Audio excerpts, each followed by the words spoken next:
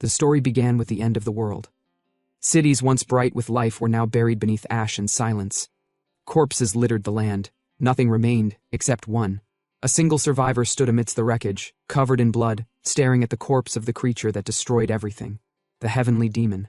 That lone man, Awakener Lee Shin-yuk, had managed to kill him, and yet, standing over the body, tears filled his eyes. He cursed aloud. Why the fuck did everyone have to die just so he could be the one left alive? As if the universe cared, a blinding light broke through the darkness. From it emerged a woman, skin like starlight, outfit like sin. Her name was Vega, the celestial of Lyra. A goddess wrapped in mystery, divine authority, and a disturbing amount of thigh. She congratulated him, claimed he had saved the world. Shin-yuk spat in fury. If this was saving the world, then it wasn't worth a damn. The heavenly demon had massacred everyone. There was no world left to save. And dear listener, if you're wondering how the hell things got this fucked up, well, let's rewind. About 10 years earlier, gates had started appearing around the world. Ruptures that connected Earth to other realms. From these gates, monsters poured out like roaches from a cracked sewer. Panic followed. Societies crumbled. Half the world was nearly lost. That was when the Celestials descended. Each one bore the mark of a constellation, and could bestow their stigma upon chosen humans, giving them supernatural power. Those humans became Awakeners, elite soldiers with cosmic firepower. Earth began to push back. But just when humanity started to crawl toward salvation, he showed up, the bastard who broke the world, the sky's devil. His real name was Guan Ojin, and he had started as just another Awakener. But unlike the rest, he had something special.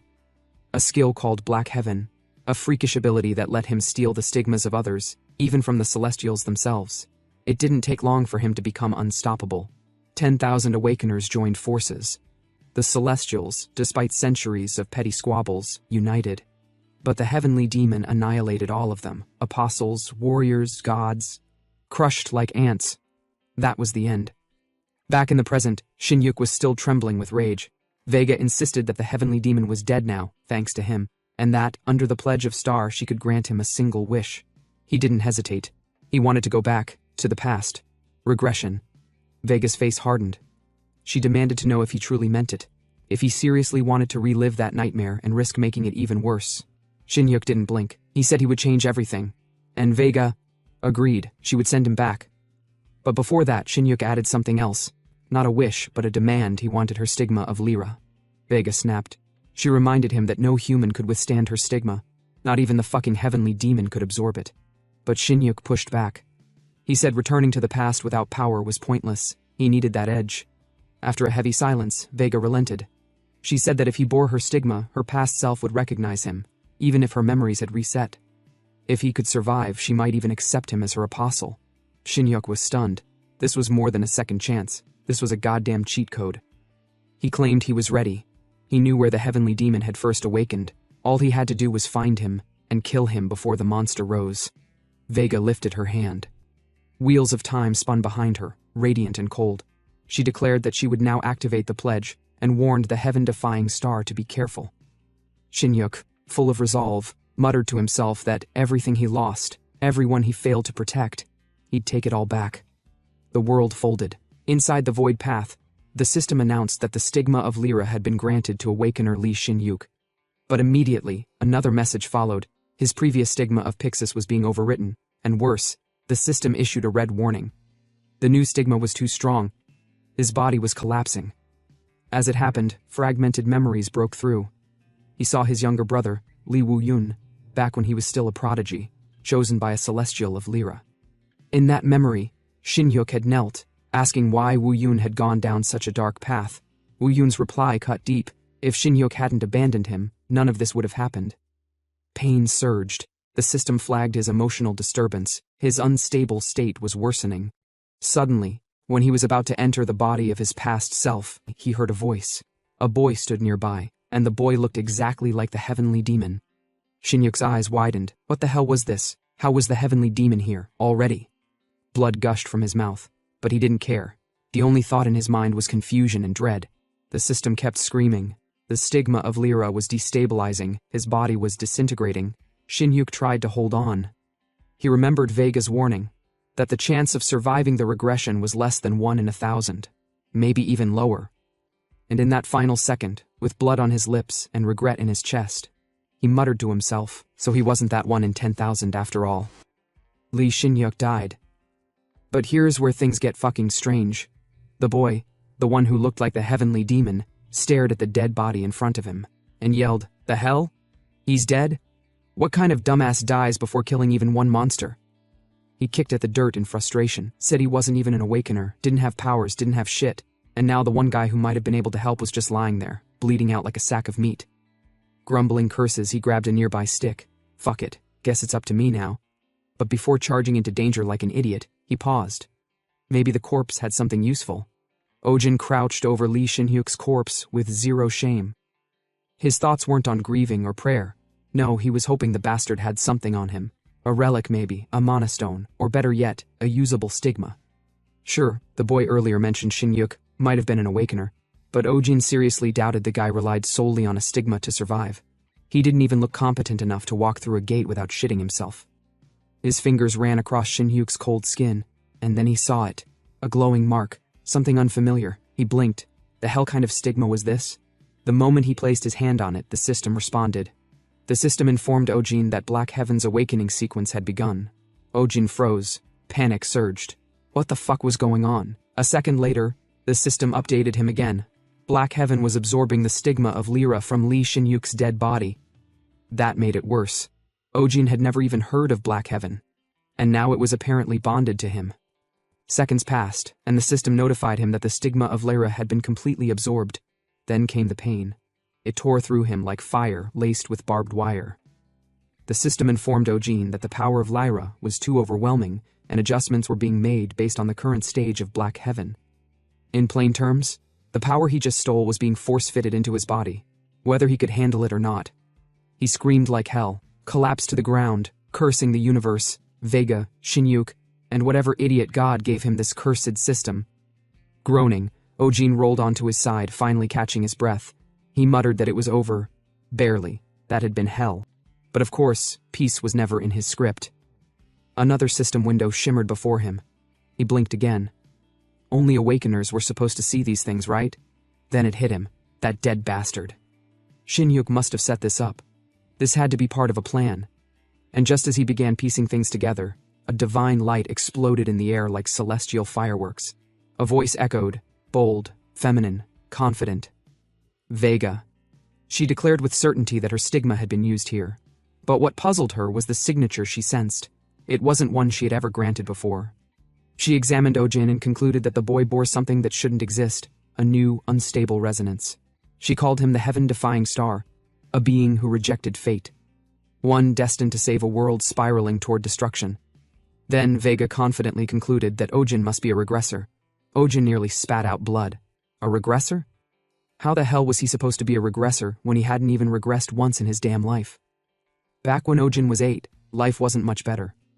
He remembered the orphanage, the cheap walls, the fake smiles, and the bastard who ran it. A bald old man with head that looks like an oracle. One day that baldy told Ojin he needed to understand his place. Said that manipulating people was easy. Just show them what they wanted, and say what they wanted to hear. Then he asked if Ojin could do that. Ojin had grinned, the smug kind. Then he raised his hand and gave the guy the middle finger, so the man smacked him, hard. At 8 years old, Guan Ojin already had a shit childhood. When the man told him to repeat himself, Ojin casually flipped him off, and sarcastically said the orphanage was a great place. 5 stars. Free trauma every night.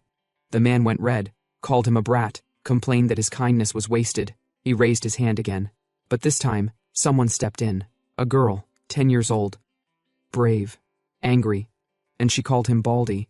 She shielded Ojin with nothing but her voice and raw nerve. Told the bastard to knock it off and yanked Ojin away before he could be hit again. That girl was Song Ha-yoon. She became Ojin's rock in that hellhole, the only human he could tolerate for longer than 5 seconds.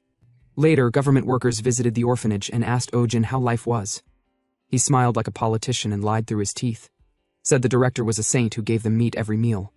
Reality? The director beat them just hard enough to avoid leaving bruises. Ojin made a decision that day. He wouldn't die a dog's death in a piss-soaked corner of a fake orphanage. And then, the gates opened. Portals. Monsters. Death. The world turned to shit overnight. But celestial beings arrived, entities shaped like stars and divinity. They granted their powers, called stigmas, to a chosen few. These became the Awakeners. From then on, the world split into two kinds of people, those with power and those who got trampled under it. Years passed. Ojin didn't just adapt. He thrived, a parasite, a professional scammer. He drained Awakener parties like a bloodsucker, pretending to help while secretly pocketing their loot. One day, he found a new target, young, naive, breathing too confidently for someone that green. Lee Shin-yuk. Ojin introduced himself as Guanjin-o, an apostle of Aquarius, one of the 12 zodiacs. He reassured Shin-yuk not to be impressed. He was just a one-star after all. Humble stuff. In reality, Ojin wasn't awakened, but he'd faked it so many times he could probably teach a course on it. This was their first encounter, both of them still nobodies. Shin-yuk introduced himself as an apostle of Pixis, the celestial of weapon mastery and directional command. Ojin smirked. Jackpot. He fed Shin-yuk a lie that he was bad at controlling his stigma. He'd been awakened years ago, sure, but rank doesn't mean everything, right? The world ranked awakeners by star level, 1 to 12. Power was dictated by the strength of the celestial behind the stigma, and how well the user could wield it. Ojin had even carved a fake stigma into his own skin, and since stigmas usually glow, he embedded an LED light into his chest to make the fake one look more convincing. The two of them approached a gate vortex. Ojin claimed it was low tier but high lethality. A nice balance to make him look brave but smart. They entered with fake dignity. Before combat, Ojin said he'd give Shin-yuk a buff. He'd planted a micro-LED in his chest, a little glow trick. He raised his arms dramatically and muttered nonsense about Aquarius blessing the road ahead. He pressed the LED.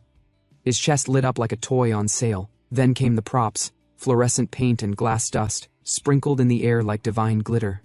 Shin-yuk stared wide-eyed, said he felt warm, said his cells were coming alive.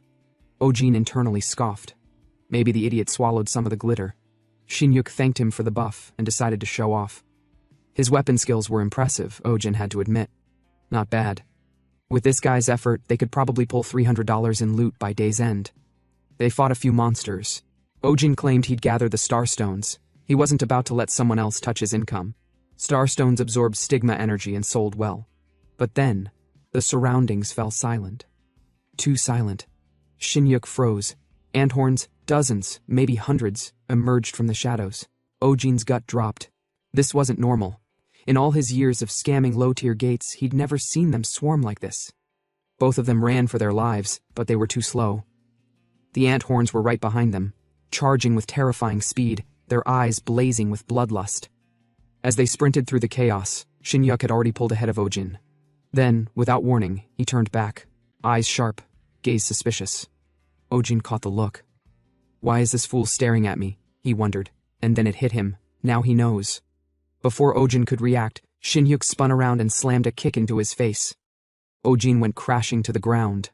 Shin-yuk wanted to use him as bait. Ojin hit the dirt, yelling curses. Shin-yuk apologized, saying they'd both die otherwise. Ojin shouted back, "Then die together, bastard!" But the anthorns had already caught up. Just as the swarm descended on Ojin, something impossible happened. Shin-yuk's body lit up with divine light. The future version of him was trying to enter his younger self, but the kid's body couldn't handle it. The pressure was too much, the resonance was wrong, the timing, off. The light faded. Lee Shin-yuk's young body collapsed, dead. Whatever future version of himself had tried to enter him clearly hadn't calculated the side effects. The poor kid's frame couldn't handle the power surge. His death wasn't noble. It was instant and ugly. Ojin didn't waste a second. While most people would mourn or panic, he flipped the body and started looting. That's when he saw it, a glowing, unfamiliar symbol, a stigma. This wasn't Pixis. This was something else. Something he'd never seen before. The constellation of Lyra. And it sure as hell wasn't the same one Shin-yuk had shown off earlier. As Ojin touched the mark again, something inside him clicked. The system responded without delay, informing him that Black Heaven had initiated its first awakening. Now, back to the present. Vega stood calmly, cradling the wheel of time in her hands. She observed Ojin's unstable resonance and immediately jumped to a conclusion. He had to be a regressor. It was the only way someone could possess her stigma. Ojin blinked. A regressor? She must be talking about someone who came back from the future. That wasn't the case. Not for him. He'd never been to the damn future. And yet, in just 5 minutes he was going to die anyway. stomped to death by a horde of ant horns. Might as well roleplay if it meant survival. He recalled what Vega said earlier. The stigma he carried had never been granted to anyone before. It was unique. It didn't belong to a living recipient. But the glowing mark on his chest, that was Shin-Hyuk's. Somehow, Black Heaven had absorbed the stigma of Lyra from a corpse. Not Pixis. Lyra. That raised a new question. Was Lee Shin-Hyuk a regressor? Ojin remembered the moment Shin-Hyuk had burst into blue lightning before dying. It was the same burst he'd felt when absorbing the stigma. Putting the pieces together, Ojin guessed that future Shin-Hyuk, the version from a different timeline, couldn't handle Lyra's power. So the system, in a twisted mercy, passed it into him instead. Now that power was his. Ojin still didn't understand why, or how, or what the hell he was caught up in. Vega's voice rang again. She asked why he wasn't responding. She was still convinced he was a regressor, and that she'd felt the rise of the heaven-defying star in this very place. Ojin cursed inwardly. He didn't know what Black Heaven was, what heaven-defying anything meant, or even who this smug goddess standing before him really was. But one thing was clear. If pretending to be a regressor would save his life, then hell yes, he'd pretend. He stood, put on a bold face and told her what she wanted to hear. He was a regressor, even if it meant lying to a god. After a brief pause, Vega accepted it. She confirmed he was, in fact, the heaven-defying star. Ojin almost laughed. What the fuck, she actually bought it? She was supposed to be a celestial, a divine being far beyond mortal comprehension, and she fell for the cheapest bluff in the book? He smirked. He just scammed a god. Now he just had to survive long enough to enjoy it. Vega then said she had many questions about the future he came from. But they'd have to wait. Because first, she wanted to see what kind of strength the heaven-defying star possessed. Ojin turned pale. Was she implying he had to take care of the ant horns still swarming behind him? Apparently, yes. Still acting the part, he told her he'd handle them. Then something strange happened. His body shifted. His energy spiked. He felt light, powerful. His legs kicked off the ground. His spear flew like lightning. And bang, he attacked the ant horns head-on. Each strike was lethal, smooth, controlled. It shocked even him. He'd fought these bastards before, but never like this. This wasn't normal. Then the system updated him, informing him that he had acquired the spearmanship skill of Pixis level 4. Immediately, a sharp pain lanced through his skull. Memories started flooding in, but they weren't his. They belonged to someone else. Maybe Shin-Hyuk? But the Shin-Hyuk in these memories didn't have a scar. That meant this wasn't from the past.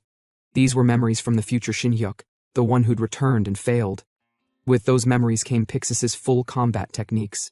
Ojin could now move like Shin-Hyuk, fight like him, strike like him. And yet he wondered, how the hell was a supposed one-star awakener this strong? The awakeners he'd scammed before were practically trash mobs compared to this. Before he could dwell on it, Vega raised her voice. She told him to stop. Was he just putting on a show to flex in front of her, she asked. Ojin blinked. What now? She pointed out that he hadn't even used his stigma yet. So what was he doing fighting like that? That question hit hard. Wait. Was she saying all this power wasn't even from the stigma of Lyra yet? He said he didn't know. Vega calmly explained that even a regressor wouldn't be able to use a newly obtained stigma perfectly. It would be like tossing a baby into a war zone. Ojin almost burst out laughing. She was helping him justify his fake identity on her own. This was too easy. He went with it. Yes, his body was like a baby's. Totally fragile, totally new. So he couldn't unleash everything yet. Vega nodded and said, in that case, it would be her honor to help the child take his first step. She lifted her arms with celestial grace. The system informed Ojin that Vega had granted him a star's blessing, temporarily boosting the proficiency of the stigma of Lyra. But Ojin was more concerned about something else. That name, Vega. It sounded familiar. Before he could finish the thought, lightning burst out of him. The power Vega poured into him was massive. He screamed, this time out of sheer pain. A warning would have been nice, damn it. The system told him blue lightning, level 1, had activated. With a single sweep of his hand, Ojin vaporized the ant horns. Gone. Just like that. He stared at his own hand. This wasn't what a 1-star could do. Hell, even a 3-star awakener would struggle to wipe out a swarm like that. Just what kind of monster was the stigma of Lyra? Then the final piece fell into place. He recalled the system saying Vega had granted him power, but he hadn't known her name until now. He tried again. Vega, she answered. Ojin froze. Sweat pooled on his back. She really was the Vega, a celestial among celestials. A being so powerful that even the 12 zodiac celestials wouldn't dare look her in the eye. There were 3 celestials who stood above all: Polaris, Deneb, and Vega. The Apex League, and he had just lied to one of them. His blood ran cold. Vega noticed the change in his face and asked what was wrong. He considered telling the truth, that he wasn't a regressor, that he'd just lied to avoid death. But nah. The milk was already spilled. If he confessed now, he'd die anyway. Might as well finish the con. He turned around with a soft smile, eyes glinting with false emotion. He told her he missed her. Vega blinked, confused, flustered. He took her hand, claimed to be Guanojin, and said he thought he'd never see her again, then added a few tears for effect. She blushed, then asked what kind of relationship they had in the future. Ojin, ever the conman, played it slow. He told her she'd probably forgotten everything. He apologized, said there was nothing between them, which of course only made her more suspicious. She demanded he explain. What was their relationship truly? Ojin promised he'd explain later. He planned to stall until she filled in the blanks for him. But then, Vega grew serious. She asked him something else, something darker. Did she die in the future? She said she had always sensed it, that she, the gates, and the celestials would all be devoured by the darkness of Black Heaven. Ojin froze. That name again, Black Heaven. Vega continued, saying that if they didn't kill the owner of Black Heaven, the world would be destroyed. Ojin suddenly recalled the system's words, that he had obtained the skill Black Heaven. His smile dropped. A terrible question crawled into his mind. Did this mean he was the one destined to destroy the world? Ojin had made up his mind. There was no turning back now. As he stood there, staring at Vega, he decided he would just play along with everything. Whatever the consequences, he had crossed the point of no return. He then voiced his oath aloud, one made not just to Vega, but to himself. He swore to protect her when the time came, to ensure she would never be consumed by the Black Heaven. Moved by the sincerity in his expression, Vega addressed him not as a regressor, but by the name he now bore in full, the Awakened One, the heaven's divine star who dared to interfere with fate itself. She declared that she would guide his ashen path forward with her own starlight. Then, placing her hand on his shoulder, she granted him her divine power. In that moment, the system informed Ojin that the star of the Weaver Girl, Vega, had officially appointed him as her apostle, and alongside that declaration came a second notice. Black Heaven had absorbed the stigma's mana, and as a result, the prerequisite for Black Heaven's second awakening had now been fulfilled. Ojin stared ahead, stunned by the sheer gravity of what had just occurred. He had become Vega's apostle. There was no undoing it now, no turning back from the path he had stepped onto. Then Vega's gaze shifted. She noticed the corpse lying behind Ojin, and asked who the child was. Ojin frowned. He explained that in the current timeline, that person was still just a child. But in the future, he would become something far worse, a cruel being who would plunder and destroy innocent lives without remorse. Deep down, however, Ojin wasn't just thinking of the future. What Lee Shin-yuk had done to him in the previous timeline was nothing short of monstrous. So in his heart, Ojin didn't feel guilt. He simply muttered silently that Lee Shin-yuk shouldn't resent him too much. Vega smiled. She affirmed that eliminating the evil destined to occur was the very essence of what it meant to be a regressor. Ojin gave a light nod, accepting that fact. This was a privilege that only regressors could wield, changing the outcome before it ever arrived. Then Vega mentioned one final task. There was someone Ojin would have to kill, someone he must be wary of. But before she could finish, her form began to fracture. Her celestial body cracked like delicate glass, fragments shimmering as she started to fade. She expressed her regret. She had wished to spend more time speaking with Ojin, but it seemed the restrictions of the law were activating. Ojin, confused, asked what she meant by that. Vega clarified. The blessing she had cast on him moments ago, though indirect, was still considered interference. Celestials, bound by cosmic law, were forbidden from meddling in the real world so directly. And now, she would have to return to her sanctuary. She promised they would speak again, 1 week later when he arrived at her domain. With that, Vega disappeared. Silence returned. Ojin sat down hard, collapsing with a heavy sigh. Everything, from fighting slimes to confronting Lee Shin-yuk's corpse, and now being chosen by a celestial, had happened in rapid succession. His mind was a swirling mess. He cursed aloud, struggling to make sense of it all. Still, when he looked at the situation objectively, it wasn't entirely bad. He had obtained the stigma of one of the Celestials of the North Star. That alone changed his entire fate. Turning toward Lee Shin-yuk's corpse, he muttered a rare moment of acknowledgement. Thanks to this man, or rather this regressor, everything in his life had taken a different path. So, begrudgingly, Ojin offered a final remark under his breath. Thanks, I guess. Mr. Regressor. Night had already fallen by the time Ojin headed home. Tired, sore, and still emotionally recovering from almost being dismembered by ant horns and lying to a god, the guy decided to treat himself. He took a quick detour and stopped by a local joint called Whack Donuts. The name was a lie. They sold burgers. Ojin ordered 2 Big Macs. The cashier rang it up, $15.80. Painful but manageable. After the purchase, he stepped outside, muttering to himself that these hamburgers were way too damn expensive. But hey, it is what it is. A scammer's gotta eat. He climbed the stairs to his apartment, plastic bag in one hand and exhaustion in the other. When he reached his door, he opened it and stepped in, casually announced that he was home. From across the dim apartment, a soft voice greeted him. Unha. She asked how his day went and noted that he came home late. Unha was blind, not just physically, she had lost her mind once too, a long time ago. She wasn't always like this. She used to be an awakener, fierce, independent, protective. But that was before her fall. Before she lost her leg, her sight, and part of her sanity. Now she lived quietly. Still sharp, though dulled by years of damage. She sensed people through sound and presence alone. Back when they were kids, she had been Ojin's only pillar of support in the hellish orphanage. She had defended him, carried him, believed in him when no one else did. Now their roles had flipped. Ojin took care of her.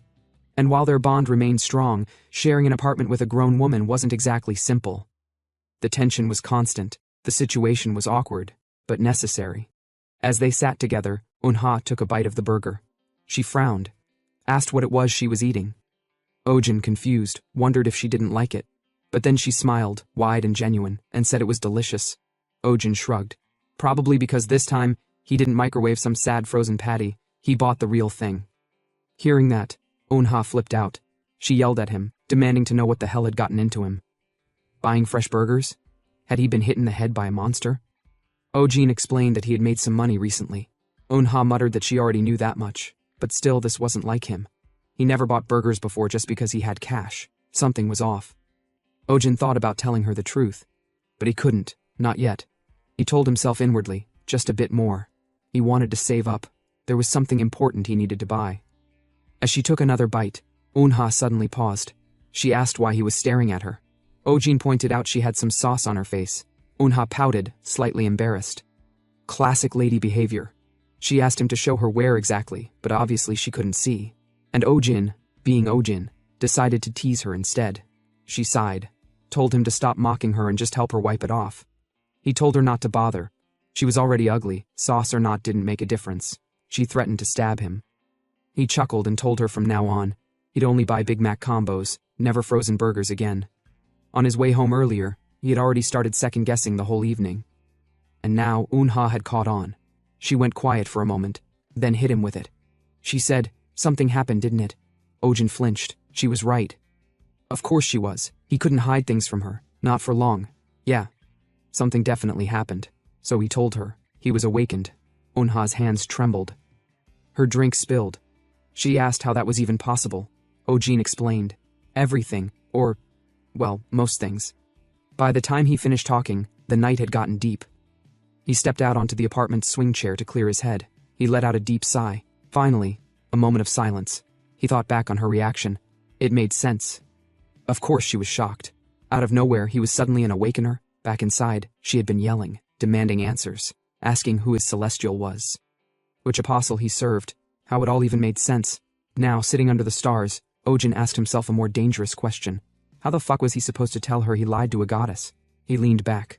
No answers came. He opened his system interface, decided it was time to go through everything, one step at a time. The system complied, listing messages he had ignored earlier. There, buried among the logs, was the skill called Black Heaven. This was the force that had devoured Lee Shinhyuk's stigma of Lyra. This wasn't part of Shinhyuk's regression. This wasn't tied to Pixis. This was something different.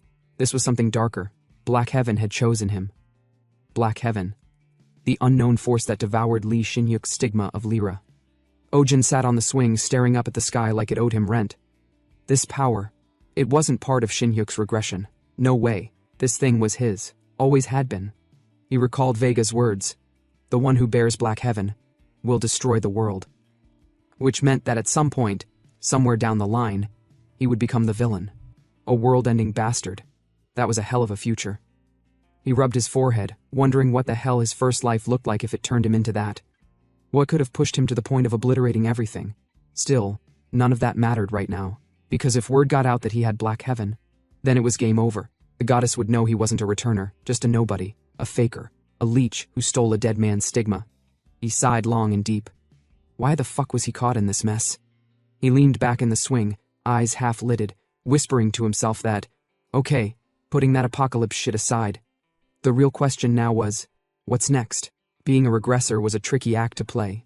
He needed to sell it harder, maybe talk like he saw the future in his coffee. But he had a plan. The gods wouldn't doubt someone acknowledged by their peers. If he got recognized, if his rank rose fast enough, they'd believe the hype. And stop asking questions. That meant one thing. He had to level up the stigma of Lyra. But first, sleep. Rest was the key to scamming efficiently. He turned toward the apartment when a notification hit his phone. New alert. Anomaly detected. Chance of mutant activity. Ojin narrowed his eyes. He tapped into the report and froze. It was a photo. The gate he went to today. Already on the damn news? He blinked, muttered under his breath that, honestly, yeah, the anthorns earlier had been weird. Too many, too organized. He should have known something was up. Turns out, it was an anomaly. And worse, mutants might have appeared. That changed everything. Mutants were rare, aberrations, freak versions of normal monsters, mutated beyond their base instincts. Sometimes stronger, sometimes just fucking bizarre, but always unpredictable. And definitely not something a fresh one-star awakener was supposed to handle. Ojin smiled, wide. If mutants were popping up, then that meant better loot. And more importantly, higher risk meant faster growth. He'd found his hunting ground. The next morning arrived with skies as clear as Ojin's bullshit explanations. Outside the gate, the place was crawling with hunters. Guilds, freelancers, defense units, all shouting like a damn market square. One girl waved a flag, calling out that her team had 2-star apostles of phonics, looking for extra hands. Another group yelled they needed a tank before they could go in. Ojin observed the circus as he walked past. Despite last night's mutant warning, the place was more crowded than usual. He thought it was idiotic. Wasn't anyone scared? Then again, mutant starstones sold for good money. People were gambling with their lives for a fat payday.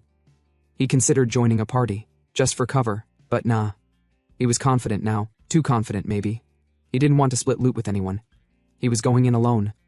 He stepped through the dungeon entrance. No welcome mat, no glowing path, just silence. The forest was thick and lonely. Then it happened. He saw them. In the underbrush, monsters with glowing red eyes stared him down like predators itching for blood. Anthorns, except something was off. Their aggression.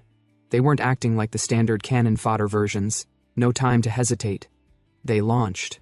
Ojin moved, one leapt for his throat. He ducked and smashed it with his spear, right between its antennae. A clean hit. Skull cracked like a melon. Another lunged from above. Ojin twisted, jammed the spear upward, and rammed it through the monster's stomach, slamming it into the earth. It tried to crawl away. Big mistake. Ojin grabbed its leg, told the thing it had to pay the price for rushing him, then slammed it back into the dirt with a crack so loud it echoed through the forest. 4 anthorns remained. They didn't even get a chance. Ojin shattered them like roaches under boots. Fast, brutal. The battlefield was quiet. For now. 4 anthorns had just been sent flying like ragdolls, probably halfway to Yama's underworld waiting room. Ojin stood tall. He couldn't help but grin. His physical stats weren't just above average, they were on another fucking level. He knew it. The weight of a standard anthorn was about 80 kilograms. Most newbies would buckle under one. He flung them around like stuffed toys. He bent down to survey the mess and muttered that the cleanup was done. Now it was payday time. He began collecting the starstones from the anthorn corpses. One of them caught his eye. A faint glow, saturated with mana, looked valuable. He picked it up and estimated the price, probably around $8,000. No wonder people sold their souls to be awakeners. But just as he pocketed the loot, Ojin froze. Not out of fear. He just sensed something big. A heavier presence entered the area. The air thickened. He stood up straight, no panic, just a smile creeping across his face, asking if the new arrival had come because it smelled the blood of its little buddies. Then the boss stepped out. And this one wasn't a normal anthorn. It glowed, but not like a gemstone. A murderous aura radiated from its body, thick enough to choke on. Ojin narrowed his eyes. Yeah, no doubt about it. This bastard was a mutant. No time for formalities. The thing charged him, moving like a wild beast that had skipped breakfast. Ojin didn't flinch. He stayed rooted to the ground. He called the mutant out mentally, taunting it for rushing in blind like it forgot what fear was. But if the boss wanted a serious fight, it was going to get one. Ojin's body sparked, then blazed. Electricity surged across his limbs. His stigma of Lyra roared to life. The system calmly informed him that Thunderfall, level 1, had activated. Without hesitation, Ojin gripped his spear, now crackling with concentrated lightning, and hurled it with all the force of divine punishment. The bolt tore through the mutant boss like a drill, left a gaping hole in its chest so wide it looked like someone tried to dig a well straight through it. Dead. In an instant. Ojin stood there, stunned. Even he wasn't expecting that much power. Killing a mutant, in one blow? That wasn't just impressive. That was terrifying. Behind the boss, the 4 remaining ant horns, its underlings, paused. Then, like smart little cowards, they turned and ran for their lives. Apparently, Ojin was more terrifying than their mutant alpha. But he wasn't happy. He yelled after them, demanding they cough up their starstones before fleeing, those thieving little bastards. And then, his body shook. No, not from pain, from resonance. The system informed him that his stigma of Lyra had been promoted to 2 stars. On his chest, a new symbol etched itself into his skin, glowing like a brand from the gods themselves. Ojin stared at the light. So it happened after all. He had expected the promotion. The stigma was already overflowing with mana.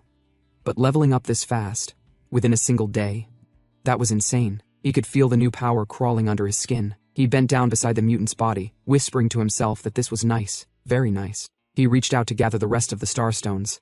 And then, someone approached. A voice called out. A man asked him casually, "Did he just kill a mutant?" Ojin turned slowly. 2 guys stood a few meters away, both dressed in hunter gear. They looked like they'd just walked out of a recruitment poster.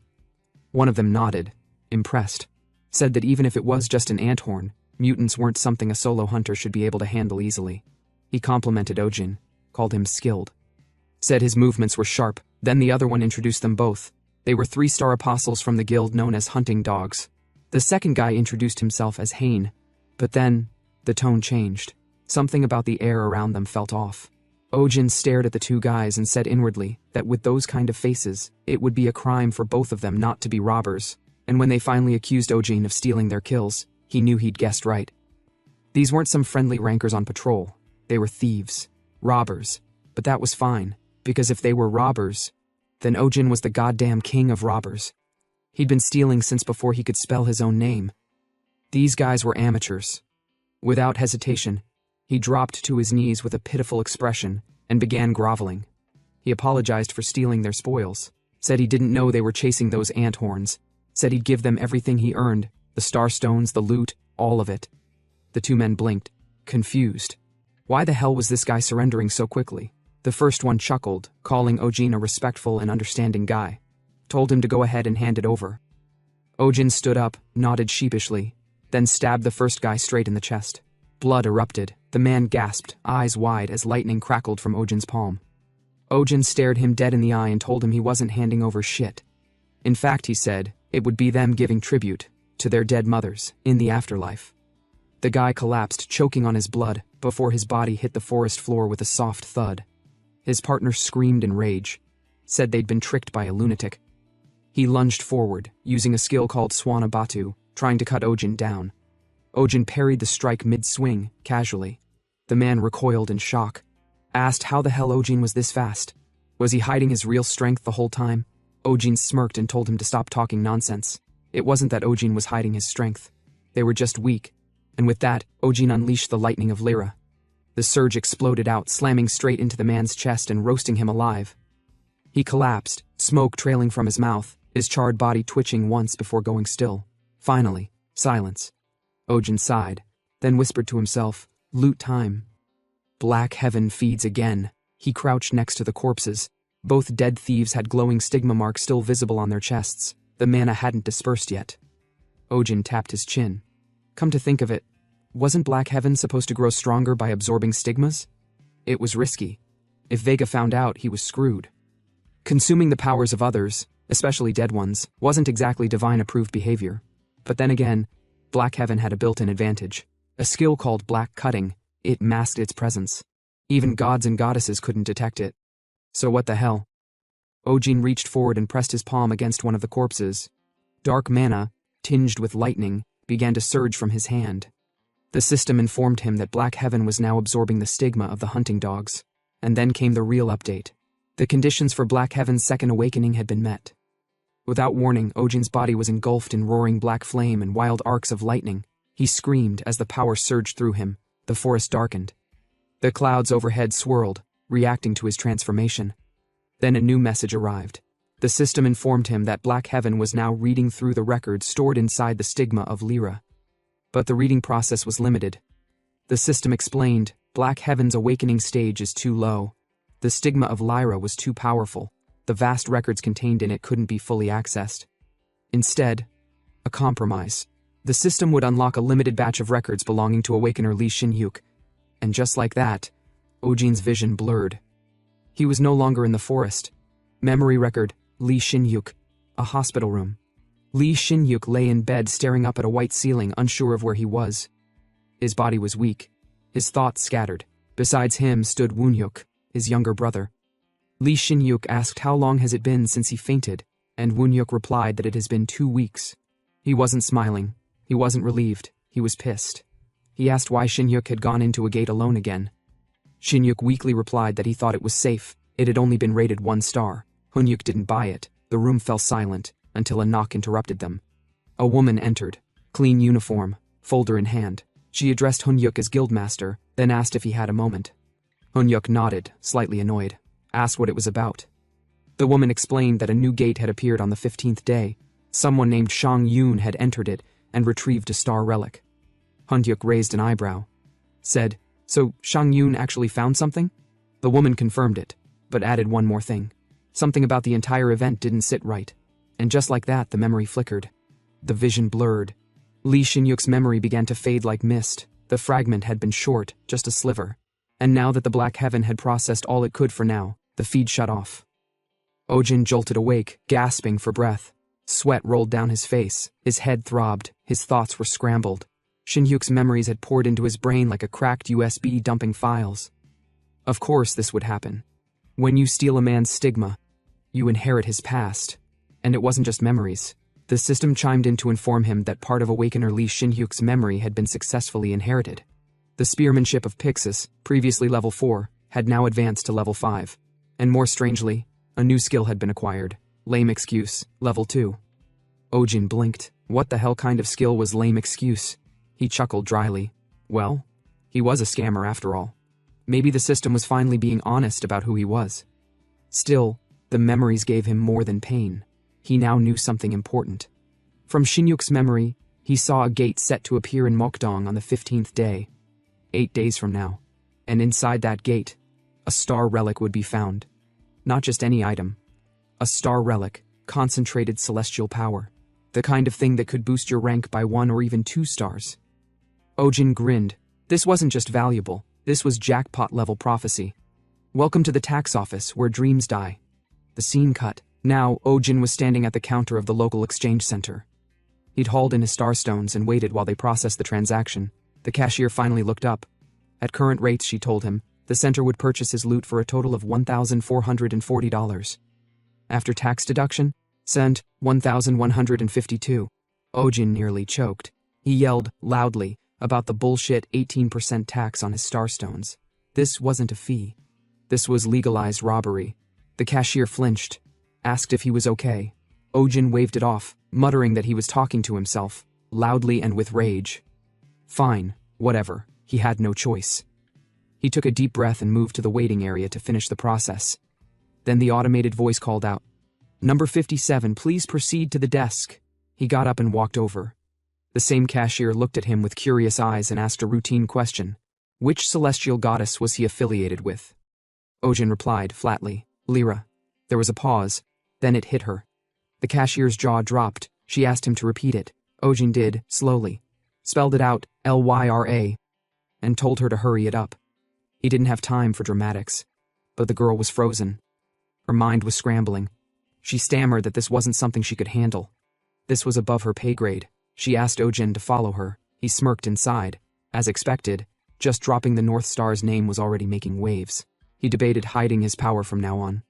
All this noise, all these eyes, it was a hassle. But then again, Fame meant authority, and authority kept questions away. So he followed her through a side door.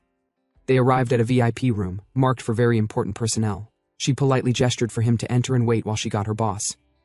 Ojin walked in, and there he saw a man sitting with his legs crossed over a lounge table, white hair, yellow eyes, expensive clothes, and an attitude so thick it had its own gravitational pull. The man didn't say hello. Instead, he sneered, asked Ojin who the hell he thought he was, glaring like that, told him to lower his eyes immediately. Ojin didn't even flinch, no fear, no irritation, just that dry, dead-eyed look he reserved for idiots. Inside, though, his brain was cursing up a storm. Who the fuck was this albino punk? Where did they dig him up? And what kind of rich asshole scolds someone before the handshake? But fine, whatever. Ojin wasn't here to start drama. He ignored the guy entirely, probably just another observer, here to watch the registration process. Then he noticed something, around the guy. The table was stacked with expensive snacks. Imported stuff. Even actual Pringles, the real deal, not the bootleg ones. And in the center, a rare dessert, yogurt from Yugot, a delicacy even Ojin had never tasted. He blinked. Okay, so maybe the albino was loaded. Still didn't mean he had to act like a prick. Ojin narrowed his eyes again, this time at the yogurt, not the man. That snack spread, that was worth more than his entire last dungeon run. And suddenly, Ojin scanned the table. That wasn't just any snack, it was Yugot, the kind of expensive dessert reserved for nobles, S-class celebrities, or awakeners who could buy entire buildings for fun. His mouth watered immediately. He knew this wasn't for him. But when had that ever stopped him before? Ojin sat down like he owned the place. He didn't just stare at the food, he dug in. First bite? Heaven. Second bite? Orgasmic. Holy shit, he muttered under his breath, stuffing his face like he hadn't eaten in 5 years. He was already scheming which leftovers to pocket. He figured even Yunha would be thrilled if he brought this kind of luxury home. But the calm didn't last long. From across the room, the albino, still lounging with the arrogance of someone born on a throne, decided to open his mouth. He asked Ojin if he was homeless or something. Ojin froze mid-bite, slowly turning his head in disbelief. The guy wasn't finished. He then complained about Ojin smacking his lips too loudly and ruining his appetite. That was it. Ojin swallowed, wiped his mouth calmly, then stood and turned toward the albino with a smile that carried nothing warm. He figured the guy was clearly asking for trouble. Without raising his voice, Ojin made it clear the other was getting too bold, acting like there were no consequences for letting his mouth run unchecked. The albino blinked, confused by how casually this stranger was speaking to him. He snapped back, asking if Ojin had lost his mind. Ojin took a step closer and asked if the guy even understood who he was. The question landed with impact. The albino hesitated, unsure how to respond. When he asked who Ojin was, Ojin let out a small laugh. It was all going according to plan. There was no need for a real name, just the right tone, confidence, and well-placed bluff. Ojin played it like a seasoned manipulator. He implied that he had been laying low recently and was surprised nobody recognized him, especially after being shown straight into the VIP lounge. That was enough. The albino's face changed completely. Panic set in. He began to doubt everything. The confidence, the aura, the effortless access to the private room. It didn't line up with some random nobody. This had to be someone powerful, someone dangerous, maybe even beyond human. Whispers among awakeners spoke of monsters who reverted in age after surpassing 9 stars. What if this was one of them? The idea alone made the albino tremble. Ojin pressed further, asking what guild he was from. The albino jumped in his seat and introduced himself in a rush. Park Jong-woo, a member of the Pandinus Guild. And that changed everything. Ojin knew that name. Pandinus wasn't just any guild. It was one of the national top 10, filled with Scorpio-class elites. A wrong move here would be dangerous. But Ojin didn't flinch. He maintained the act, smiling smoothly as he linked the name Pandinus to Shansu. He implied he knew Shansu well, even joking that they used to drink together, surprised the guy had become a guild leader. The kind of nostalgic talk only old war buddies shared. Park Jong-woo bought it completely. He asked what message to pass along, and Ojin casually told him to just mention it came from Gonjino. That was enough to send Jong-woo into full panic mode. The albino dropped to his knees, apologizing profusely for the insult. He called Ojin master and begged for forgiveness. Ojin brushed it off like it was nothing. He told him mistakes happen and advised him to keep a lid on his mouth next time. But Jong-woo wasn't done. He insisted on making it up to him. Ojin, now fully relaxed in the plush chair, leaned back, radiating the quiet authority of someone used to being respected. He told Jongwoo that if he really insisted, there was something he could do. A few minutes passed. The albino guy returned, carrying a bulging sack stuffed with chips, chocolates, and practically everything that had been in the fridge. He dropped the bag onto the floor and stated plainly that he'd brought every last item. Ojin offered a simple nod of approval. The haul was absurd. It was exactly the kind of thing that would leave Eunha completely speechless, not that she could actually see it. And that somehow made it even funnier. As the albino adjusted his jacket, he suddenly excused himself. He claimed he didn't feel well, and that he'd be resting instead of continuing with the registration exam. Without waiting for further discussion, he bowed and quietly left the room. The door clicked shut. Ojin let out a small breath, glad to be alone again. One clown off the stage. He pulled out the guy's wallet. At some point earlier, he'd swiped it, under the pretense of being some fisher of Korean awakeners who had no use for such trivial human items. Inside the wallet was a solid stack of bills. Ojin smirked. After everything he'd scammed in his life, robbing a rich brat like this barely scratched the surface. But tucked deeper inside was something else, a star stone. And not just any star stone, it was a mutant. Ojin's expression shifted. That kind of drop was ridiculously rare. Mutant-class monsters barely appeared, and the odds of obtaining one of their star stones were microscopic. Why did someone like Jongwoo have one? Ojin pocketed it. That would be an investigation for another day, but he didn't get much time to think. The door creaked again. This time it was a large man, tall, broad, and radiating power from every movement. He introduced himself as Han Junmin, team leader of the Special Disaster and Security Management Association's Disaster Response HQ. The man extended his hand, firm and confident. He wanted to confirm, was this really Awakener Guan Ojin, the one claiming to hold Lyra's stigma? Ojin shook his hand and confirmed his identity. Up close, Junmin's build was immense. There was no mistaking it. This guy wasn't some paper pusher. He was the real deal. Ojin asked about his constellation. The answer was Taros, a 6-star Awakener. One of the 12 zodiacs. That explained the pressure radiating from him. Junmin narrowed his gaze and asked whether Ojin truly bore the stigma of Lyra. It wasn't disbelief, just caution, and Ojin understood. He was the first Awakener to lay claim to a celestial as rare as Vega. Skepticism was inevitable. After a moment's thought, Ojin pulled down his collar to reveal the mark. Junmin studied it carefully. He looked convinced, but only halfway. Then came a formal request. If Ojin didn't mind, Junmin wanted to personally oversee his exam. Ojin blinked at the suggestion. A 6-star doing the work himself? Apparently so. They made their way to the sparring room. Junmin moved without hesitation, pulling on boxing gloves like it was a morning jog. Ojin asked if he could use his standard weapon instead of going barehanded. Junmin welcomed it. Ojin narrowed his eyes. This was a rare opportunity. A 6-star Awakener. That was a massive leap above him. Even with Lyra's stigma, there was no guarantee he could even touch the man. But if there was ever a time to test the limits, this was it. Without another word, bang. Ojin launched forward. Lightning coursed through his limbs. The air cracked. His body shimmered with electricity, darker than before. Black lightning surged with a vengeance. Junmin's smile vanished the moment he felt the pressure. That was no beginner's power. Not even close. He flinched slightly. There was no explanation for this. A rookie Awakener? Moving like that? Ojin darted in again. The second strike. Junmin responded. One clean hook. A single devastating punch straight into Ojin's face. The impact sent him flying. His body slammed into the floor with a brutal thud. He rolled to the side, coughing and groaning. What kind of monster strength was this? Junmin rushed over in concern, asking if Ojin was still conscious. But Ojin forced himself up. He wasn't done. He understood now. Junmin wasn't someone who could be overwhelmed with reckless attacks. Simple stabbing wouldn't work. He'd need lightning and precision, speed and calculation. Spear in hand, Ojin charged again. Mid-air he twisted, feinting right. The spear glowed with electric force. Junmin blocked it cleanly, using only the back of his glove. Exactly what Ojin needed. The man wasn't avoiding, he was parrying. That gave Ojin the angle to redirect force, to use that power against him. He twisted mid-air again, aiming for an opening. Then it happened, a sudden surge inside him, like his body tapped deeper into something primal. And the system responded.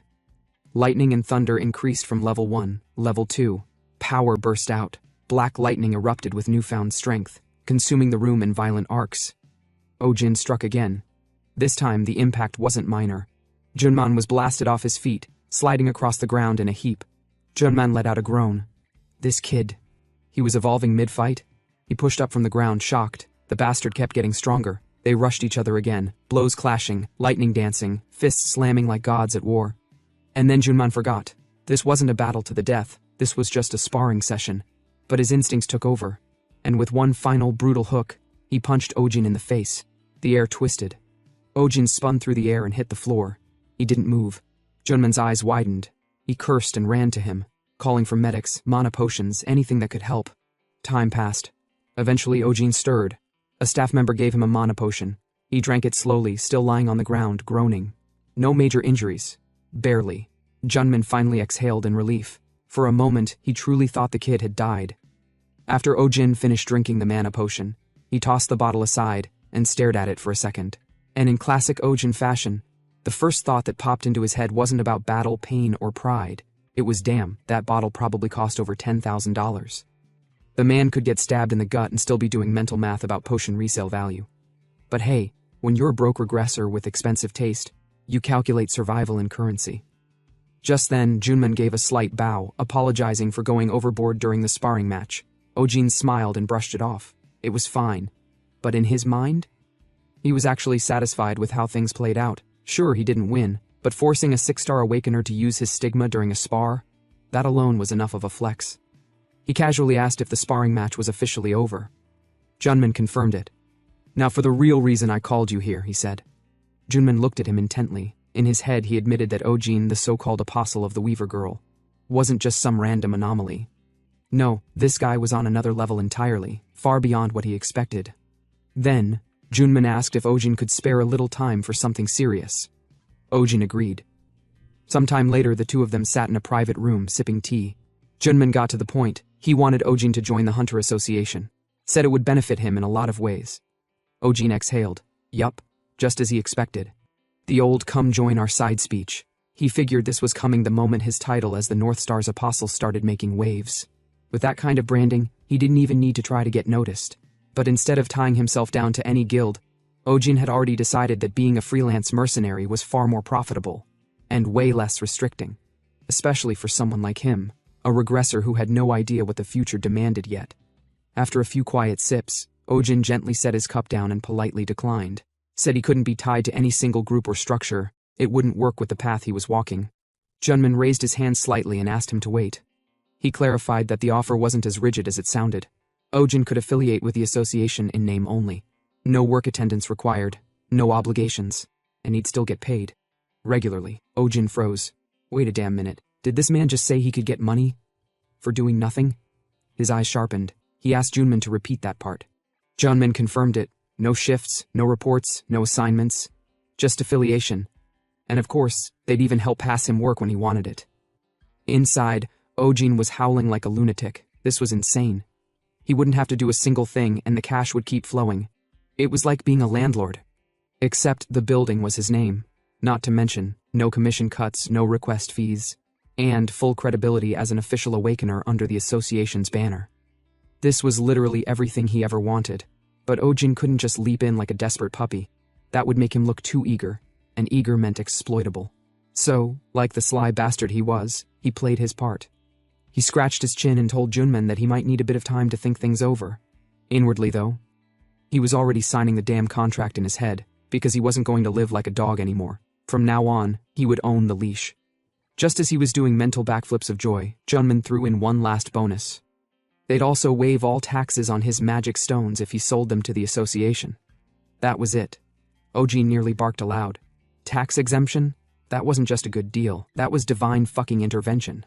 He put on a straight face, looked Junman dead in the eye and calmly said, "Then, I'll become your dog. No, please take care of me." The scene cut to the streets of the city. Ojin was walking through the glowing skyline, headed toward a familiar destination.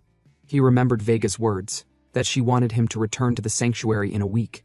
Well, that day had finally arrived. He had prepared. He had trained.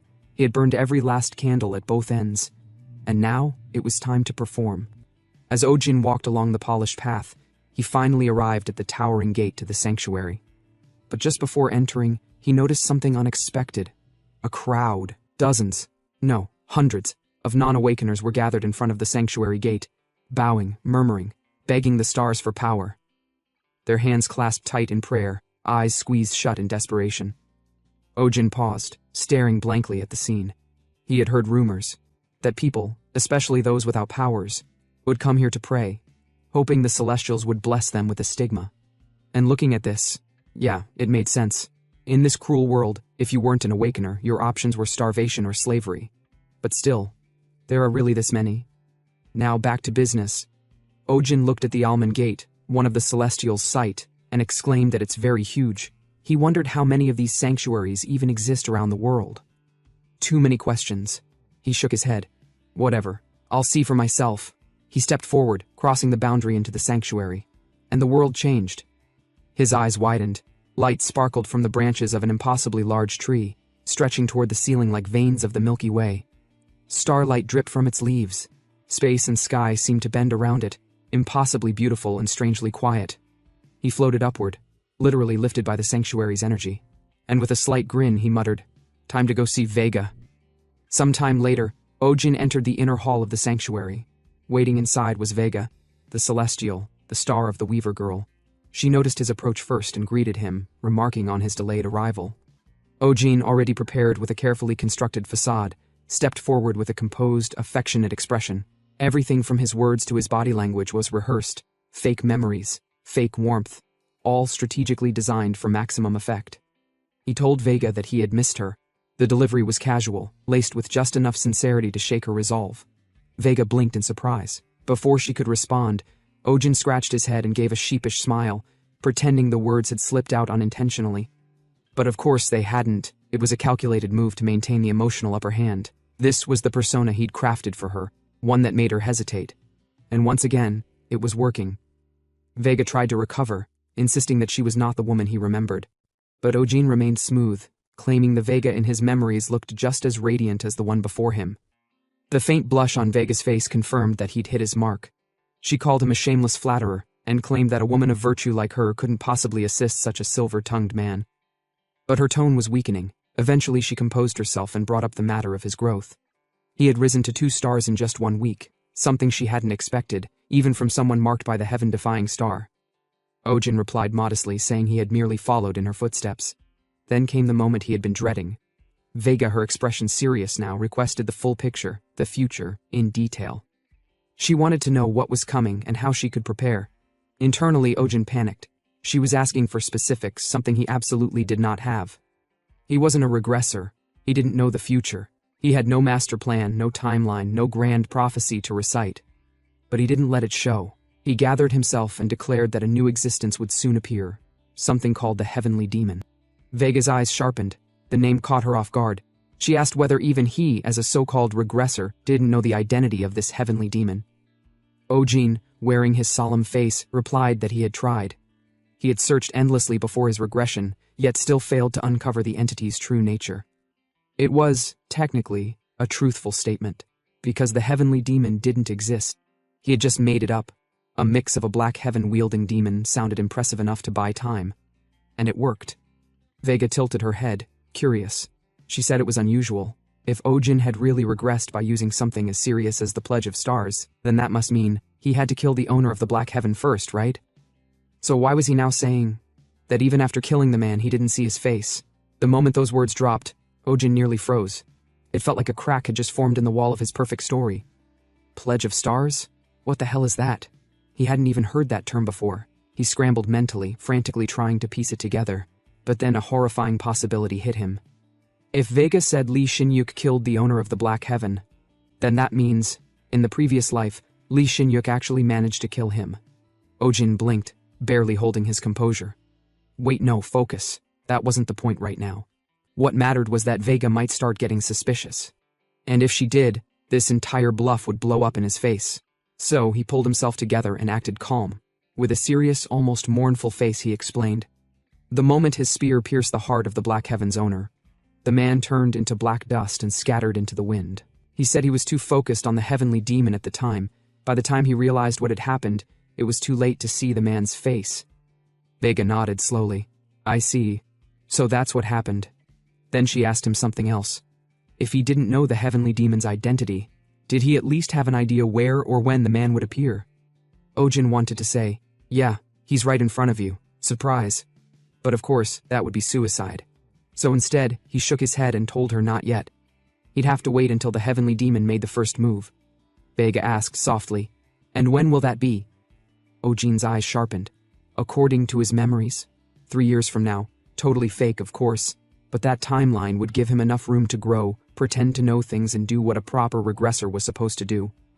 He told Vega he planned to use the time wisely, train, investigate, and prepare for the demon's arrival. Vega agreed. It sounded reasonable enough, but Ojin didn't want to linger on that subject too long. It was getting dangerously close to collapsing. So he quickly shifted the topic. He recalled something he had picked from Lee Shin-yuk's memories. There would be a gate opening in McDonk in 2 days, and inside that gate, a star relic was hidden. He casually mentioned this to Vega, saying he planned to go there when it opened. Now this was bait. He was certain Vega wouldn't question him anymore. Because no one else could know about this. Only a true regressor could have information like this in advance. Surely, when the relic actually appears in McDonk, Vega would drop every single doubt she ever had. Vega tilted her head, impressed. "So you plan to obtain a relic?" Ojin nodded. She walked closer and placed her hand on his shoulder. "My child." Ojin's soul nearly exploded. Did she just call him her child? He stared blankly at her and asked himself if all Celestials called their apostles this. Was he supposed to call her Mama Vega now? As Vega hugged him, she told him that the fate of the world rested on his shoulders, but begged him not to overexert himself. And in that moment, Ojin felt peace, not strategic relief, but warmth, like a kind, motherly energy soaking through his bones. Damn, he thought, even my soul feels cozy right now, which kind of made it worse, because deceiving someone this kind-hearted, yeah, it stung a little, but hey, when survival's on the line you do what you gotta do. He smiled and told her not to worry. He wasn't pushing himself too hard. He will do everything and anything for her sake. And Vega, hearing that, actually blushed. She covered her mouth slightly and murmured, "How can you say something like that so casually?" Perfect. The bluff has landed beautifully. Now Ojin felt like it was the perfect time to wrap things up. He bowed politely and said he'd be taking his leave. But just as he turned around, Vega stopped him. A strange grin formed on her face. She told him that she, the esteemed one, will be going with him. Ojin froze, completely. Huh? What did she just say? Vega repeated herself. She said it was exactly what it sounded like. She, Vega, the Celestial, the Weaver Girl herself, would manifest physically on Earth and stay by his side. Upon hearing Vega's declaration, Ojin was shocked, utterly bamboozled, like someone had plugged a lightning cable straight into his brain. What the hell was that? She was following him to Earth? Had he gone too far with all that sweet talk? Trying to salvage the situation, he quickly said, But, isn't it impossible for Celestials to descend due to restrictions? But Vega just smiled faintly. Who did he think she was? Of course there were limitations, but as she explained, her strength and time would be restricted, not nullified. With the right method she could still manifest, at least partially. Then, without another word, she raised her hand. Ojin watched in confusion as her body started to glow and shrink. What the hell is she doing now, he wondered. Within seconds, Vega's form had compressed into something the size of a palm. She floated gently in front of him and handed over a strange pendant. She told him that as long as he wore it, she could manifest nearby for a few hours a day in this state. And then she added, "Didn't he say he'd do anything for her?" Then it was only fair she returned the favor. The path ahead would be dark, lonely, and full of lies, but he wouldn't walk it alone anymore. He should look forward to it. Ojin didn't respond right away. Instead, he sighed inwardly. He really was cruel. Now he had to keep pretending, day and night, like he was some legendary regressor. This lie was becoming a full-time job. Damn it, he muttered. Later, back at the apartment, when he told Eun-ha what happened, she frowned hard, understandably. Most girls would flip if some mysterious lady started hovering around their man. But when she saw who it was, her whole body froze. "Wait, Lady Vega? Isn't that supposed to be impossible?" She shouted. "Celestials can't stay on Earth because of some law or restriction, right?" Vega, sitting smugly on a shelf, waved her tiny hand and said her speech was a mess. She could talk more casually now, drop the honorifics entirely. Eun-ha blinked. "Why are you even talking to me all of a sudden?" Vega narrowed her eyes and said that was too casual. Maybe tone it down a little. Sometime later, over lunch, things had settled down, and they were eating together at the table. Vega, in her tiny celestial chibi form, sat right on top of a hamburger almost the size of a beanbag. With both hands, she took a huge bite and lit up with joy. This taste. It's outrageous. Eun-ha tilted her head, confused. Wait, Celestials can eat? Vega explained that while they didn't need to eat, it didn't mean they couldn't. After finishing the burger like a child experiencing junk food for the first time, she wiped her mouth and gave a satisfied nod. She thanked them for the meal. It was her first time trying human food, and, as she added with a tiny smile, her first time ever having an apostle. Unha crossed her arms. Okay, but seriously, why did you choose Ojin out of everyone? There's nothing special about him. Vega replied that no one is more special than this child. Unha blinked. What's that supposed to mean? Vega answered calmly. She'd find out one day. Not just her, the entire world would. Because this child, Ojin, would become the greatest being on the planet. Unha didn't know about all that greatest nonsense. But sure, she could at least admit, Ojin was one hell of a scammer. Just then, Vega turned to her again and said softly, "You're special too." Unha looked surprised, almost stunned. But Ojin wasn't. He had suspected it for a while now. At a single glance, Vega had seen through Unha. She was an awakener. Vega asked gently, "You haven't realized it yet?" Unha was clearly confused. Realized what? But Vega didn't explain. Instead, she stared into her eyes for a moment, then sighed. She wished she could help Unha with the curse affecting her sight, but it was pointless for now. She shouldn't have said anything. With that, Vega turned away and announced that it was time for her to rest. Even in this tiny form, her manifestation put a strain on the natural laws. Vega stretched, yawned, and quietly vanished into the pendant hanging from Ojin's neck. As the room dimmed back into silence, her final words echoed softly, a promise to return the next day. Left in the quiet apartment, Unha glanced at Ojin, completely confused by everything that had just happened. But Ojin was just as clueless. He hadn't expected any of it either. Yet, rather than pressing further, Unha tapped the spot beside her and told Ojin to come sit. She casually dropped her head onto his lap like it was a throne made just for her and grinned smugly, clearly enjoying the comfort. Ojin, of course, didn't share the sentiment. He frowned, muttering that she was heavier than expected. That earned him a death glare. To avoid getting smacked, Ojin quickly laughed it off, adding a backhanded compliment about her head feeling light, almost too light. Unamused, Unha shut her eyes again and said she felt worse now. Then, she fell asleep right there, leaving Ojin pinned in place. With a sigh, he gave up and whispered goodnight to her sleeping face. 2 days later, Ojin and Vega stood before the Mukdong gate. Using Li Xinyuk's memories, they had calculated the opening time precisely and waited over 30 hours. When the gate finally cracked open, they stepped inside. Vega floated calmly, unshaken by the surroundings. She found the space fascinating but not surprising. Her trust in Ojin ran deep, to the point that even a hidden gate didn't raise her brow. For Ojin, that mix of faith and anticlimax was oddly satisfying. He had hoped this moment would erase any doubts Vega had about him. But it turned out, she had none to begin with. Now came the real challenge, clearing this dungeon alone. The monster's ranks were unknown and the risks high, but he wasn't empty-handed. While weighing his options, something sliced through the air, a tentacle. He dodged on instinct, and the moment he turned, there it was, a grotesque creature, dripping with slime, its shape nightmarish and amorphous. Vega floated in close, clearly disgusted by the thing's appearance. She asked if all dungeons had monsters this unpleasant. Ojin didn't answer. Instead, lightning surged through his fingertips. He attacked. The monster absorbed the blow, and swelled. Ojin's instincts screamed. The creature exploded. Black goo and flesh burst in all directions, covering the walls and Ojin's jacket. He cursed under his breath as he wiped it off, annoyed by the familiar sensation of death-triggered detonations. But then it got worse. Vega spotted something strange. The remains of the creature, goo, shards, and limbs, were pulling themselves back together. Not only was it regenerating, but it was actively targeting Ojin. This wasn't just a fight, it was a trap. To avoid triggering more explosions at close range, Ojin switched tactics. He raised his spear, drew lightning again and let it fly. And blue lightning, level 1 activated, the air cracked with thunder. The creature was obliterated once more, and this time, it stayed down. Ojin grinned. He had just used a skill that typically required the blessed state, and he pulled it off cleanly. From the side, Vega was stunned. She had expected progress. But not like this. Blue lightning was no ordinary spell. It was a mid-tier skill from the stigma of Lyra. And while Ojin still had refinements to make, the fact that he could use it at all was remarkable. Vega smiled and confidently claimed she'd train him herself. Then she paused. Something didn't add up. She asked if he already knew all the other Lyra-based skills. Ojin shook his head and explained that many of his memories from before the regression were hazy, especially the ones related to the stigma. That troubled Vega. If Ojin truly regressed via the Pledge of Stars, there shouldn't be memory loss. Something was interfering. Sensing the tension, Ojin quickly made up a lie. He suggested that perhaps some cosmic interference, similar to the laws binding Celestials, was affecting his memory.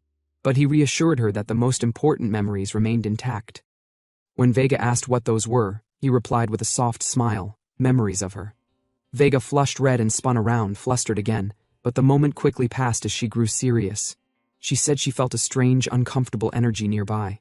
She couldn't explain what it was, but she could sense it clearly. That's when something glowed beneath the slime. A starstone. But not an ordinary one. It was pitch black. Another mutant starstone. Ojin froze. This was too much. Mutants were supposed to be rare, yet now he had stumbled across multiple. Even Vega, a celestial, admitted she had never seen a black starstone before. That meant these weren't just anomalies. They were completely unknown. Ojin knew what had to be done. They needed to go deeper. The deeper they went, the stranger the place became. Jagged rocks lined the cave's walls, and silence pressed in from every direction. Then Vega spoke again. She said it felt like they were going in circles. She wasn't wrong. Ojin didn't have a clue where he was headed, but that didn't mean he was out of options. He silently activated a stolen skill, the stigma of the hunting dogs.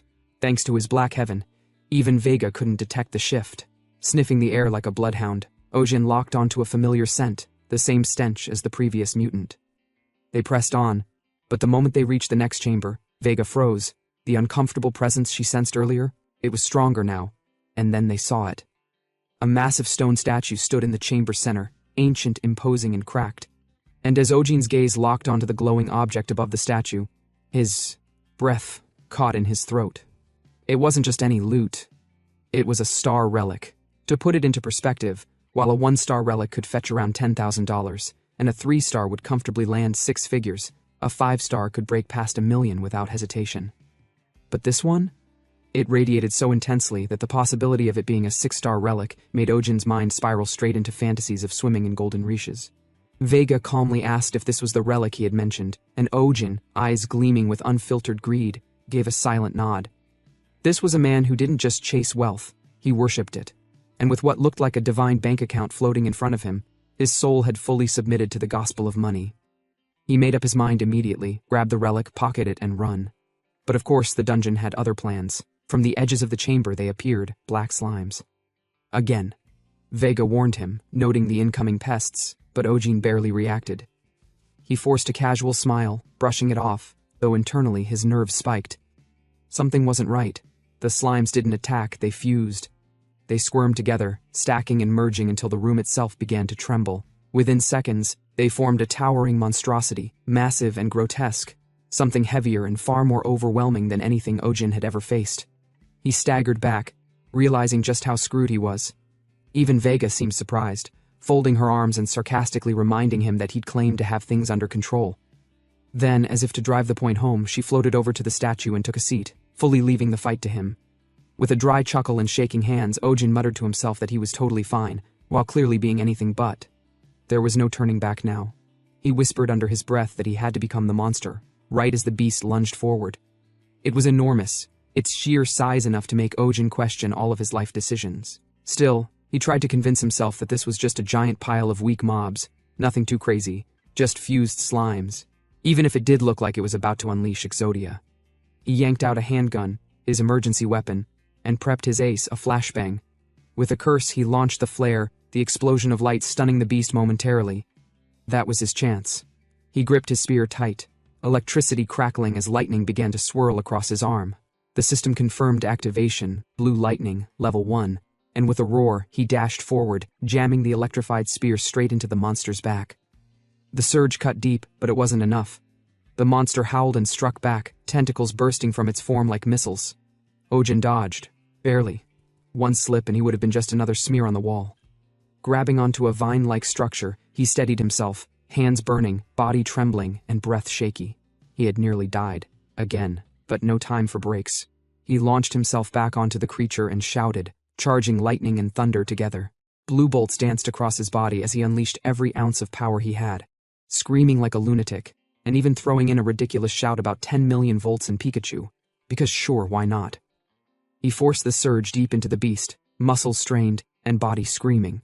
And finally, boom, the monster dropped. Dust filled the air, silence fell. Ojin stood, panting and swaying, his body nearly giving out. But he smiled. He'd done it. He looked at his hand, still crackling with electricity, and felt the backlash surging through his veins, but victory tasted sweet. Then, Vega's voice cut in sharply. She shouted a warning. And it was too late. A massive tentacle slammed into Ojin, flinging him like a rag doll across the chamber. He crashed hard, the floor stealing every bit of air from his lungs. Vega raced over, calling out to him, but he couldn't reply. The monster, which was supposed to be dead, rose again, now even stronger. Its red eyes gleamed with rage, its aura seething. Ojin could barely believe it. The thing had evolved. With clenched fists and gritted teeth, he yelled for Vega's blessing. She didn't hesitate. Power from the stars surged into him, and the system echoed the change, temporary enhancement of the stigma of Lyra. Lightning ignited within him. Power burst through every cell in his body. This was it. He shot forward like a streak of blue light, dodging incoming tentacles mid-air. His fists sparked, and he began conjuring sphere after sphere of electric orbs, bombarding the monster with relentless attacks. His mana poured out like a flood. He was unstoppable. Or so it seemed. But then, Vega yelled again. She ordered him to stop, saying it was over. Ojin froze. He didn't understand. Why had he gone so wild? Why did it feel like he couldn't stop attacking? Suddenly, searing pain tore through his chest. He collapsed, screaming. Vega flew down in panic, and the system confirmed it. His stigma had evolved to 3 stars. His lightning skills had leveled up too. But his body couldn't handle it. Even Vega was stunned. In less than a month, Ojin had become a 3-star apostle. Not just that, he was carrying the stigma of the North Star, something notoriously hard to advance. And yet here he was, rising faster than logic could explain. But before she could ask more, he collapsed. Unconscious. Vega caught him, panic still gripping her expression as she held him tightly. Sometime later, Ojin stirred. His vision blurred and blended, but within that haze, he could just barely make out the shape of a person. And as his senses returned, the shape sharpened, and he realized it was Vega, in her full celestial form, hovering closely above him. And somehow, impossibly, his head was resting on her lap. It didn't feel like reality. His mind tried to write it off as a dream, a delusion born from pain or mana exhaustion. But the warmth on his cheek, the scent of faint ozone, and the soft touch grounding him all screamed otherwise. She was real, and this absurdly surreal moment, a literal lap pillow from a celestial, was happening. Before he could sit up, her hand gently tapped his cheek, keeping him down. She told him to stay put, said he'd collapse the moment the battle ended, pushing himself past the edge. He was more reckless than he looked, and she warned that even regressors had limits. A reminder disguised as concern, one laced with a strange maternal warmth he hadn't expected from a divine being. He muttered something vague in return, promising to be more careful next time, but inside, his mind latched onto something else entirely. She'd just called him a child. Vega, the ever-composed celestial who once towered over him like a distant star, now looked down on him with a softness that felt far too personal, and when he glanced up at her again, he caught her expression shift, a flicker of something he couldn't name. He asked if something was wrong, but she turned away too quickly, the faint red on her cheeks betraying her denial. That's when it hit him. Maybe it wasn't about the battle. Maybe it was the way he'd fought, the way he wielded the power she gave him without hesitation. Maybe he'd shaken her confidence, or maybe she was seeing him differently now. Then came the unexpected twist. She reminded him, almost too casually, that earlier he'd addressed her without the proper titles, skipping honorifics like it was nothing. But she wasn't angry. In fact, she said if he wanted to keep speaking informally, he could, because their relationship was close, wasn't it? Her face flushed deeper. Ojin felt a scream rise in his throat. What relationship? There was nothing like that between them, at least not in his head, but it was clear now that Vega had started to believe in the carefully woven lies and half-truths he'd told. Her trust in him wasn't just celestial anymore. It was personal, dangerous. Trying to salvage the moment, he mumbled an apology, said he wasn't thinking clearly at the time. But she just laughed, pinched his cheek, and told him to drop the formalities anyway. She liked it better that way. He sighed internally, realizing the situation had officially spiraled into territory he wasn't ready to handle.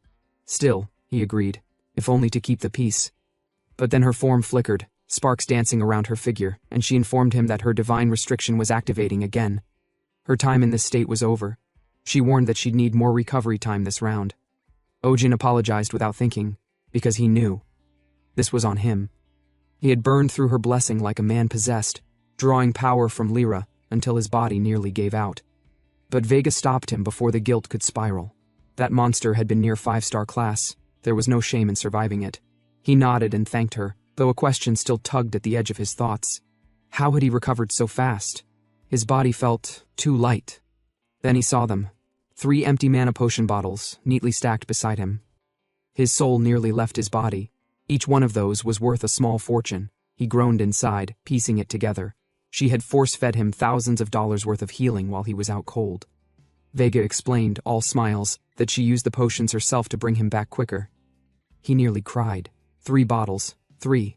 She even teased that he looked moved to tears, while he silently begged her to shut up. That wasn't emotion, that was financial trauma.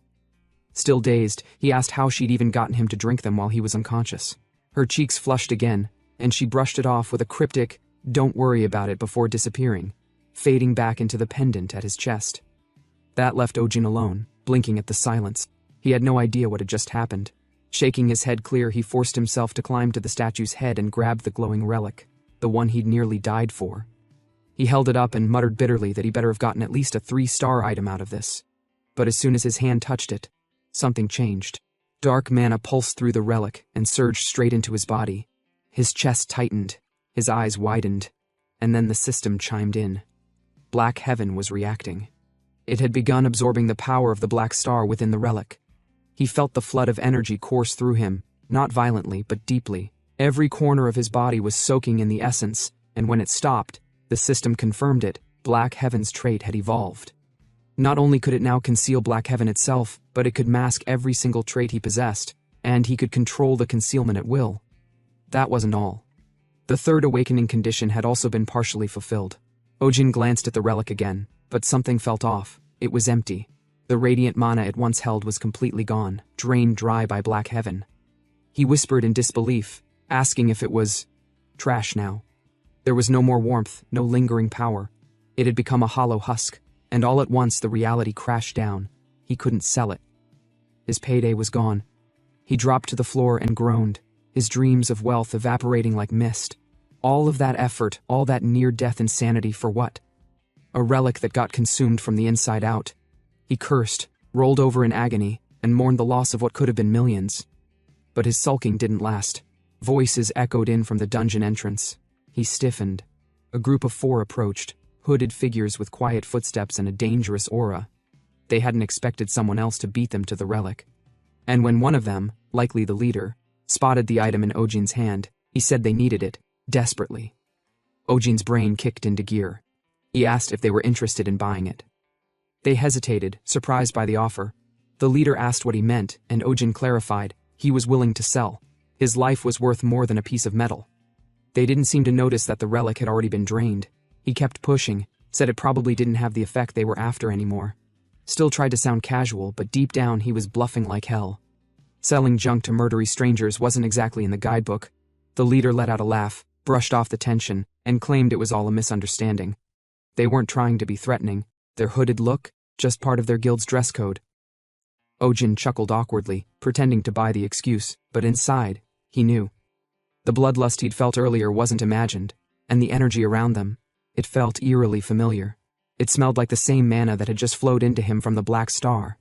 Still, they made the trade, the relic for a massive mana stone. When it hit Ojin's palm, he nearly gasped. This thing was worth at least 200,000, maybe even 400 if he found the right buyer. He swallowed the urge to celebrate and played it cool, told them the deal was done and he'd be heading off. As he walked away, he grinned. They had no idea they'd just been scammed. He dumped a hollow relic for a mountain of cash. If that wasn't divine justice, he didn't know what was. But instincts screamed at him not to lower his guard. He ducked behind a nearby rock and activated black cutting, cloaking his mana, just in case they tried something. And from the shadows he listened, he heard them talking. One of the men asked the leader why they hadn't just killed him and taken the relic by force. The leader replied that if other awakeners showed up and found evidence of a murder, things could spiral, best to avoid unnecessary risks. Then he snapped at them, irritated that he had to explain something so obvious. Ojin's eyes narrowed. whatever game these guys were playing. He wasn't done watching. The hooded man stared at the star relic, his face slowly warping from silent awe to religious obsession. He lifted his gaze and declared that the age of the celestial stars was fading. Soon the black stars would rise, seizing the heavens and forcing the arrogant celestials to pay for their sins. The group around him dropped to their knees like disciples in a trance, chanting in eerie unison and pledging loyalty to the Black Star Association. The leader grinned at their devotion, claiming the Black Stars themselves would return the favor and smile back at them. With the ceremony complete, he asked a subordinate if the decoy had been prepared, a fake relic meant to mislead any awakeners who arrived too late. The subordinate confirmed everything was ready, and they efficiently swapped the true relic with the counterfeit, placing the substitute on the statue's pedestal. Satisfied, the leader gave the signal to retreat. The others nodded and turned to follow the order. But just before vanishing into the portal that would return them to their base, the leader turned back, recalling the man who had traded a star stone for the relic earlier. He ordered one of his men to track the guy down and kill him without fail. The subordinate accepted the task without emotion, acknowledging it as an absolute command. With that, they disappeared into the portal headed for Bayleaf, their central stronghold, and once silence fell, Ojin emerged from the shadows, the black curtain concealment finally lifting. He muttered to himself that this had been a major discovery. Now it all made sense. This was how it had unfolded in the past. The star relic uncovered by Lee Won-yuk, Shin-yuk's brother, had been a fake. That was why Shin-yuk's secretary had said something about it felt off. Ojin narrowed his eyes. The organization had called itself the Black Star Association. Whether it was a hidden guild or some cult didn't matter, they were garbage either way. He approached the pedestal and retrieved the substitute relic, testing it. But there was no reaction. The Black Heaven trait didn't respond. That confirmed it. Only relics infused with the true power of the Black Stars could be absorbed by Black Heaven. Still, it wasn't a bad haul. He now had a massive starstone the size of a clenched fist and a decoy relic. This brought him closer to his ultimate goal. But before moving on, there was unfinished business. The subordinate who had been sent to kill him was probably still somewhere nearby. Meanwhile, that very same man stepped out of a different part of the dungeon, swearing under his breath. He had combed the entire area and still couldn't find Ojin. Anxiety was kicking in hard. If he failed, he knew the punishment. He'd be dead meat. He cursed again, yelling into the empty dungeon and demanding to know where that bastard had gone. Unlucky for him, Ojin was already behind him. The henchman felt a jolt, not from the voice, but from the burst of mana that surged behind his spine. Before he could turn, a sharp blade tore through his back. Ojin had struck first. The man gasped, blood bubbling at his lips, asking how Ojin had remained undetected for so long. But Ojin wasn't in the mood to answer questions. He made it clear that only one person here had the right to ask anything. Another surge of lightning burst through the man's body, breaking bones as he screamed and collapsed. By the time Ojin was done, the man was unrecognizable, swollen, broken, and sobbing for mercy. Finally, the man begged for his life, promising to spill every secret he knew. Ojin folded his arms and signaled for him to start talking, but all the guy could manage was a slurred moan. His jaw was shattered, and words weren't coming out right anymore. Cut to Bayleaf Mountain, far away from the carnage. An eagle swooped down onto a jagged cliff, where a fortress clung to the stone like a tumor. Inside, a skeletal old man sat cloaked in shadows, Shion Doyon, the rank 6 executive of the Bayleaf base. He was ancient enough to make a 1,000-year-old vampire look youthful. He had been waiting for Eugene, the operative sent into the dungeon, to return with the relic. The moment Eugene stepped into the hall, he bowed deeply and confirmed that he had completed the mission. The relic had been retrieved. With a single command, the owls twisted and contorted into humanoid forms, cloaked in seeping darkness as they landed and surrounded the space. Eugene stepped into the middle of a rune-inscribed circle and placed the relic at its center. With raised arms, he declared that the Black Stars would now bestow their blessings, and the shining relic would be infused with their power. The others watched with fervent anticipation. But the relic stayed silent. No glow, no energy, just stillness. The ritual chamber grew heavy with dread. The Owl King approached, his killing intent rising like a storm. His gaze bore into Eugene, and it was clear someone was about to pay the price. Back in the dungeon, Ojin continued pressing the barely living man for answers. From what he managed to extract, Ojin learned that the Black Star Association had been founded by beings called Black Star Celestials, entities supposedly born in an age when darkness devoured the stars. It sounded ridiculous. Ojin struck him again out of frustration. Nothing was making sense. He asked how many of these celestials existed and where their main base was, but the man could only give rough numbers, around 50 members. As for the central stronghold, even he didn't know. Only higher-ranked members were allowed to know the true locations of the other branches. It was a smart system, Ojin thought. Keep grunts in the dark, but he still wasn't done. He asked the man why he even followed a lunatic cult like this. What did they offer that was worth risking everything? The man lowered his battered face and answered quietly. It was Eugean. He had given them something. Ojin asked what that something was, and that's when the truth dropped. Eugean had granted them stigmas. Ojin's expression turned cold. Only celestials could bestow stigmas, and Eugean was definitely not one. Which meant this bastard had found some other method, and was using it as bait to manipulate desperate fools. In a world like this, people would sell their souls or slit their siblings' throats just for the chance to awaken. Ojin took a slow step back and muttered that he'd gotten what he needed. He asked aloud if it was time to wrap things up. The man began crying, pleading for his life again. He said he had a daughter. If he died, she'd be left all alone. That made Ojin stop. He knew better than anyone what happened to orphans in this cruel world. He'd lived that reality too. So, with a skeptical frown, he decided to test the man's claim. He asked the daughter's name. The man answered, Sho Ye Yerin. He asked her age. The man said 9. He asked her birthday. The man said December 14th. Her favorite food? Chicken. Then Ojin asked her height and weight. The man said she was 131 centimeters and weighed 28 kilograms. All accurate, but Ojin wasn't done. He tilted his head, a small smile forming. Then he asked the man to repeat all those answers, but in reverse. Because if the daughter were real, the answers wouldn't change no matter the order. And that's when the man froze. He stuttered, he trembled, because now, he couldn't. Ojin stood over the trembling man, sword stretched forward with cold precision. He explained that when someone was asked the same questions in reverse, the lies always cracked. And unfortunately for the man, lying was a language Ojin had mastered. Panicked and desperate, the man screamed for help. His voice broke as he begged for someone, anyone, to save him. But Ojin remained unmoved. He asked just one more thing, where their branch was located. Cornered, the man finally cracked. He confessed that their base was in Shio 1, high atop Mount Bekusan. That was all Ojin needed. He struck without hesitation, and as the man's body collapsed to the floor, Ojin noted that this last answer hadn't sounded like a bluff. It had felt too real to ignore. But delivered far too late. Now alone with the corpse, Ojin crouched beside it. He realized just how careless he'd been.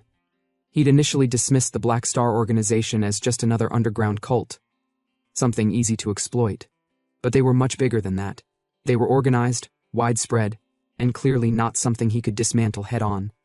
Still, he wasn't done, not until he took what mattered most. He placed his hand over the man's chest and activated Black Heaven.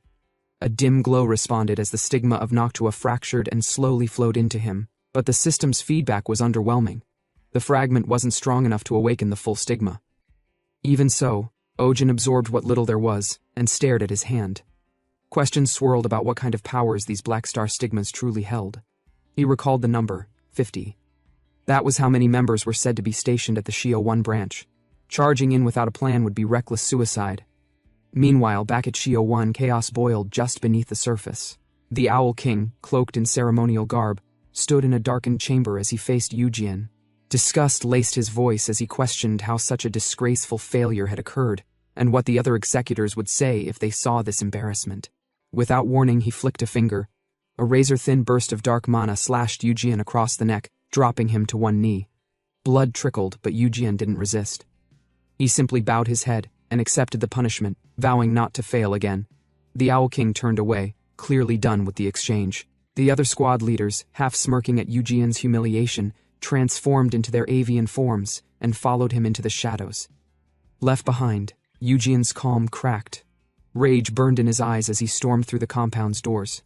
He barked out orders, demanding information about the assassins sent to kill the one who had sold them the star relic. But the subordinates stuttered. The contact had been lost. Eugean's fury erupted. He cursed them as failures and commanded that the traitor be tracked down no matter what it took.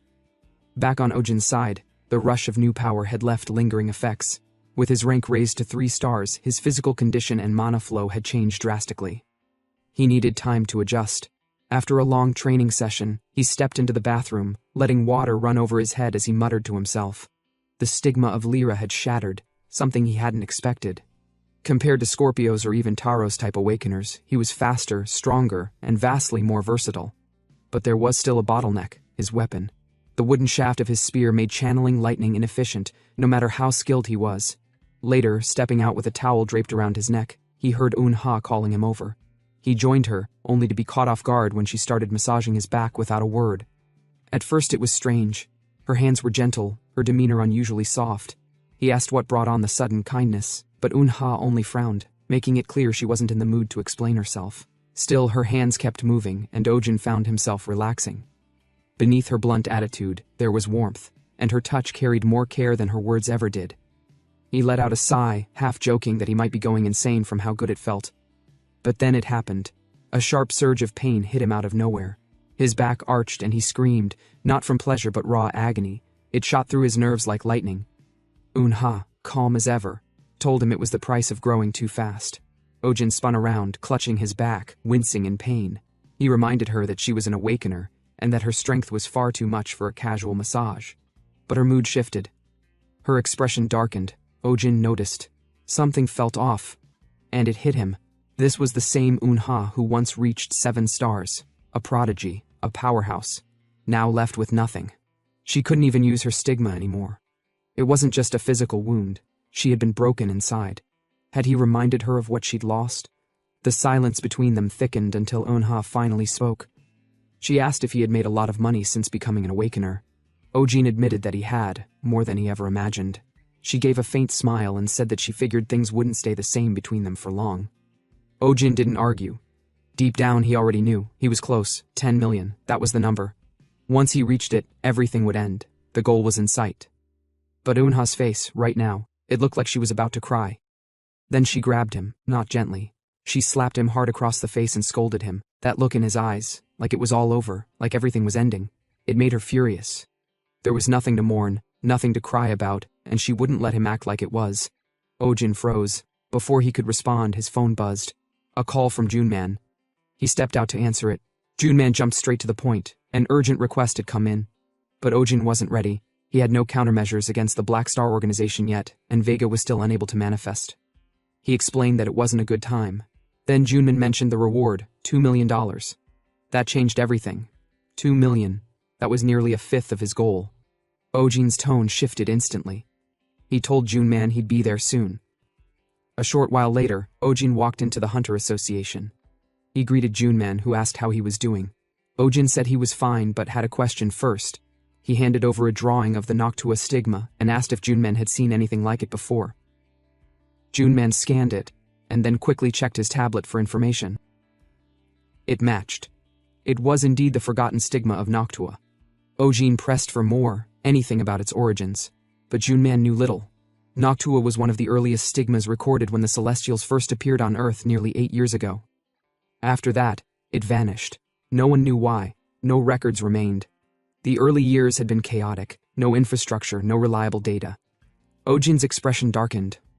If forgotten stigmas like Noctua were still in use, then the Black Star organization had likely existed since the beginning. They weren't new. They were ancient. And far more dangerous than anyone assumed. Junman asked where Ojin had seen the symbol. Ojin explained his recent encounter inside a gate. A man named Yujian claimed to be part of the Black Star organization. Junman admitted he'd never heard of the group, but promised to start an investigation right away. With that settled, they finally turned to the request. Junman explained that it came from the Valhalla Guild. Ojin blinked. The name didn't ring a bell. Junman elaborated. Valhalla was a fast-rising guild composed entirely of elites. Their leader was already rumored to be on track to become one of the 7 stars. That word, 7 stars, struck Ojin. The 7 stars were the pinnacle. The most powerful awakeners in the world. And if Valhalla's leader was on track to join them, then Korea might soon have another god-tier awakener in its ranks. Junman had just finished briefing Ojin on the emergency request. A man had gone missing inside a low-rank gate near Incheon, sometime around the 6th of November. The Hunter Association needed someone capable to track him down. On the outside, Ojin kept his reaction neutral. Inside, though, his mind was already racing. That location, Incheon, wasn't just familiar. It had been his turf for years, the perfect place to run quiet scams. Every twist of the terrain, every irregular gate signature, he knew it all. But Junman wasn't done. He dropped one final detail, the missing man's name, Lee Shin-hyuk. Late 20s, brown hair, lean build, about 182 centimeters tall. And just like that, everything changed. Ojin froze. His breath caught short, his thoughts snagging like a hook. He had seen that man. Lee Shin-hyuk wasn't some nameless hunter. He was the real regressor. And the person now trying to find him? Lee Woon-hyuk. His younger brother, and presumed guildmaster of Valhalla. Ojin didn't need long to understand. Shin-hyuk should have still been hospitalized, but that future had already collapsed. The timeline had shifted. His death had rewritten everything. Junman, still oblivious, asked again if Ojin would accept the request. Ojin asked for time to think, though he was already forming a plan. The Black Star organization was already a thorn. But this development, two brothers, a vanished regressor, a shattered future, it could be used. Rather than running from the mess, Ojin saw an opening. And so, standing up with a smirk, he told Junman that he wouldn't be accepting the request. Junman blinked, surprised. The Ojin he knew never turned down high-reward work. But Ojin, brushing off the expectation, explained curtly that missing persons weren't his specialty. Though Junman mentioned the association's ties to Valhalla, noting how valuable the connection could be, Ojin wasn't interested in networking the traditional way. What he needed now was Valhalla's contact information.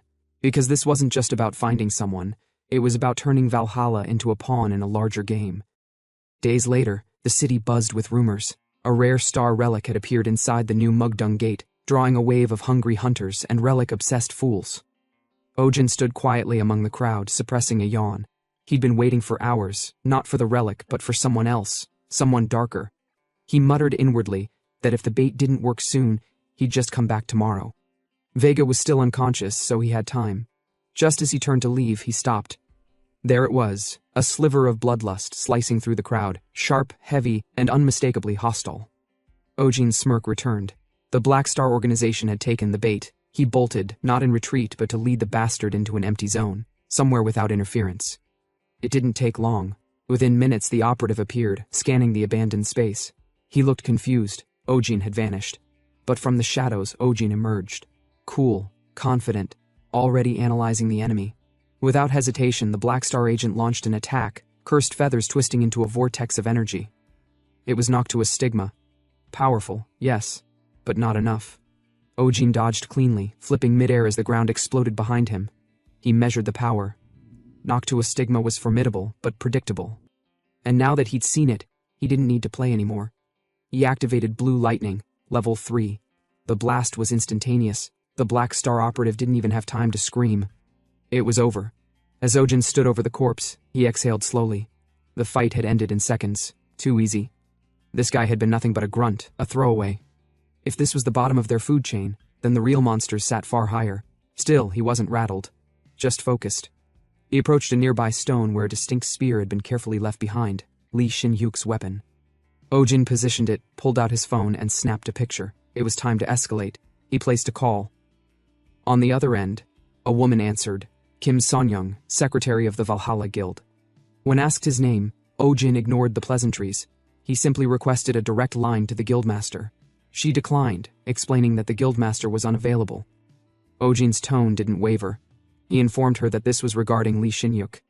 The shift in her voice was immediate. She rushed from her seat straight to Woon-hyuk's office, telling him that an unknown person has news on his missing brother. The guildmaster, visibly irritated, perked up the moment he heard the name. Woon-hyuk grabbed the phone, demanding answers. Ojin, ever the strategist, responded with a quiet laugh. He pointed out how reckless it was to dismiss a tip before verifying it. Then he sent the photo, the image of Shin-hyuk's spear. The silence that followed was heavy. Woon-hyuk stared at the picture. There was no doubt. It was his brother's spear. He returned to the line, now deadly serious, and asked for the caller's name. Ojin didn't give his real one. He gave them Yujian. To Woon-hyuk's ears, it would sound like the Black Star agent behind Shin-hyuk's disappearance had just confessed. The bait was set. The trap was laid. And now, Valhalla would fight his war for him. Woon-hyuk had always been the one behind. Back when they were kids, his older brother, Lee Shin-hyuk, was the one everyone praised. Whether it was school, sports, or just existing, Shin-hyuk was always a step ahead. Effortlessly impressive, like someone born for greatness even before the Celestials arrived.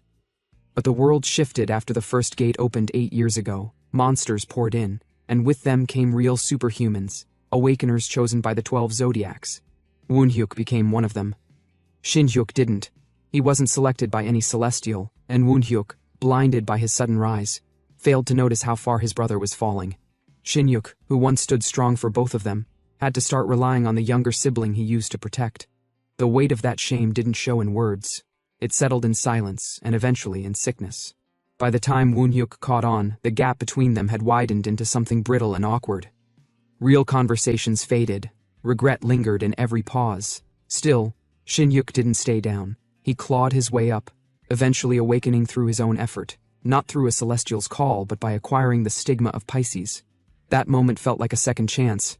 Woonhyuk, hopeful for reconciliation, forged a gift with his own hands, a custom spear inlaid with starstones and trimmed with a green ornament. Shinhyuk had accepted it quietly, promising to wield it well. That had been the last time their connection felt real. Now, Woonhyuk stared at a photo on his screen. Sent by a stranger. The image showed the very same spear. His gift.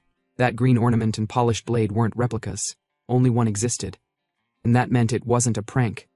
Rage struck instantly.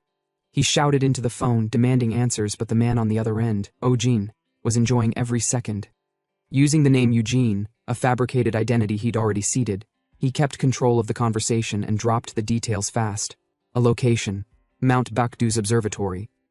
A demand, 30 million won, cash, and one condition, come alone. Then he hung up. Back in Valhalla's headquarters, Woonhyuk trembled with fury. The aura pouring out of him ruptured the floor, shattered nearby equipment, and sent his secretary crashing into a wall. She barely managed to stay conscious. Even she had never seen him like this.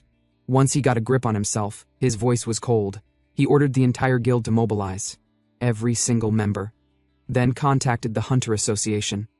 Over at the association, Junman sat in a closed-door meeting. A file and a photo lay on the table. Information on someone called Eugene, delivered by Ujin, a source with known links to the Black Star organization. Junman accepted it with a nod and said he'd pass it directly to Valhalla. Ujin didn't say much. He'd expected this result, though not this fast. Less than a day. That's all it took for the bait to reach Woonhyuk. Faster than planned, Ujin tracked the aftermath with quiet calculation. He knew the pieces were shifting now. Junman would likely grow suspicious. After all, who kidnaps someone and freely reveals their name? But suspicion didn't matter anymore. The spear alone would override logic. Emotions were in play now, and Ojin knew emotions were easier to control. Not long after, Junman returned with new intel. Valhalla had submitted an official request. A strike team was being put together, destination, Mount Baekdu. He added that Ojin wasn't obligated to participate, but Ojin cut him off with a firm agreement. That moment left Junman stunned. Ojin had his reasons. He needed to be there anyway. And now, the trap was fully active. Deep beneath Mount Baekdu, inside the Black Star organization's base, pressure filled the air. Eugeon, the squad leader, stood tense with anger. A subordinate knelt before him, hand bloodied, punishment for failure. But Eugeon wasn't in the mood for theatrics. He needed information, not apologies. Finally, the operative spilled what he had. 3 days ago, their missing comrade left the employee-only section of the Hunter Association's Mokdong branch, and hadn't been seen since. Eugeon narrowed his gaze. Why would a Black Star operative enter a restricted association building? The subordinate admitted he didn't know. He'd staked out the place for days, but the suspect, Ojin, never returned. None of it made sense. Eugene's instincts flared. How did someone without ties to the association walk into a protected zone like that? It felt too staged, like someone was playing a deeper game. Before he could unravel it further, another operative arrived, reporting a new problem. A vagrant was spotted near the perimeter. Eugeon, already simmering, decided to handle it himself. He needed a release. Outside, a weapon on the ground caught his attention. A spear. He didn't recognize it but decided to check it out later. Then he went to see the unknown vagrant who entered their base area. He soon found the man, seemingly calm, standing under the moonlight. Woonhyuk. He accused Eugeon of kidnapping his brother, and for a second, Eugeon looked genuinely confused. He didn't even know who this man was, much less his sibling. But that confusion didn't last long. A voice crackled through Woonhyuk's device, confirmation that Lee Shin-hyuk's spear had been recovered. That was enough. Woonhyuk's aura surged like a cyclone, slamming into Eugeon and sending him flying across the rocks. The force was overwhelming. Even before Eugene could recover, he caught a glimpse of the man's face. And froze. It was Lee Woon-hyuk, the Black Lion, Valhalla's guildmaster, a top 7 stars candidate. Eugene's confidence shattered. He hadn't been briefed for this. Woon-hyuk stared coldly, then tossed his own response to the ransom. If it was money Eugene wanted, then he could come and try to take it. Without warning, Woon-hyuk disappeared into the air, launching a storm of compressed wind blades. Eugene tried to react, but the attack wasn't real. Woon-hyuk had already shifted positions. Woon-hyuk yelled for his guild members to come out. Dozens of awakeners surged forward, Valhalla agents in full assault, tearing through the base from every direction. Walls collapsed, systems shorted, screams echoed. It wasn't a raid, it was a purge. And Eugene stood in the middle, helpless, not from the chaos, but because the man responsible for it all was standing directly in front of him. Woon-hyuk wanted one thing, the location of Lee Shin-hyuk. Eugene couldn't give it, he didn't have it, but Woon-hyuk didn't care. Far above, watching silently, Ojin stood with arms folded. Everything was falling into place. Fire spread from the base of the mountain, enemies crumbled. And still, Woon-hyuk waited for an answer. None came, so he struck, a wind-infused blow that collided with Eugene's defense, cracking stone and sending tremors through the cave. But Woon-hyuk didn't stop. The next strike shattered the ravine itself, leveling the terrain with a storm of compressed wind. Eugene barely withstood it. His black flame barrier held, but his arms trembled from the impact, a clear sign he was nearing collapse. He couldn't understand any of this. Woon-hyuk was leagues above him, not just stronger but impossibly more refined. Even his fury. Everything radiated dominance. And yet the reason for it all made no sense. Woon-hyuk's rant about his brother, about money, Eugene had no idea what the hell he was talking about. But the storm didn't pause for clarity. Another burst of wind sent Eugene crashing through trees and stone. The impact forced a cough of blood from his lungs. Woon-hyuk approached with contempt, as if the fight was beneath him. His tone mocked the idea that Eugene ever thought he could stand against a 7-star candidate. Desperate now, Eugene called out. He tried to explain, to plead, to shout that this was all a mistake. But Woon-hyuk wasn't listening. Fury deafened him. He roared back, unleashing another mid-air barrage that twisted Eugene's body in the wind like a rag doll. Blood sprayed from his mouth as realization hit. Woon-hyuk had made up his mind. And Eugene knew he wouldn't survive. With nothing left to offer, he used his last resort, Black Feather Blossom, a rapid escape stigma that blurred his body into shadows. But even that wasn't enough. Woon-hyuk read the move and intercepted mid-air. The resulting collision triggered a thunderclap that split the mountainside. When the dust cleared, Eugene was about using a teleportation dagger, and as he stabbed himself he disappeared. Woon-hyuk tried to chase him, but it was too late and he gritted his teeth in anger. Meanwhile, in a nearby zone, Eugene appeared. He collapsed, coughing blood, half-conscious. Everything was gone. The base, his squad, his pride. It was a catastrophic failure. He couldn't return to the Owl King. That would mean death by default, and the only name that crossed his mind for help now was Ashad Khan. He muttered it aloud, unsure whether to try reaching out. Then the forest shifted. Someone was already there. Ojin, calm, amused, dangerous. He greeted Eugene like a friend passing by. The casual tone was worse than mockery. And Eugene knew instantly the truth. This wasn't a coincidence. Ojin had orchestrated everything. The false ransom, the spear, the timing, all of it. It had taken Eugene too long to realize he wasn't caught in a battle. He was caught in a con. He asked the question aloud, why? But Ojin didn't explain. He didn't need to. Instead, he advised Eugene to surrender if he wanted a painless end. What followed was merciless. Lightning, fists. Eugene tried to defend. Black feathers swirled, flames erupted, but his body was broken. Nothing held. Every hit drove deeper. Still, he didn't stop resisting, which made Ojin smirk. Foolish. That kind of struggle only made death slower. And then, the final blow landed. A surge of blue lightning, level 3 output. It crashed through the trees like a storm from the heavens. When the light faded, Eugene lay still. But Ojin wasn't finished. He forced the dying Templar to cough up what intel he could.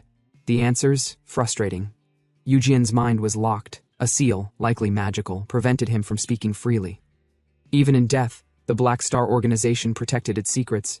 Still, Ojin confirmed a few key things. Eugene wasn't a major player, only a Templar.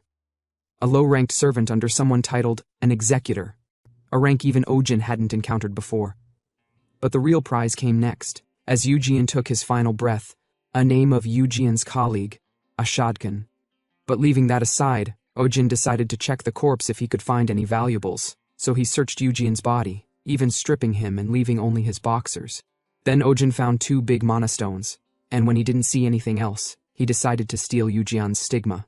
He placed his hand on the body, and a black surge tore through the air as the stigma of Noctua was absorbed. The system responded immediately, confirming that the third condition for the Black Heaven's third awakening had been fulfilled. Ojin staggered. The pressure was immense. The power behind the awakening wasn't something he could handle lightly. The system tried to sync with additional data, specifically the memory records embedded within the stigma of Pisces. But access was limited. Ojin's level was still too low to absorb all of it. Still, fragments leaked through, and one of them hit hard, a memory of Shin Hyuk and Woon Hyuk, brothers standing side by side, facing down a dragon in an underground cavern. Shin Hyuk had ordered Woon Hyuk to retreat, saying he would buy time. Woon Hyuk refused, furious, emotional, unwilling to leave his brother behind. But Shin Hyuk smiled. He told his younger brother to leave. He reminded that Woon Hyuk's lover is waiting for him at home, isn't she? The moment hung in the air. Woon Hyuk didn't reply. But the emotions in his eyes betrayed him. Shin Hyuk knew that was his goodbye. He charged towards the huge beast but slayed some little ones along the way.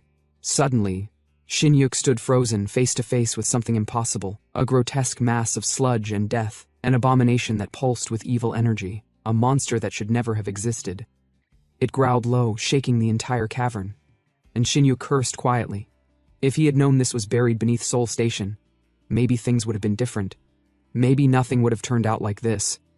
After inheriting a fraction of Lee Shin Hyuk's memory, Ojin staggered backward, coughing harshly. His body trembled. The vision of Lee Shin Hyuk's memory had been far too vivid, far too overwhelming. He groaned. Reading Shin Hyuk's memories always came with a price, and it was never a pleasant one. His breathing slowed just as the system chimed in. A message displayed clearly. Partial awakening memory of Lee Shin Hyuk successfully inherited. Spearmanship of Pisces increased to level 6. Black Heaven has achieved third awakening. New trait unlocked, one is all. Ojin blinked. One is all? He repeated it under his breath, trying to grasp what the system meant. The system explained further. The new trait allowed his main stigma's proficiency to influence the others. Ojin's eyes narrowed. So, raising the stigma of Lyra would also enhance his stolen stigmas? He grinned. This was ridiculous. It meant he could focus solely on the stigma of Lyra, and still improve the others by default. That alone gave him a terrifying advantage. Without hesitation, he activated Noctua for the first time, the stolen stigma pulsing with shadowy force. The air distorted. He admitted that although he wasn't familiar with it yet, its raw power was staggering. Just as expected, the Black Heaven had tilted everything in his favor. At this point, he didn't even need to train the others anymore. He just had to keep stacking power onto Lyra. Then came the next step. He had to erase all traces of the battlefield, and harm himself with the power he stole from Eujian, so as to play the victim perfectly. Of course, this would hurt a lot. He summoned Noctua's power once again, distorting space with eerie shadows, cleansing the terrain of evidence. But just as he completed the technique, a sharp pain struck his chest. Ojin's body collapsed. He blacked out. Time passed. When he opened his eyes again, the first thing he saw was Junman's worried expression hovering above him. Ojin's vision was blurry, his limbs heavy, but he stood up anyway, startled to see Junman and several other Hunter Association members nearby. Junman told him that this was the same area where he'd fought against the corporates. They'd been dispatched to sweep up the remnants. He also mentioned calling for an ambulance, but Ojin quickly refused. He said he didn't need treatment. He insisted he was fine. Junman was stunned. The man had just collapsed, and now he wanted to walk it off? But Ojin reassured him again. Inwardly, he smiled. This had all gone exactly as planned. Even the injury had been deliberate, part of the final act in the drama he'd been writing from the very beginning. Now came the conclusion. He turned to see Woon Hyuk, who had just arrived on scene, still fuming with barely contained rage. As Woon Hyuk noticed him, he approached. He asked if Ojin was Mr. Kwan. Ojin confirmed it with a calm nod. Internally, though, Ojin whispered that the curtain was finally rising on his grand finale. Woon Hyuk paused. He recalled that Ojin had been the one who fought and killed Eujian, the leader of the corporates. With clenched fists, Woon Hyuk asked if Eujian had said anything before his death. Ojin lied. He said no, nothing useful, except that the man seemed to be hiding something.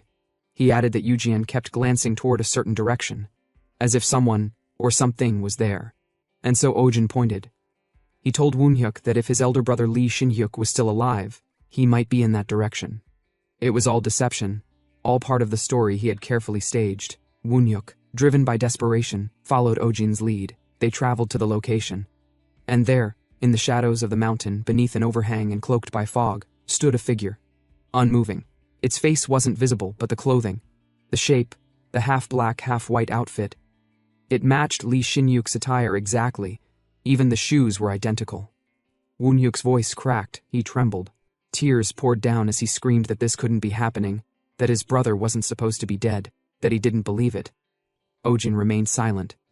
There was no empathy in his expression, because that wasn't Shin-hyuk at all. It was simply a corpse, one of the Black Star Organization's lower operatives, dressed in a replica outfit and posed carefully to resemble Shin-hyuk. The truth? It was only because Shin-hyuk's future self had regressed that any of this had become possible at all. In fact, Shin-hyuk had been the one to kick him into the anthorns and try to escape alone. So if anything, Ojin told himself he was the real victim. But no matter how many times he tried to justify it, the whole act still felt wrong. Yet he pressed on, because this was necessary. 1 week later, at the Valhalla Guild headquarters, Ojin received a personal summons from the guild master himself. Woonhyuk. Woonhyuk began by offering a belated introduction, but Ojin wasn't listening to the words. His eyes were locked on Woonhyuk's hand. It trembled slightly, just enough to betray the internal storm the man was suppressing. Ojin understood. It hadn't even been a full week since the incident with Lee Shin-hyuk. Grief that deep didn't heal in days, not even close. Still, Woonhyuk continued. He said the real reason for calling Ojin here was to offer thanks. Ojin was surprised. Thanks? Before he could ask what for, Woonhyuk gestured to his secretary. A briefcase was placed in front of him, and when it opened, Ojin's eyes widened.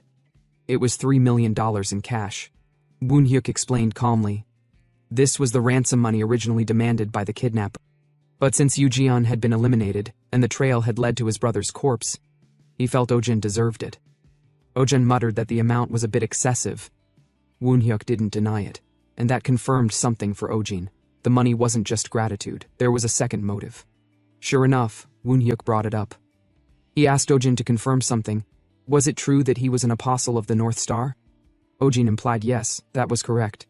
Woonhyuk nodded. He said he'd also heard that Ojin had been attacked by the Black Star Organization recently. That aligned perfectly with their current plans. The Valhalla Guild was preparing to uproot the Black Star Organization from the inside out, and they wanted Ojin on board. Upon hearing this, Ojin smiled inwardly. He'd been planning to get rid of the Black Star Group anyway, and now he was being offered a powerful ally and $3 million on top of it. This was too convenient. He accepted the offer. But Woonhyuk had one more question. He asked if Ojin had any other information on the organization. Ojin said yes, and passed him a small slip of contact information. Woonhyuk asked what it was. Ojin explained it belonged to someone named Ashad Khan, one of the newer members of the Black Star Organization, a Templar. After that meeting, Ojin returned to the Hunter Association for a follow-up conversation with Junman. He explained everything, the cooperation with Valhalla, the plans to crush the Black Star Organization. Junman nodded. He was surprised but also supportive. Then Ojin presented a blueprint. He said he needed a custom weapon built, a silver spear reinforced with starstones, and a wire launching device attached. Junman glanced at the design. He asked if Ojin meant something like a harpoon gun. Ojin confirmed it, more or less. Junman then said he'd forward the request to the equipment manufacturing division. But as he began to mention the cost, Ojin inwardly flinched. A weapon like this wouldn't come cheap. A spear forged entirely from silver? Starstone reinforced wire launchers? That was practically luxury gear. But then Junman surprised him. He told Ojin not to worry about the cost, the association would cover it. Ojin was stunned, speechless. Junman explained further. Ojin had contributed heavily during the operation with the Valhalla Guild. Even the higher-ups had approved of his efforts. This was the least they could offer. Ojin blushed, and in a moment of uncharacteristic emotion he extended his arms to hug Junman, only to get pushed off with a scolding look. Junman told him to calm down. But there was one more thing. He pointed at the last item in the blueprint, something that didn't match Ojin's handwriting. Ojin admitted it. That last item was a personal request. It would take time to build, but it needed to be perfect. Junman said the association could sponsor it too, but Ojin refused. He'd pay for it himself. Later that night, Ojin returned home. As he opened the door to his apartment, he casually announced his arrival, saying "Un-ha," he was back. But she didn't respond. She was sitting on the bed, glued to her phone. Ojin repeated himself. Still nothing. So he walked over. As he approached her, he asked what was so interesting that she didn't notice him. Startled, Un-ha jumped up. She muttered something under her breath, cursing, and quickly hid her phone. She claimed it was just a song. She was listening to music. That's why she hadn't heard him. Ojin wasn't convinced. He raised a brow. Was she really that absorbed?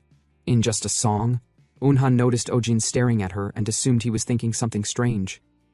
She questioned him suspiciously, but Ojin casually dismissed it, saying that someone her age could be interested in many things, especially things enjoyed through sound alone. Un-ha looked flustered, insisting it wasn't what he thought. After Ojin left to take a shower, Un-ha's expression turned faintly distressed. Though she was tapping on her phone with uncertainty, her real focus was on what came through her ear aid. A voice transmitted through the device reported an alarming update. The Yongsan auction house was preparing to exhibit style relics in December. One particular item stood out, the dragon's cursed eye, rumored to cure all diseases. The next morning, Ojin was training on the rooftop as usual. During his routine, he recalled back when he sold the star relic he achieved from the Mokdong Gate. Later, the Hunter Association finalized the appraisal on that relic. Junmin informed him that the relic had been officially ranked as 3-star, granting enhanced mana regeneration. When asked if he planned to use it himself, Ojin declined. He instructed them to sell the relic, the star stones, and everything else he currently held. Junman moved on to price calculations. He estimated that, including everything Ojin had turned in so far, the payout might reach $1.8 million under ideal conditions. Ojin froze in disbelief. The total was far more than he anticipated. With that, and the $3 million gifted by Woonhyuk, he had already earned close to $5 million. Factoring in years of savings, he was only $3 million short of his ultimate target, the amount he believed would lead him to paradise. He also asked Junman for one more favor, a map of the sewers under Seoul Station. As he trained, a soft glow emerged from the pendant around his neck. From it, Vega materialized. The moment caught him so off guard that he fell backward in surprise. He greeted her respectfully, but Vega reminded him again to be less formal. He brushed it off with an awkward laugh. Ojin gave her a slightly edited account of everything that had happened during her 3-week absence. After listening closely, Vega advised caution. She told him that the people he was dealing with, especially those tied to the Black Star organization, were far too dangerous for his current level. In her opinion, it was too early for him to be entangled in such threats. She urged him to focus more on growing stronger first. Ojin reassured her that he already had a plan in place. He then asked if she knew anything about the Black Star Celestials, or the era known as the time when stars were swallowed in darkness. Surprisingly, Vega admitted she had never heard of such a thing. Even for someone like her, a celestial being, there were still gaps in knowledge. Ojin didn't expect Vega to be clueless on the subject, but it only confirmed what he already suspected. He'd have to extract that information directly from the Black Star organization. Vega shifted the conversation. She wanted to see how much Ojin had progressed since their last meeting. Ojin stood, lifted his weapon, and ignited it with streaks of crackling lightning. Power surged through his feet, and he prepared to demonstrate what 3 weeks of silent growth had done. Ojin soared through the sky, lightning trailing behind him. His feet skimmed the air as he sprinted mid-air, manipulating gravity as though it no longer applied to him. With each step, he channeled the blue lightning through his limbs, layering it repeatedly. After building up power, he unleashed a concentrated wave, a bolt so intense it lit up the entire sky like a thunderstorm frozen mid-flash. He landed lightly and dropped to a seated position, catching his breath. Then he turned to Vega and asked for her thoughts. Vega remained speechless at first, blinking slowly. She finally asked how he had already grasped the foundations of a skill like Exit, a basic form of the blue lightning technique. She admitted that, even considering his status as a regressor, his pace was unusual. Ojin didn't understand the problem. He asked if something had gone wrong. Vega pressed further. She wanted to know how he had managed to channel lightning simultaneously through his feet and both hands. He explained that he had simply tried it. It was difficult at first, but eventually it worked. That left Vega visibly stunned.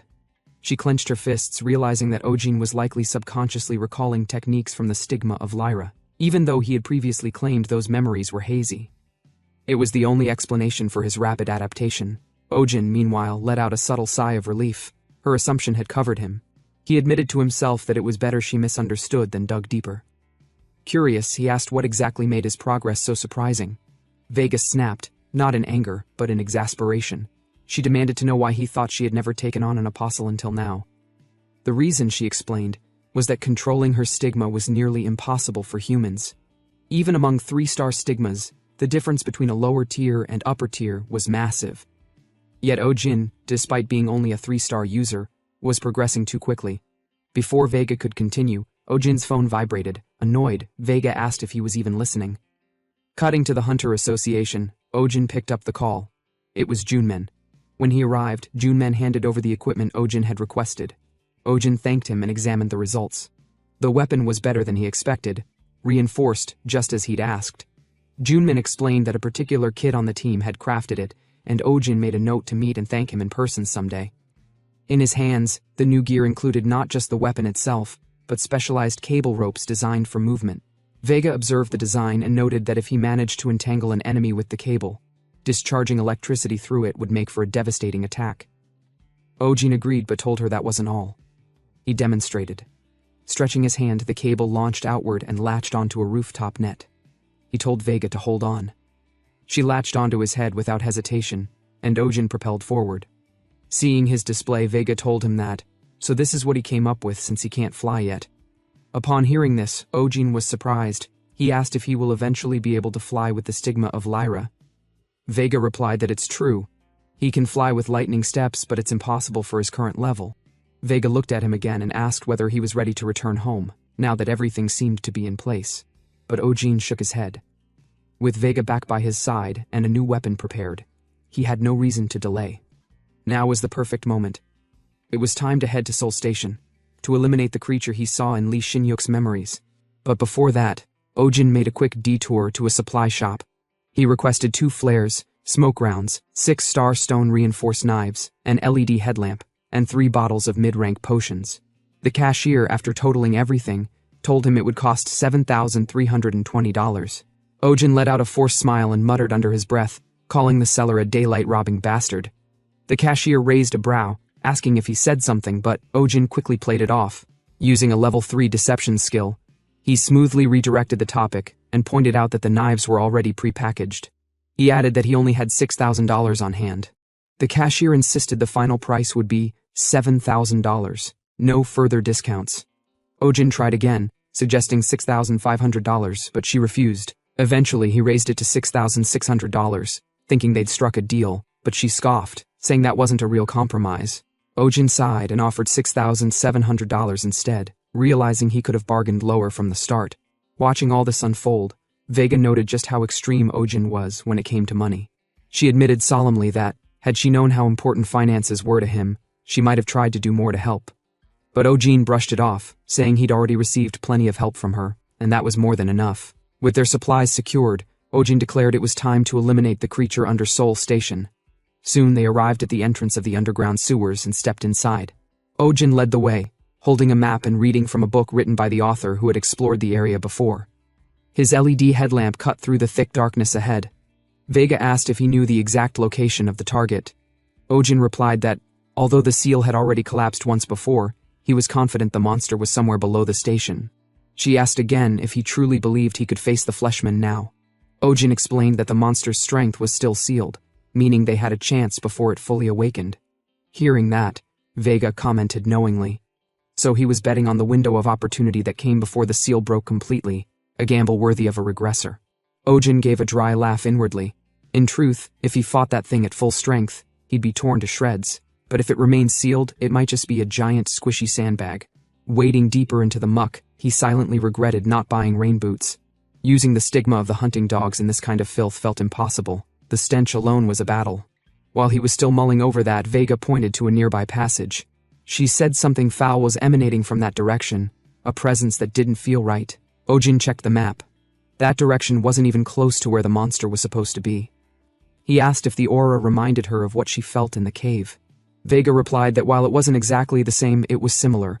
If the previous sensation had been like something sticky clinging to her skin, this one felt more like something sharp poking at her. Ojin's instincts kicked in. This felt like Black Star activity again, and if they were involved, That would explain the sudden spike in mutated starstones surfacing across the region. He told Vega they had no choice but to check it out.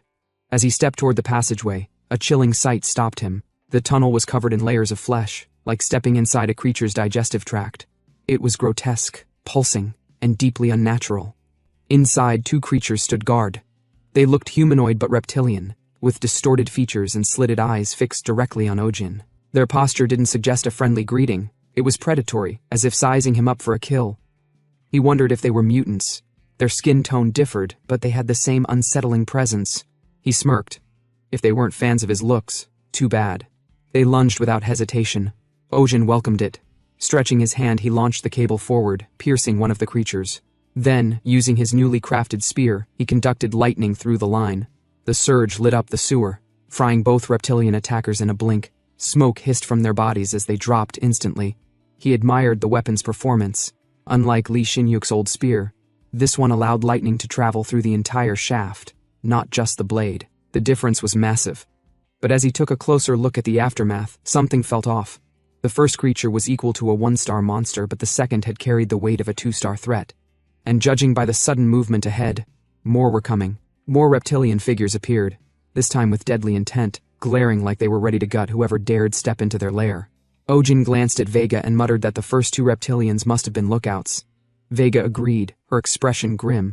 With no time to waste, Ojin raised his hand to activate his cables again. He declared it was time to stop messing around, time to get serious. And just like that, the whole group of reptilian monsters charged forward. Their attacks were savage, coordinated, and terrifyingly fast. What's worse, they were smart. Mid-air, they dodged Ojin's cables with reflexes that screamed intelligence. But Ojin didn't flinch. He smirked and thought to himself, So what if they were smart? Didn't mean they'd survive the next few seconds. And bang! His entire body lit up. Before the monsters could land a hit, he electrocuted them in an instant, frying them where they stood. The screams that followed weren't exactly human, more like tortured banshee howls mixed with alien profanity. But whatever they were saying, help or screw you, humans, Ojin couldn't tell, nor did he care. He just grinned, basking in the aftermath of his rampage. And just when he thought he was done, boom! A hulking reptilian behemoth appeared, easily 3 times the size of the rest. This one wasn't a grunt. This was a lizard champion. It wasted no time, picked up one of its dead underlings and hurled it like a fastball at Ojin. He barely blocked it in time, the impact sending him skidding back across the wet floor. Looking up, Ojin confirmed it. Definitely a lizard champion. Strong, fast, and clearly commanding the rest. Its presence alone shifted the entire battlefield's energy. Knowing his cables wouldn't cut it anymore, Ojin recalled them into his arm and re-equipped his bracelet. His spear pulsed with blue lightning, now fully charged. He aimed, struck, and brought the champion down in one powerful blast. As the boss slumped into a heap, Ojin laughed internally. That thing looked like a low-budget version of Beerus, minus the charm. Victory secured, Ojin immediately got down to business. Loot check. He rifled through the corpses and pulled out several starstones. As expected, black starstones again. At this point, he was practically used to them. Vega, curious, asked if he had any idea what these strange stones were. Ojin told her he wasn't sure. Truth was, he'd never even heard of these things before regressing. But deep down, he knew there was a connection. The black stars and these mutants, they had to be linked. Too many of these monsters had been showing up near relic sites tied to black star energy. The logic? Weak. The timing? Too perfect. Still, Ojin didn't mind. Black star stones sold for more than regular ones, and they absorbed power like nothing else. So in his words, money's money. He stood up, dusted himself off, and told Vega they should move toward the core zone. But just as they started walking, they noticed a glow, a bright light ahead at the end of the tunnel. And sure, people always said there was light at the end of the tunnel. But this didn't feel hopeful. As they stepped into the chamber, Ojin's eyes narrowed, spacious, roomy. But something was off. Then he saw it. A figure stood in the distance, barely visible, but familiar. Ojin blinked. That was the monster from Lee Shin-yuk's memories. Now that he was seeing it up close, he realized. Yeah, this wasn't a joke. Vega asked if that was the sealed monster. Ojin nodded, confirming it. This thing was the one that had decimated Seoul Station the first time around. But inwardly he added that compared to what he saw in Lee Shin-yuk's memory, the thing was tiny, only half the size it was in his memories. Ojin noticed it too, and wondered if that meant even the star relic embedded in its body had shrunk. but it didn't matter. Small or not, he decided to start stabbing first and ask questions never. 3 cables shot out, piercing straight into the monster's body. No reaction. Not even a twitch. Ojin grinned like a gremlin with a new toy. A delicious, immobile, high-paying toy. This thing? A pushover. A motionless money bag. He jabbed again. And again. Just for fun. Ojin practically giggled while skewering it, high on the thrill of making Rishi while venting his stress. Deep down, he figured he should thank Lee Shin-hyuk for giving him the chance to enjoy life like this. This was therapeutic stabbing, peak job satisfaction. But of course, reality had other plans. Unseen by Ojin, the monster's hand twitched. Vega noticed. She asked him if he felt that. He shrugged it off. Claimed she was seeing things. Probably nerves or maybe too many holy vitamins. And then the ground trembled. No. Everything trembled. The sewer shook like it was about to collapse. Ojin leaped instinctively, just as the monster started to rise. A second later, he hit the floor hard, groaning like a sack of potatoes that had just realized it was still in the budget aisle. When he looked up, there it was. The pushover was now towering over him, eyes glowing with primal rage. And Ojin? He went full internal panic mode. One look and his entire brain screamed. He fucked up. He stood frozen as the monster roared, sending a wave of goosebumps down his spine. Every instinct yelled at him to bolt, leave, retire, fake his own death. But then he remembered Vega. Great. She was watching. And he couldn't exactly run off screaming when the divine space angel thought he was the chosen one sent to save the world. Ojin cursed Lee Shin-hyuk internally. That bastard made it sound so easy. All that talk about stopping the monster if you had knowledge from the past?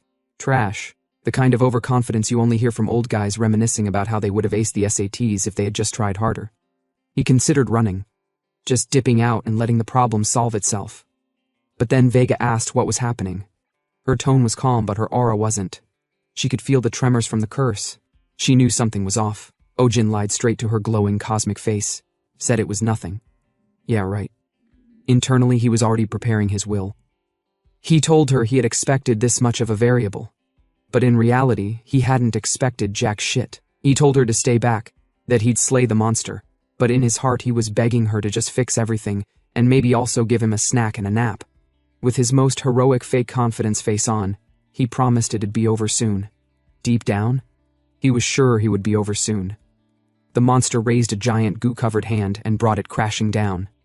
Ojin braced, then got launched across the sewer like a rag doll. Mid-air, he tried to process what just happened. That thing, for its size, unbelievably fast. He barely landed before the monster raised its hand for round 2.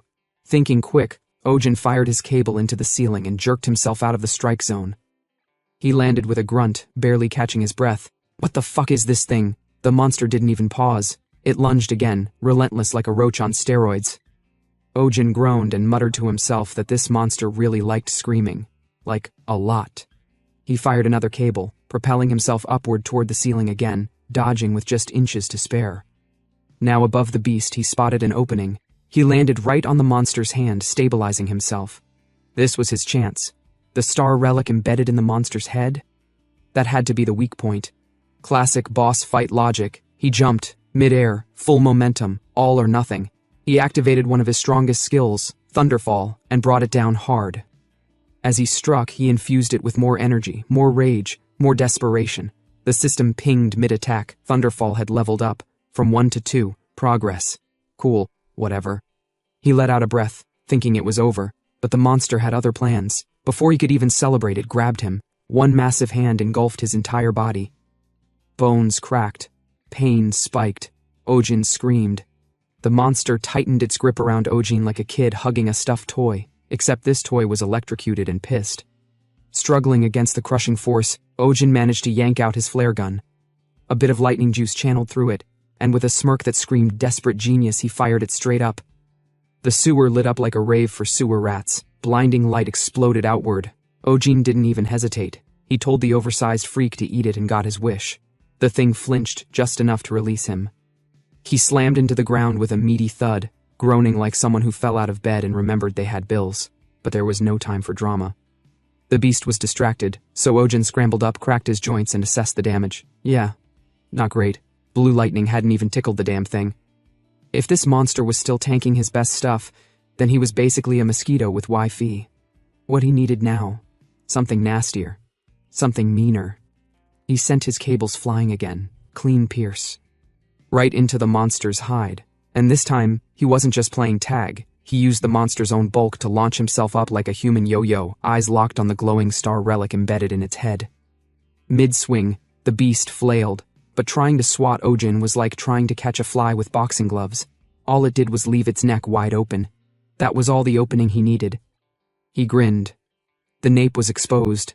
He didn't just release mana like some rookie. Nah, he gripped it, pulled it back like a drawn bow and snapped it forward with intent. A burst of concentrated lightning clouded his hand, then, boom! He struck. The system chimed in at the perfect moment. Blue lightning had leveled up to 4. And bonus points? A new skill, lightning charge level 1. The result? A thunderclap so loud it probably got picked up on Pixis's weather satellites. Ojin slammed the nape with more force than he even thought he had, and for a second he thought that might have been it. Spoiler, it wasn't. The monster groaned. Still alive, still pissed, still moving, and now it was shaking like it just drank 6 espressos. Ojin was flung around mid-air like a decorative tassel. He cursed at it, told it to just die already, but nope, the drama wasn't over. And then the worst possible thing happened. The ground cracked, asphalt split. The monster broke through the sewer ceiling and exploded into the middle of the city like a deranged surprise guest. Pavement shattered, civilians screamed, and chaos went full volume. Ojin barely had time to react before he spotted a kid, just standing there, frozen in fear. The monster's shadow loomed, its hand raised, ready to squash the child like a bug. Without hesitation, Ojin sprinted and blocked the incoming smash. He turned to the kid, still sobbing, and muttered just enough for him to get the memo, time to run. The kid bolted. Good.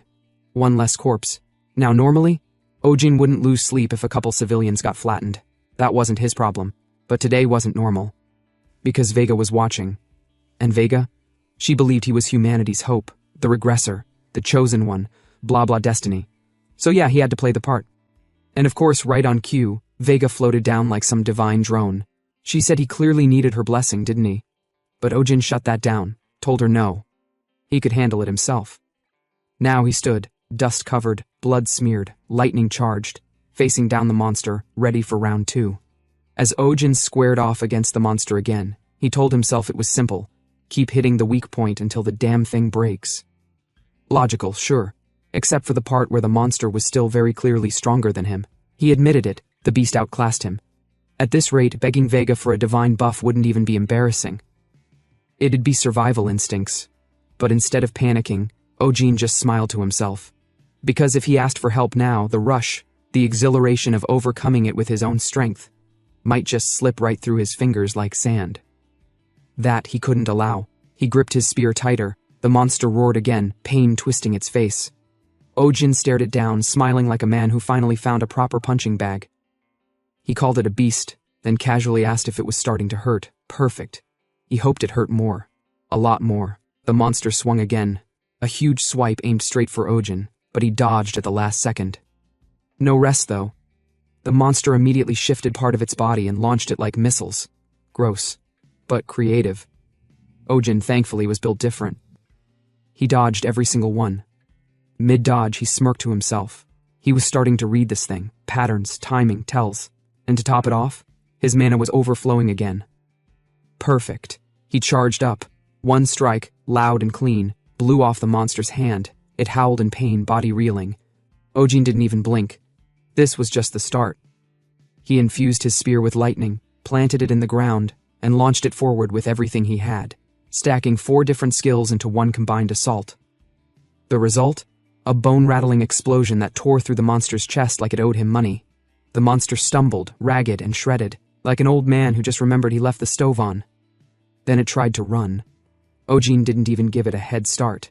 He fired his cable and reeled himself toward it, chasing it through the ruins like a hunter with a vendetta. He snagged 2 massive boulders nearby, anchored his cables, and slammed both rocks into the monster's skull like a steel trap. Still, not enough. Realizing this, Ojin sighed and admitted inwardly, it was time. Time to go beyond his limits, not just push them, obliterate them. He began channeling his newest skill, lightning charge. The system chimed in, level 1 upgraded to level 2. He kept going. More power, more voltage. Then, level 3. And boom. An earth-shaking blast of pure lightning tore through the monster, draining every last shred of life from its body. Finally, the monster froze and dropped, dead, for real this time. The sewer trembled. Silence returned. Ojin had won. Vega floated over immediately, asking if he was all right. Calm, motherly, concerned. Ojin smiled, told her to relax. See? He'd said just to wait. But inside? He was wrecked. He was barely holding it together behind that confident mask. Vega, unimpressed, reminded him that he said he'd finish it quickly. Did he know how worried she was? Ojin let out a dry laugh and shrugged. But hey, a win's a win, right? Then he teased her. Since when did their little goddess start acting all cute? She didn't answer. She just stared. Ojin turned his attention to the surroundings. The civilians who had been hiding? Now they were out in full force, cameras rolling, phones raised, cheering like he was a damn rock star. They thanked him. Over and over. And Ojin? He smiled politely. Inwardly? So much for staying low profile. Then a man in a suit stepped forward, a reporter from the 1,000-mile-high daily. He asked what guild Ojin belonged to. Ojin replied with a clean lie. He was with the association.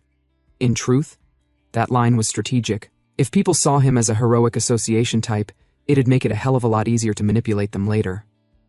Favors, access, leverage. The reporter asked if the association always had awakeners like him. The crowd started murmuring, awed by the idea that Ojin was officially backed by the biggest hunter institution in the country. Their surprise was genuine. Apparently no one expected that. Ojin, hearing the whispers and seeing the praise, told himself this was the moment to act humble, not cocky. So, forcing it out through gritted teeth, he told the civilians they really shouldn't praise him too much. He hadn't done anything special. Just what needed to be done. That was supposed to be the end of it. But before he could even finish the sentence, Vega cut in. She floated forward with radiant energy and addressed the crowd directly. Her voice carried with pride as she pointed toward Ojin and asked if everyone had seen it clearly. The hero who saved them? Yes, it was him. Not just some awakened civilian, not just some hunter passing by. He was the esteemed one's apostle. Ojin froze, internally screaming, "What the hell is Vega doing?" But she kept going. With a gracious smile, she said their words of thanks were appreciated, but felt lacking. Gratitude was good, but gratitude alone didn't honor a savior. Then came the follow-up. She encouraged the civilians to offer their appreciation in the form of a proper offering. Monetary, of course. Ojin's heart dropped. No. Please, Vega, stop. What are you doing? The crowd hesitated, confused, but one of them mumbled that, well, it wasn't wrong. He had saved their lives. Slowly, money started changing hands. Vega collected everything, every note, every coin, and then she turned to Ojin and asked what he thought. The esteemed one had granted him a generous reward. Ojin was dying inside. He didn't even have the energy to respond. This wasn't gratitude. This was divine scamming with style.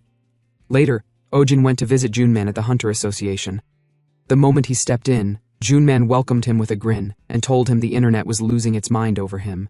Over 16 guilds had reached out in a single day, all wanting to recruit or make contact. Then came the more serious update. Junman informed him that the secret was out. Everyone now knew Ojin was the apostle of the North Star. They'd tried to keep it confidential. The association had done everything they could. But somehow, the news still leaked. Ojin gave a dry laugh and said it was fine. Internally, he was annoyed. He only wanted to keep it secret so he could build strength and peace. But now that the spotlight was on him, he'd use it, turn the exposure into opportunity. Then Junman casually brought up the moment Ojin had asked the civilians for money. Ojin stiffened. He couldn't believe Junman had seen that. He stammered, not sure what to say. Internally, he cursed Vega again. He hadn't even looked at the articles. Didn't have the nerve to read public reactions. But then, Junman said it was a stroke of genius. Ojin blinked. Genius? That? He couldn't believe what he was hearing. Junman explained that the way Ojin asked for a reward, combined with the fact that he saved people, came across as endearing. Sundar-like even. He handed Ojin one of the viral articles. Apparently, after saving the child, Ojin was quoted as saying, "It's not like I wanted to save you specifically or anything. Baka." And then, allegedly, he'd covered the kid with his coat. Ojin was floored. He wasn't even wearing a coat. Then came the cherry on top. The article claimed that after turning to leave, Ojin softly said to the child, "Run away." Quickly, Ojin nearly burst a vein. He told himself, These reporters weren't journalists. They were fanfic authors with press badges, but Junmin insisted. The combination of those quotes, along with Vega's donation stunt, turned Ojin into a trending hero. People even started memeing things like, "I only saved you for the money." To Ojin it was horrifying. He'd spent his whole life tricking others, manipulating people to survive. Now, he was getting emotionally played by public opinion, and worst of all, he couldn't fight back. Still, he nodded and told Junman he understood. Then the topic shifted. Junman brought up the aftermath of the monster incident. Things had gotten chaotic in Paradise, the area where Ojin fought. That location wasn't just some random part of the city. It was a hotspot, and with a monster bursting up from underground, questions were piling up. Ojin's expression sharpened. Paradise. That was the real reason he came here. He pulled out the star stones he'd collected, all from giants and reptilian-class monsters, and placed them in front of Junman. Time to get to the main topic. He asked what Junman thought they were worth. Junman leaned back in his chair and told Ojin something unexpected. Mutant star stones had dropped in value. A lot. Ojin raised a brow. That much in such a short time? Junman nodded. There'd been a spike in mutant appearances lately, which meant a flood of mutant star stones hitting the market. Rumor was, supply had multiplied nearly tenfold. Ojin's expression turned serious. That much activity, it had to be connected to the Black Star Celestials. Still, Junman noted, the two stones Ojin brought, the ones from the giant and the slime, were unusually large and high in purity. Estimated value, roughly $4 million, maybe more with the right buyer. Ojin agreed to sell them, and asked if the association could handle it within a few days. Junman hesitated. Given how unstable the market had become, moving that many stones quickly wasn't exactly realistic. That's when Ojin made an offer. He proposed the association pay him $3 million in advance, and in return, they could keep whatever profit came from the final sale. Junmin was stunned. He asked if Ojin, of all people, was really about to let go of a potential $1 million margin. Ojin nodded, calm, but inside? He was second-guessing everything. This wasn't like him. He wasn't someone who let money slip through his fingers, so what the hell was going on? Still, he asked again. Could Junman make it happen? Junman eventually agreed. He said the $3 million would be wired to Ojin's account by tomorrow morning, probably by lunch. Ojin stood to leave, but before he could walk out, Junman stopped him. He had something prepared, the thing they discussed last time. He pulled out a small box and handed it to Ojin. Said it was the best quality one he could find. Then, from his coat pocket, he produced a card, black, sleek, and marked with the association's seal. A special officer license. Ojin stared at it, eyes narrowing. He knew what this meant.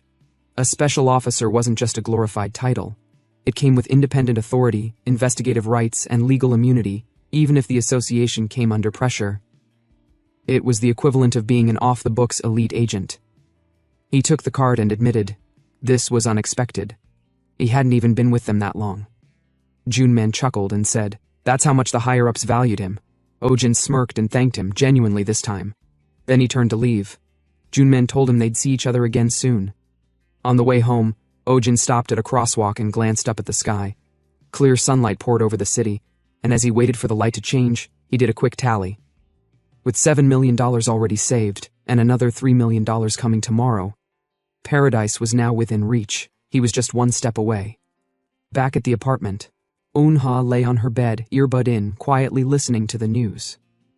The newscaster's voice reported yesterday's Seoul Station incident, stating that interest in the association-affiliated Awakener Guan Ojin had exploded overnight. Online articles were calling him the Lightning Wolf, praising the rise of a new hero. She didn't react much. Until the next segment hit.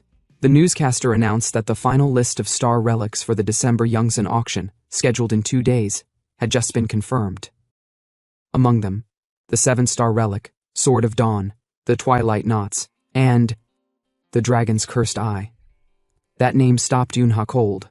Her eyes widened. Her body reacted before her thoughts could catch up. This was it, the relic she'd been hunting, the only one capable of removing the curse from her eyes, the one thing she needed to survive. She clenched her fists. No matter what, she had to win that relic, by any means necessary. Then came a new voice. Vega. The Celestial floated calmly into the room and asked if Eunha was awake. Eunha jolted, eyes wide. She turned sharply and asked what Vega was doing here. Wasn't she supposed to have left with Ojin? Vega simply replied that Ojin must have forgotten the necklace. Without it, Vega wasn't tethered to him. Unha then stared at Vega, asking if a celestial like her didn't suffer penalties for materializing on Earth like this. Wasn't there some kind of restriction? Vega replied calmly. A few hours a day was acceptable.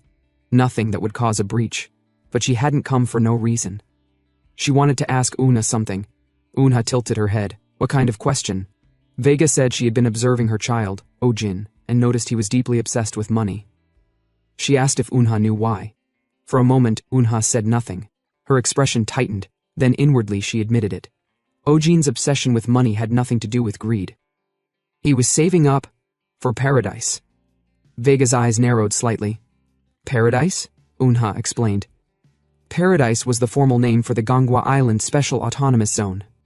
It was the only place in all of Korea untouched by gates or monsters. No dimensional tiers, no outbreaks, a perfectly regulated environment, peaceful, stable, and safe. Ojin had been saving to buy his right of occupancy there. Once inside, he'd finally be free. No running, no fighting, just a normal, happy life. Vega was surprised. A place like that really existed? Unha nodded. Paradise was managed directly by Shion Sangil, known as Dubai, the first star, one of the 7 stars and head of Heaven's Grace. If there was any place on Earth that could still be called safe, it was there. And yes, Ojin's goal was to go there. Then she asked Vega if she knew what Ojin's dream had been since childhood.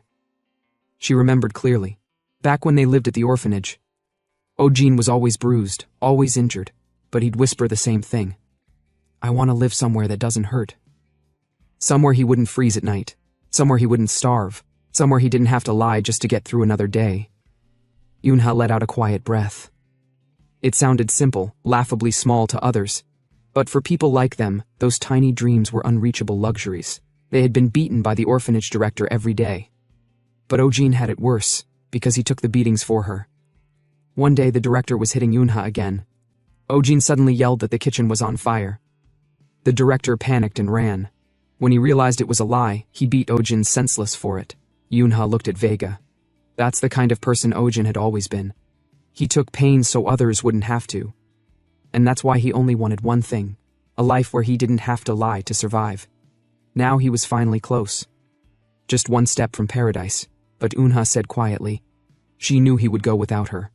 Because paradise didn't allow people like her. Vega asked, Ojin wouldn't take her? Was it the cost? Unha shook her head.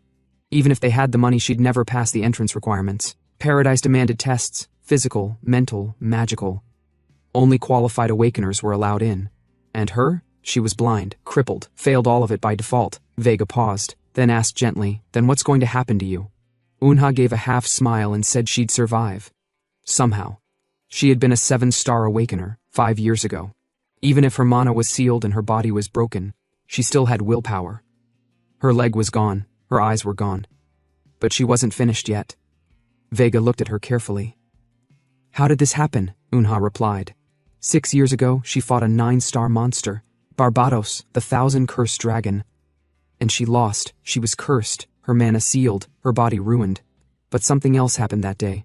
She made a promise with Ojin. Well, not a promise, more like a demand. Back then, she'd playfully asked Ojin, if you're gonna save up for paradise, then stay with me until you hit 10 million. She reminded him that she'd been the one feeding him, saving him, housing him for the past 3 years. The least he could do was stick around a little longer. Ojin had looked at her and said, got it. Now, as Unha finished dressing, the weight of her past clung to her more than the prosthetic she strapped on. Looking back at everything she'd said to Ojin over the years, it was clear now. She'd been unreasonable. No, worse, cruel. She had forced an impossible condition on him back then. Telling someone who wasn't even an awakener to save $10 million? That wasn't a request. That was emotional imprisonment. But the truth was simple. She hadn't wanted to be alone, so she chained Ojin down with her, thinking it would delay the inevitable. She never imagined he'd actually awaken, certainly not as the North Star Apostle, someone so prominent that even news anchors were calling his name. As she clipped the prosthetic leg into place, she accepted it for what it was. Divine punishment. Fair retribution for what she did. Standing with effort, she gave Vega a small bow and asked her, sincerely, to take care of Ojin in her absence. Vega couldn't respond. For once, the Celestial was speechless. Yunha simply informed her she had errands outside. Vega wished her safe travels. Out in the city, Unha walked with practiced ease, guided by her cane and sharpened senses. Navigating blind wasn't difficult for her anymore. After years of moving through crowded streets with no vision, she knew the layout better than most sighted people. She even reassured herself, inwardly, that this was easy. A piece of cake, just another walk. Then a low-hanging branch slapped her across the forehead. It hurt, but she didn't stop. Eventually, she reached a nearby cafe that also handled banking services. She went inside and told the cashier she wanted to withdraw everything, her savings, her certificates, all of it. The cashier looked startled but processed the request. After a few taps, she informed Unha that with interest over the last 5 years, her total came out to around $321,000. Unha stood still, not shocked, just quietly disappointed. She already knew the number, but hearing it spoken aloud made it feel smaller. The cashier hesitated and asked if something was wrong. Unha waved it off with a polite smile. She said it was fine, that amount was enough, but deep down it wasn't even close. When the gate incident happened 8 years ago, she had fought purely to survive, not to get rich. The official Starstone to cash system hadn't even existed until 2 years later. By then, most of what she earned had gone into surgeries, recovery, and keeping herself alive. Even as a former 7-star awakener, that didn't leave much behind. She told the cashier to move it all into her second account. The request was handled quickly. As she stepped out, she repeated the number again, 300,000, like saying it twice might make it stretch. But it didn't. This was the thread of hope she'd clung to all these years. And it wasn't enough. Still, she smiled. That ridiculous little gremlin, Ojin, was probably still surviving off nothing but calorie bars. While heading back, she felt a familiar presence approaching. The rhythm, the tension in the air, the weight of worry in each step. It was Ojin. Before she could react, he reached out and grabbed her arm. His voice sounded shaken. Apparently, he'd been running all over trying to find her. He thought she was gone. Yunha was surprised. She teased him with her usual dry tone, wondering aloud if he'd really been running around the city for her. But Ojin didn't laugh. He asked why she was being so calm. Did she think this was funny? Before he could continue, she raised her hand and shut him up. She turned to the store clerk standing nearby and confirmed the order. The sizing was fine, and the style would work. The clerk nodded and stepped away. Ojin stared, wide-eyed. He asked what in the world she was doing, why she was buying him new clothes, and from such a ridiculously overpriced boutique of all places. Unha, unfazed, playfully covered her ears and pretended not to hear him, but he pressed again, this time more serious. He asked what was going on, why the sudden spending spree. With a calm smile, Unha explained that they were going on a date. As they walked, Ojin finally asked what had gotten into Unha. The sudden spending spree, the high-end shopping, it wasn't like her. Unha let out a dry laugh. She told him he always dressed like a broke college student and lived off calorie bars. She said she pitied him. Ojin narrowed his eyes and pointed out the obvious. How would she even know what he wore? She couldn't exactly see his outfits. Unha shut that down fast. She told him to stop thinking so hard about it, and claimed she just had a CD mature with enough interest to buy a few decent clothes for once. But Ojin wasn't buying it. He looked at her seriously and asked again why she was acting this way. Unha paused, then admitted that he'd suffered plenty for her sake. Just for today, she wanted to do something for him. She asked him to simply go along with it. Ojin, for once, didn't argue. He nodded and said he understood. Unha burst into laughter and bragged that she had loads of money now. She insisted they go eat something fancy, like premium Korean beef. That caught Ojin completely off guard. Just hearing the name made his mouth water. He reacted immediately, asking if she knew how expensive that was. Unha laughed and told him to hurry up anyway. But the moment they reached the beef place, reality set in. Standing in front of the restaurant, Unha suddenly changed the subject.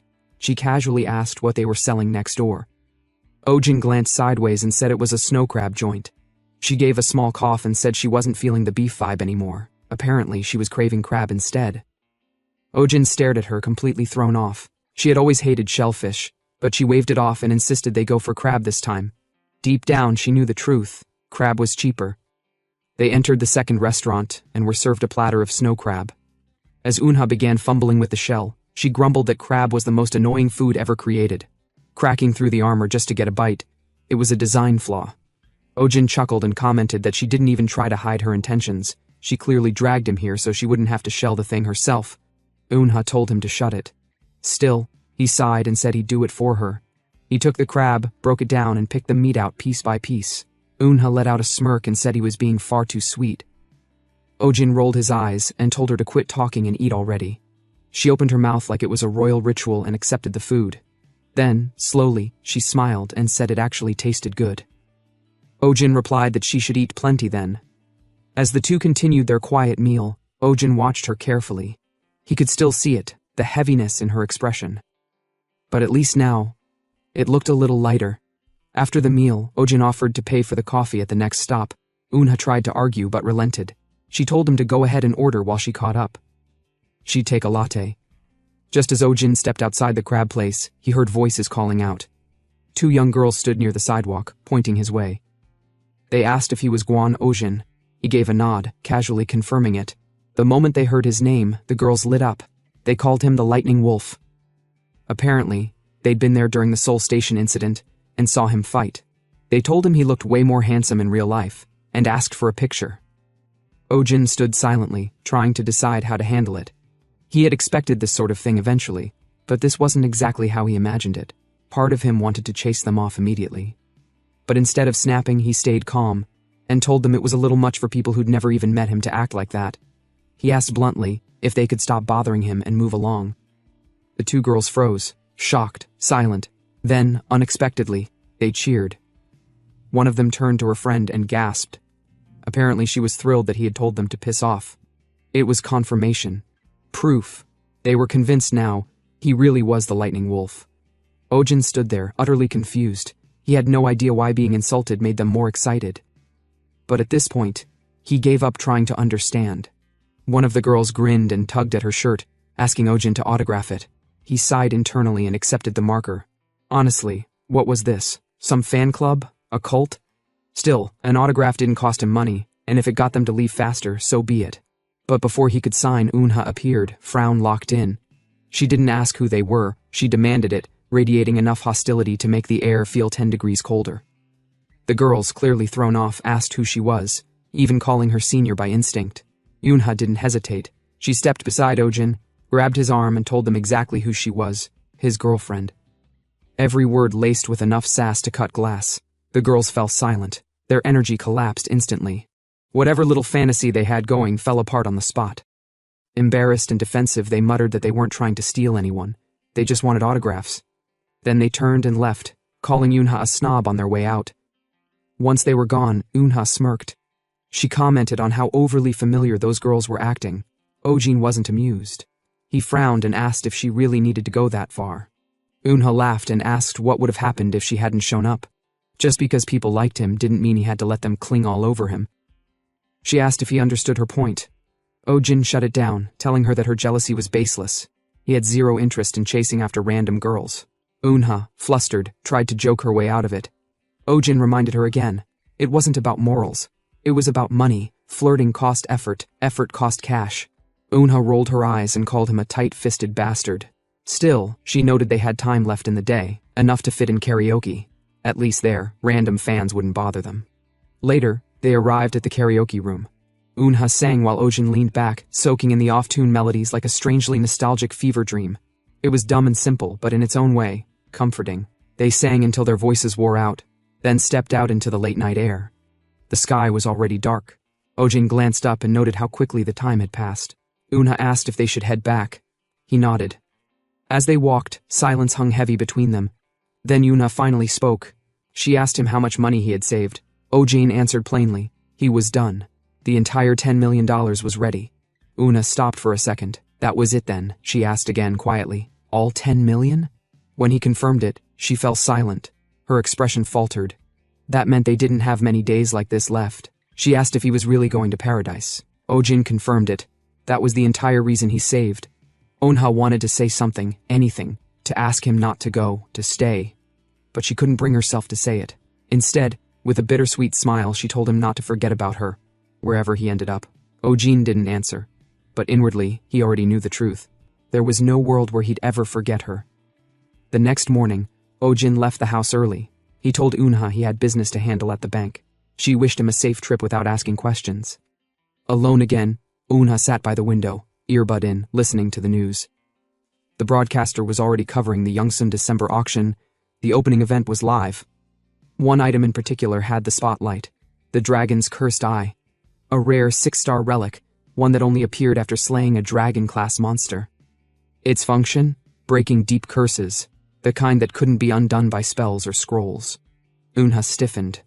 This was the relic, the one she needed. If there was any hope of undoing the 1,000 cursed dragon's seal on her, it was this. But the moment she remembered her account balance, that hope shattered. $300,000 wasn't even close to what a relic like that should cost. Still, she tried to reason with herself. Curses weren't trendy these days. Most awakeners wanted damage boosts, buffs, or regeneration items. Maybe, just maybe, no one else would bid on it.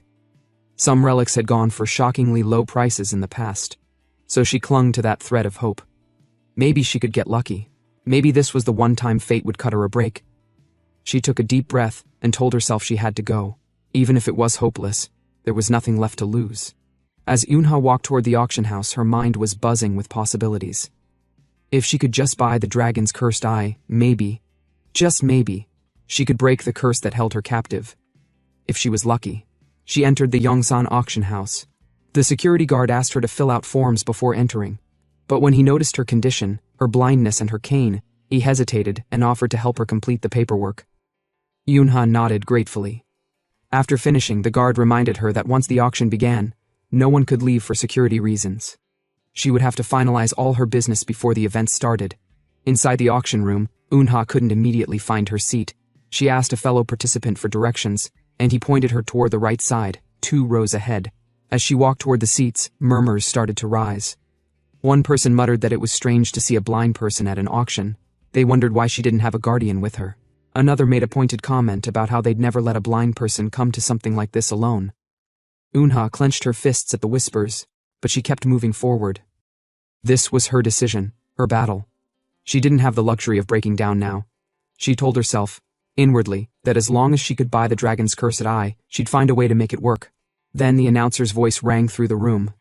The Yongsan December auction had officially begun. The first item was a 4-star relic, the incenser of gray lights. The bidding started at $100,000 and quickly escalated, eventually halting at $670,000. Unha couldn't help but feel a pang of disappointment as she watched the frenzy unfold. A 4-star relic reaching that price was expected, but it was just another reminder of how far she was from her goal. She let out a quiet breath. No, the dragon's cursed eye will be different. People don't care about curses anymore. It's not as valuable as the other relics. Maybe I'll get lucky. The dragon's cursed eye was next. The announcer built up the excitement, describing the relic's power, how it could break any curse. He explained that the relic would be absorbed into the user's body, giving them the ability to dispel curses permanently. Yunha's heart skipped a beat. It's finally here. She scanned the crowd. There wasn't much of a reaction. That was good, right? The fewer people fighting for it, the better her chances. She closed her eyes for a brief moment and whispered a prayer. Please, she thought. Please, let me have this chance. The bidding started at $100,000, with a buyout price of $10 million. Unha's nerves flared, but she didn't hesitate. She raised her paddle, her voice quietly urging herself to stand firm. She bid $100,000. As soon as she did, a few of the other participants chuckled, laughing at her audacity. One whispered to another, "Is this her first auction?" A beggar trying to grab a relic she doesn't deserve. Yunha's stomach twisted with humiliation. She felt exposed, vulnerable, and completely out of her depth. But she didn't retreat. Instead, she held her ground. This was her only shot. The announcer picked up on her bid and asked if anyone else would challenge it. The room was silent. Unha held her breath. Her mind raced, praying that no one would outbid her. Please don't let anyone beat me. Just as she thought she might win, suddenly, one of the bidders raised his paddle and confidently threw out a $2 million bid. Another countered with $2.5 million, and before Unha could even react, someone else raised it to $3.2 million. The room buzzed with power plays. Numbers climbed like flames, high, fast, and hopeless. Unha sat frozen. That was it. There went the last thread she'd been hanging on to. She let out a dry chuckle, the kind that cracks before it ever becomes laughter, and whispered to herself that of course she never had a chance. Not really. That fake smile crumbled into silent tears. She clenched her fists and asked the empty space inside her, why? Why always her? What universal law dictated that she be the one constantly tossed aside like trash? Her entire life had been a sequence of abandonment, broken promises, and empty pockets. So was it too much to ask for just one miracle? Just one thing? Just to stay with Ojin. That was all she wanted. She pleaded, not out loud, but inwardly. If any divine thing was listening, then just this once, answer her. That was when a voice slithered beside her ear. A man asked if she was planning to bid for the dragon's cursed eye. She turned to the figure, a man, tall, well-dressed, smug. He introduced himself as Shui Rongshu of the Starlight Lake Guild, an Aquarius-class awakener. Then came the offer, $6 million. He said he'd lend it to her. But there was a condition. He stroked her thigh with the subtlety of a rat and said he'd like her to be his special friend for 5 years. Just meals, drinks, and whatever came after. Nothing outrageous, just some casual degradation mixed with business. Una went cold. A spirit might as well have left her body in that moment. But 6 million. 6 million. That was enough to reach paradise, enough to stay by Ojin's side. She hated that she was even thinking about it. She sighed. Her lips parted. She was about to answer him, one way or the other, when the auction room doors slammed open. Everyone turned. A ripple of confusion passed through the participants. Someone barged in, walking like he didn't care that no one was allowed to enter mid-auction. The auctioneer snapped at the intruder, until he caught sight of the identification card being flashed in the air. It wasn't just any ID, it was an association special officer's card. Not just any officer. Ojin. Now the whispers turned to shock. People recognized him immediately. The same guy who had gone viral at Seoul Station just days ago. The auction room buzzed like a stirred hornet's nest. And Una? She froze. She couldn't see him, but she didn't need to. Those footsteps, she knew them. That aura. That stubborn presence. Ojin wasn't here for a visit. He was climbing the steps to the auction stage. The announcer apologized for the disturbance, even though he was clearly sweating now. A special officer wasn't someone you scolded. Not unless you liked being audited, fired, or publicly humiliated. Ojin carried with him 2 massive Ecolac bags. He kicked one open on the podium. Cash. Stacks and stacks of hard currency spilled out in front of everyone like it was nothing. He turned to the auctioneer and stated that he was placing a buyout for the dragon's cursed eye. $10 million. Cash. No negotiations. Silence. The announcer composed himself quickly and confirmed the sale. The buyout price had been reached. The auction was officially over. The dragon's cursed eye was sold. And Ojin? He didn't stay on the stage to gloat. He walked straight toward Una's seat. As he approached, Una sat there, still stunned. She didn't understand what was happening. Why here? Why now? But he kept coming, until he spotted the man beside her. Specifically, the man's hand on her lap. Ojin's expression darkened. That look alone could have boiled seawater. Shui Rongshu turned and lazily asked who the hell this was supposed to be. Ojin didn't waste time with explanations. He told him to move his hand and leave. Shui blinked. Was this guy serious? He sneered at Ojin, barking that an association dog like him had no business interfering with a guild like Starlight Lake. Bravado on the outside. But inside? Panic. He took another look at Ojin's face. Something about him felt familiar. Then it clicked. The headlines, the viral video, the rescue at Seoul Station. This wasn't just some random special officer. This was the Lightning Wolf, a North Star apostle. The man nearly choked on his own saliva. He stammered, asking if Ojin really was that North Star guy, the one with the lightning and the cult following. Ojin casually admitted that yeah, people had thrown that nickname around before.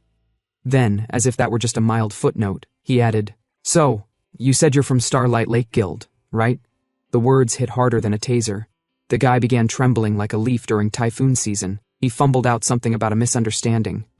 Claimed he didn't realize Unha was with Ojin. He bowed so fast it looked like his spine folded in half. He begged, straight up begged, for Ojin not to report him to his guild leader. Ojin smiled thinly and placed a hand on the guy's shoulder, not a friendly one. More like the grip of an executioner trying to decide where to strike. He suggested they go ask that guild leader together. To clear up this misunderstanding. The man nearly pissed himself. He dropped to his knees, apologizing profusely. Swore he didn't mean to inconvenience either of them. Promised to vanish from existence if needed. Ojin finally relented with a dismissive shrug, and told him to get lost, now. The man didn't wait for a second invitation. He bolted like the building was on fire. With that out of the way, Unha asked the question that had been stuck in her throat since the door slammed open. Why was Ojin even here? Ojin didn't answer. He just grabbed her hand and led her out. Moments later, they reached their small shared space. Unha was panting by the time they arrived, more from emotion than exertion. Then came the explosion. She yelled at him, demanded to know what the hell he was thinking. That $10 million wasn't just money, that was paradise. That was his ticket out of this mess of a world. She reminded him of everything he'd said, about buying an N3 pass, about how he'd waited and saved and dreamed. And now, he just burned it all. Why? Why throw away all of that for her? Ojin stayed quiet. He simply cupped her face in his palms and told her to stay still. Just for a moment. Then he took out the dragon's cursed eye. No hesitation. He gently inserted the relic into her blind socket. A jolt of pain coursed through her face, her entire body spasming. She cried out, but Ojin held her close, whispering that it was okay, to hold on just a bit longer. And then it happened. Her world, once a blur of gray, started to shift. Slowly, light pierced through the darkness, shapes formed, colors emerged, and then... his face. She could see Ojin, faintly, then clearly. He smiled. That same stupid, crooked smile that always meant trouble. He asked her how paradise looked now. She turned her eyes toward the sky. She saw it, really saw it. The blue skies, the leaves fluttering on the trees. She gasped. Tears started pouring from her newly restored eyes, so fast she couldn't stop them. She turned to him, trembling, asking him why. Why would he do this? He didn't just give her sight, he gave her hope. A second chance, a future. Ojin didn't respond immediately. Instead, he crouched down and pulled something else out of his pack, a prosthetic leg. Sleek, seamless, designed to match the skin tone of her real one. He gently attached it and asked if it felt more comfortable than her old one. She stared at him, overwhelmed. Why was he doing all this? Why burn everything? All that time, all that money, all those dreams? She shouted at him, heartbroken. He had always said he'd only stay with her until he could afford the N3 pass to paradise. That was the deal. That was the plan. So why throw it all away? Ojin gave her that same smile again, the one she hated, the one she recognized. It was that smile, the one he used back at the orphanage, the one he used when he lied. She remembered it vividly. After everything settled, and Eunha's eyes fully stabilized, she couldn't stop smiling. She tested her vision around the house, humming softly as she cooked in the kitchen, the scent of food, the clattering of plates. Everything felt new again. He calmly told her to put out the fire. Too late. The food was charcoal, and not the good kind. Turns out, Eunha had used a bit of her stigma to compensate for the weak kitchen stove, but forgot she was still adapting to her powers. The result? A meal that could probably crack tiles. She blamed the stove. Then sheepishly admitted she might have overloaded it with her stigma by mistake. Ojin sighed inwardly. The girl just got her eyesight back, and she was already pouring energy into cooking experiments like she was applying to a culinary guild. No wonder her control was off. He then asked about her eyes. Hope it didn't get burned, and whether the earlier sparks hurt her in any way. Eunha replied that her eyes were fine. Actually, her right eye seemed too good, almost unnaturally sharp. That caught Ojin's attention. Too good? He wondered if this was a side effect from the dragon's cursed eye. Surely it wasn't something dangerous. But Vega reassured him. It wasn't a flaw. If anything, it was more like a blessing. A rare interaction had occurred. The dragon's cursed eye resonated with the stigma of Draco embedded within Eunha while purging the curse. The after effect? A surge in visual clarity, especially through the right eye. It was temporary. The adjustment period would be bumpy, but once her stigma rebalanced, she'd gain proper control over the power now infused within her. Eunha nodded in understanding, grateful for the explanation. Meanwhile, Ojin reflected on it in silence. The stigma of Draco wasn't part of the 12 zodiacs, so most people overlooked it. Only about 20 people worldwide even had it. But from what he'd seen her do so far, it was no joke. The power was real. Eunha, on the other hand, smiled softly and said she should focus more on healing now, especially if she planned to support her Ojin. She reminded him that she hated owing people anything, especially him. That made Ojin frown. He had a bad feeling about where this was going. Sure enough, she promised she'd recover quickly, so she could cook for him again. Ojin almost collapsed right there. He asked, or rather begged, her not to cook again until she could use her stigma without vaporizing the stove. But Eunha just winked and told him to trust his big sister. Ojin stared at the ceiling and wondered why fate hated him so much. But deep down he was relieved. The cursed eye had worked, no side effects, no problems, just peace. Then a strange thought slipped into his mind. He wondered why wasn't he able to save her before his regression? Could that be the reason he ended the world? He quickly shook off the idea. He wasn't the real regressor, that was Lee Shin-yuk. But still, he can hardly believe that he's the one who ended the world, so how would he know the reason? His train of thought was interrupted by Vega, who leaned closer and asked what he planned to do next. Now that Unha was free from her curse, Ojin said he had a plan, but he'd need Vega's help. Of course, Vega replied with her usual flair. This esteemed one would gladly lend her assistance. A few days later, Ojin made a call. He rang Junman, telling him he'd be unreachable for a while. Junman sounded surprised. No contact at all? Ojin confirmed it. He was planning a personal training arc. 3 months, fully off-grid. Junman nearly dropped the phone. 3 whole months? Now? Requests were piling up. Over 100 people were already trying to meet Ojin. Politicians, guilds, corporate heads. They all wanted a piece of the rising star. But Ojin knew what they really wanted. Control. He wasn't going to let himself get used like a pawn again. Not this time. Junman sighed but admitted it might be the smarter path. The stronger Ojin became, the harder he'd be to manipulate. He then asked where Ojin planned to train. Because, well, fame didn't exactly help with privacy. Wherever he went, people were going to notice. Sometime later, Ojin stood at the sanctuary, facing Vega, who of course was seated in her usual throne like the celestial royalty she absolutely knew she was. She asked him which technique he wanted to learn first. Ojin, however, wasn't looking for a lecture. Just being told how to do something never worked for him. So, naturally, he suggested the most Ojin solution possible: they should spar. Vega shut that down instantly. The rejection was so direct it nearly knocked the wind out of him. She explained that the strength difference between them was so massive, she might accidentally kill him. And no, it wasn't something she could just tone down. Ojin scratched his head, realizing maybe, just maybe, he'd gotten too comfortable around Vega lately. He might have forgotten that behind the constant nagging and tiny body was a being who could level continents by sneezing wrong. Still, Vega had a workaround.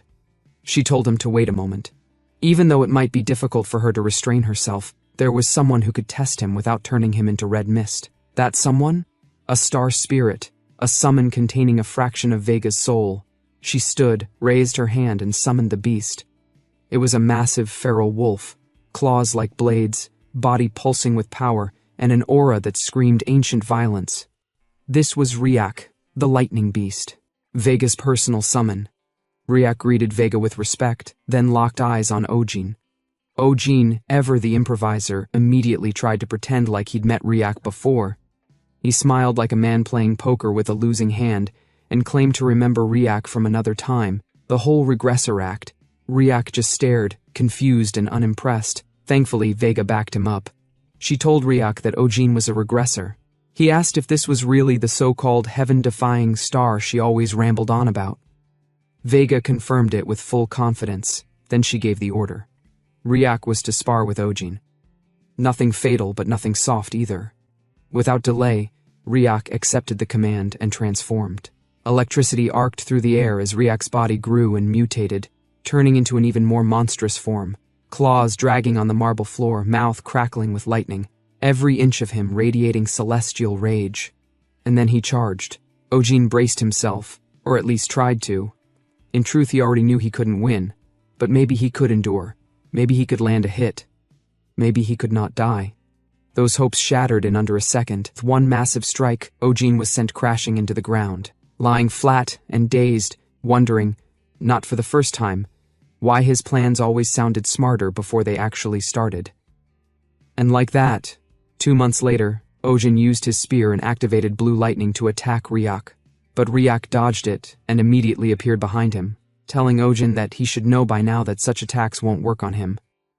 Ojin, surprised, immediately used his cable to leap upward, but Ryak followed him into the air, telling him, "You can't win if you only run away." Knowing he couldn't win, Ojin told Ryak time out, but Ryak replied that he couldn't surrender in the middle of a battle, then slammed Ojin to the ground. Ojin lay there, thinking about his life. His entire body ached like hell.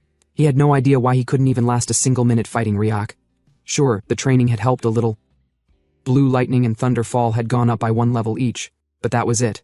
As Ojin stood up, Ryak told him they should start again, but Ojin asked him to wait.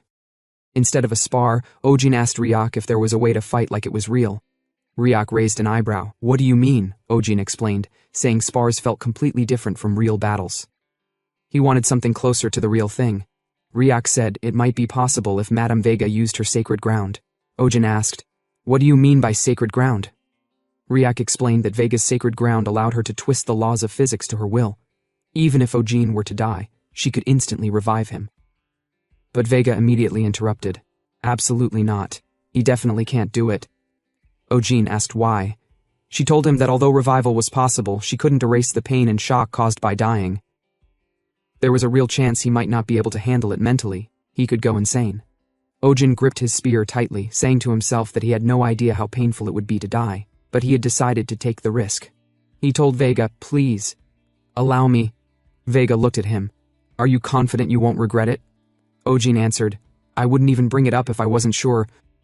Please be careful, my child, she said gently, then activated sacred ground. As the sacred ground activated, Ryak said to himself that he had been watching Ojin for the past 2 months. He was far too weak to be called the heaven-defying star. It didn't make sense to him that someone like Ojin was supposed to save Madame Vega from her fate. So he was determined to see how quickly Ojin would collapse when truly threatened with death. He activated his deadly aura and asked, are you ready for the real fight you wanted? Ojin could feel the aura. He gritted his teeth. He had never felt such fear and killing intent before. He couldn't even breathe properly. He never expected Ryak's true power to be so terrifying. He could tell Ryak really intended to kill him. Why? Why did Ryak want to kill him? Or was it just that killing made the spar more thrilling? Ojin licked his lips. Aren't you going to attack? He asked. When Ryak didn't respond, Ojin decided to attack first. He jumped forward with his spear, launching multiple spear strikes, but Ryak dodged them all. He grinned. Your attacks are predictable. But Ojin leapt upward with his spear. That was a feint, he said, then activated blue lightning and struck at Ryak. Though Ryak didn't expect it, he still managed to dodge and immediately launched a counterattack, kicking Ojin in the stomach and slamming him to the ground. Ryak appeared in front of him, his killing intent even more intense. Let's see if your courage remains in the face of death, he said, then stabbed Ojin in the stomach. Vega shouted in panic. Ojin coughed blood, his vision faded. Then, he died. Sometime later he woke up gasping for air. He stood up, groaning in pain. Ryak looked at him. Do you realize how reckless that was? He asked. How long do you think you'll be able to endure dying? Ojin picked up his spear and stood again. Ryak was a little surprised. Still willing to fight? He said. Maybe you aren't all talk after all. He moved at an incredible speed. He struck Ojin, blood splattering, then pierced through his chest with his hand and punched him in the ribs, sending him crashing into the ground. As Ojin woke up for the second time, Ryak told him, You're also an apostle of Ryak. You can't hurt me with that level of lightning charge. Ojin finally realized his mistake. The stigma of Lyria alone wasn't enough. So, he added another. He picked up his spear. The symbol on his chest glowed. A message appeared. The stigma of Lyria and the stigma of Noctua are resonating. As a result, he acquired the combination skill, Lightning Feather's max level. He also achieved part of the conditions required for Black Heaven's fourth awakening. He shot lightning feathers at Ryak. In the process, the stigma of Lyria was promoted to 4-star.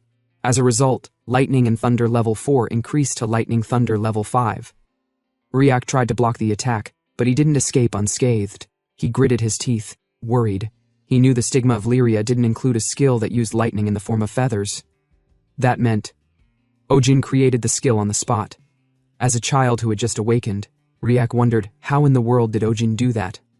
Though shivering slightly, Ryak angrily struck at Ojin for being a cocky bastard.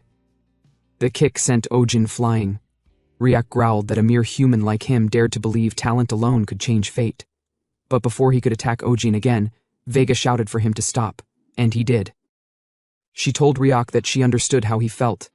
Since he had experienced a wall in his growth for a long time, the child may have come to him as a huge shock. However, she couldn't help but feel disappointed seeing him run wild while forgetting his position. Ryak softly replied, He have nothing to say. Vega didn't know how to scold him either, so she simply told Ryak they should wait until her child regained consciousness. But to her surprise, she saw Ojin standing up. Ojin, not fully upright, asked Ryak if they could still continue fighting. Ryak asked, What do you mean? With a grin, Ojin repeated the question, Can we continue the fight? Ryak was stunned. He asked, What the hell are you? Ojin, with a scarring expression that sent shivers down Ryak's spine, asked him, "Why are you just blankly staring?" He walked forward. "I didn't think we were done yet." Ryak stared. "What are you even saying? How are you still able to move? You're not even in a proper state of mind right now." He realized Ojin was displaying something beyond willpower. It was madness that far surpassed belief. Ojin then asked, with a determined expression, "Are we going another round?" But then Vega interrupted. "Didn't you hear me tell you to stop?" she scolded. Ojin immediately snapped back to his senses. She sighed. "When it comes to doing useless things, you and Ryak are the same." Ojin apologized for being overexcited. "How much more are you going to make this esteemed one worry?" "You are quite the wicked child," she scolded. Speechless for a moment, Ojin replied that he'd be really careful going forward. Vega calmed down, then asked, "Is that a promise?" Ojin replied, "Yeah," then asked, "Where did you learn how to do the pinky promise?" Ryak was speechless, watching them. He said to himself that Ojin being able to create a new skill mid-fight was already amazing, but that wasn't the scariest part. No matter how talented someone was, once they hit a wall, they could fall into despair. So watching Ojin's fearlessness after dying, that was just madness. In both talent and will, Ryak admitted that he could not surpass Ojin. It was his complete loss. He then made a silent wish for Ojin, the heaven-defying star, to please protect the light of the star of the Weaver Girl from the black heaven. 1 month later, someone knocked at Team Leader Han's office door. Ojin entered with a smile. "It's been a while." Han was surprised to see him. He laughed and said, "I'm no longer just a team leader. Thanks to you, Ojin, I got promoted." "Oh? Doesn't that mean you owe me a meal?" Ojin remarked. Han put on his jacket. "Anytime. It just so happens to be lunchtime." He asked if Ojin would care to join him. Ojin agreed. "Sounds good." At the restaurant, Han told Ojin to order as much as he wanted. Ojin didn't hold back. He told the attendant he'd like to order everything on the menu. Han was shocked at his wallet's impending doom. Anyway, he asked Ojin if he'd seen any results from his training. While eating the delicious side dish, Ojin told Han that he had entered 4-star.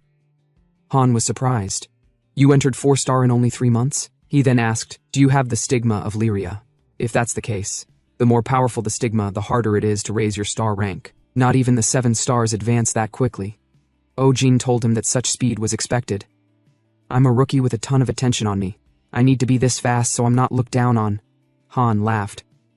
"Recruiting you into the association was definitely a stroke of genius. And luck, on my part." Ojin then asked if anything had happened during the last 3 months. Han thought for a moment. "There was one big thing, a gate break incident near Sokcho. The problem is," he continued, "the monsters weren't normal, they were demonic beasts." Ojin was surprised. "What do you mean by demonic beasts?" Han reminded him, "Remember when I told you mutant beasts were appearing more frequently around the world? Well, there have been so many now that people started calling them by another name. Anyway, the demonic beasts were running wild through Sokcho and creating a terrible situation. It's estimated that at least 1,000 of them were out there. Because it was such a huge number, a subjugation force was being formed. The rewards were generous. For each demonic beast, depending on the star rank, $1,000 to $3,000 will be awarded, and that excludes the price of recovered star stones." Ojin was speechless. He thought to himself, it really wasn't a bad deal. He had already fixed Ha-Eun's eye. Now he wanted to eat good food with her and treat her to fun things. He asked Han if it would be possible for him to join the raid team. Han laughed. "Of course. I was going to ask you to anyway, but I missed the timing. At the latest, the raid team will leave the morning 2 days from now." Ojin smirked. "That's perfect." Han laughed. "Everyone's going to be talking about the Lightning Wolf joining the raid team now." Ojin laughed back. "I guess I'll have to eat even more. I'll be working hard." Sometime later, Ojin left Han and went home. He saw Ha-Eun outside on the veranda, training. He just watched her quietly without disturbing her. She was skillfully handling the flames with precision. Even Ojin was amazed. Back then, he'd thought her skills were flashy, but now he realized she was strong. She finished training, then asked Ojin why he was just watching her instead of saying something. Ojin told her she had gotten much better. She swallowed the compliment, saying she's still not completely recovered yet though. Ojin asked her about her eyes. With a smile, she told him it's a bit annoying to have one covered up, but it's not a big deal. Though it looks a bit creepy, she then asked if he wanted to go get food. But she was shocked as Ojin told her he had just been treated to some Korean beef barbecue. She grabbed his clothes, accusing him of daring to eat it on his own. But Ojin told her they should go get some once he finishes his job. Surprised, she asked what job. Ojin told her about Sokcho, the monster appearance, which she also knew about. He said he'd be part of the raid team for it, so he's going to be gone for a few days. She was speechless for a moment, thinking about something. Then she told Ojin she wanted to come with him too. The next day, Sokjo raid mission, day 1. Hyun followed Ojin. The place was in total chaos. Ojin looked around, saying it seems like it's true, the monsters made it to the downtown area. She asked him if the civilians had all evacuated. Ojin replied yes. She then noticed a crowd ahead and asked Ojin if he wanted to go check it out. In the crowd, a reporter was asking a member of the Star of Peace Guild about what kind of mindset they were going into the mission with. Confident, one of the guys replied, saying they always prioritize the peace of the nation's people, and they promised to get rid of all the evil monsters. But then, the reporters immediately turned their cameras toward Ojin. They were excited to see the lightning wolf, so they asked him to say a few words. Ojin didn't speak for a moment, then asked them with a disgusted face what they were doing right now. There might still be people who haven't evacuated. This shouldn't be the time or place for interviews, he said, then told them all to get out of the way. He's busy. Instead of being angry, the press were thrilled, saying such words were exactly what they expected from the lightning wolf. His words alone are good enough for 3 articles. Hyun told him, "You're sure good with the press." Ojin remarked, "I lived off of verbal manipulation after all." Someone then announced that they'd be forming into groups of 3 for the raid. Seeing that they were short one person, Hyun told Ojin they'd need a third. Ojin told her not to worry, they'd find one. Suddenly, someone called out Ojin's nickname, Lightning Wolf, from behind. "What a coincidence," the guy said, asking Ojin if he wanted to party up with him. Ojin asked, "Who is he?"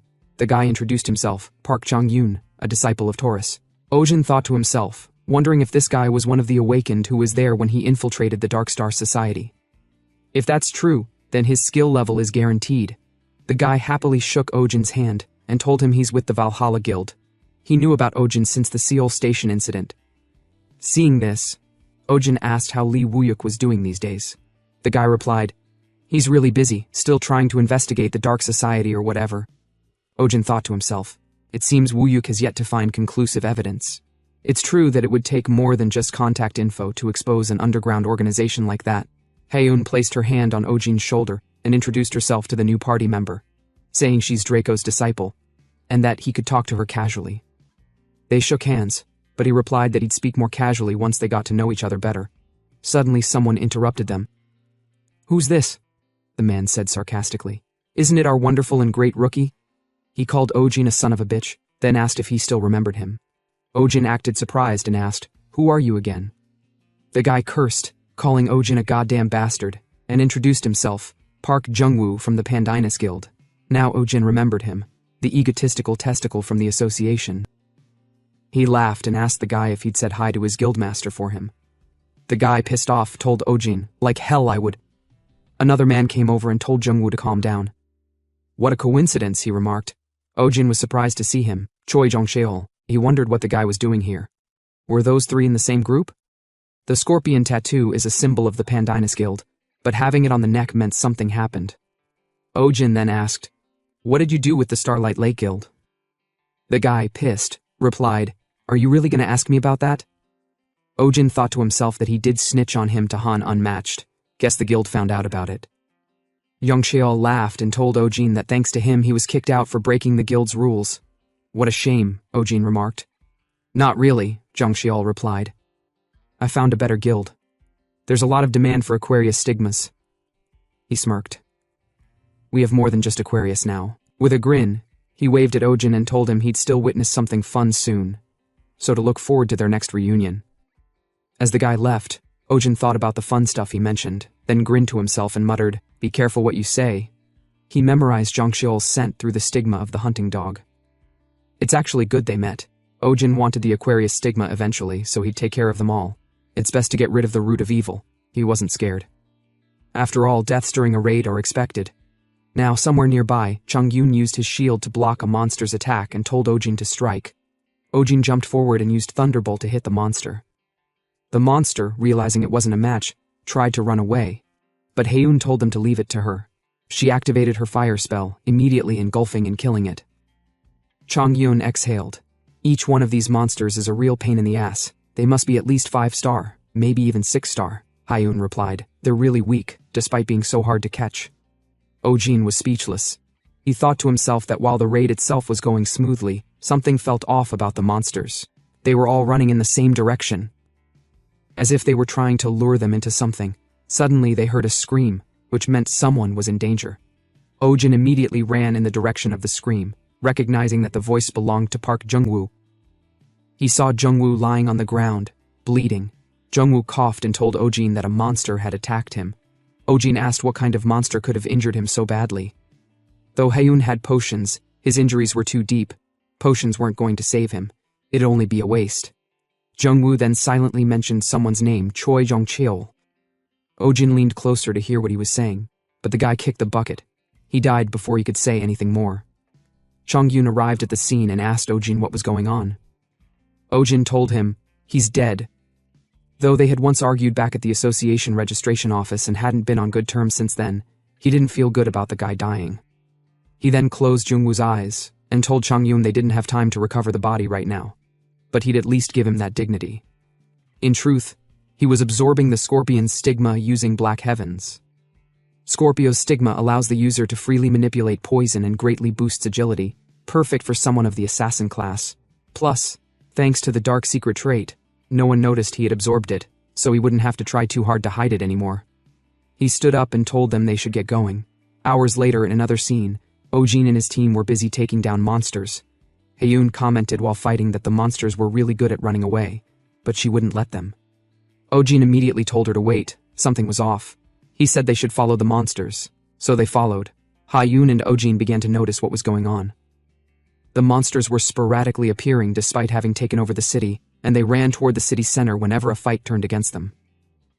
Ojin realized they were definitely luring them towards something. Ojin wondered if that something was the reason Choi Jong-cheol had gone in that direction.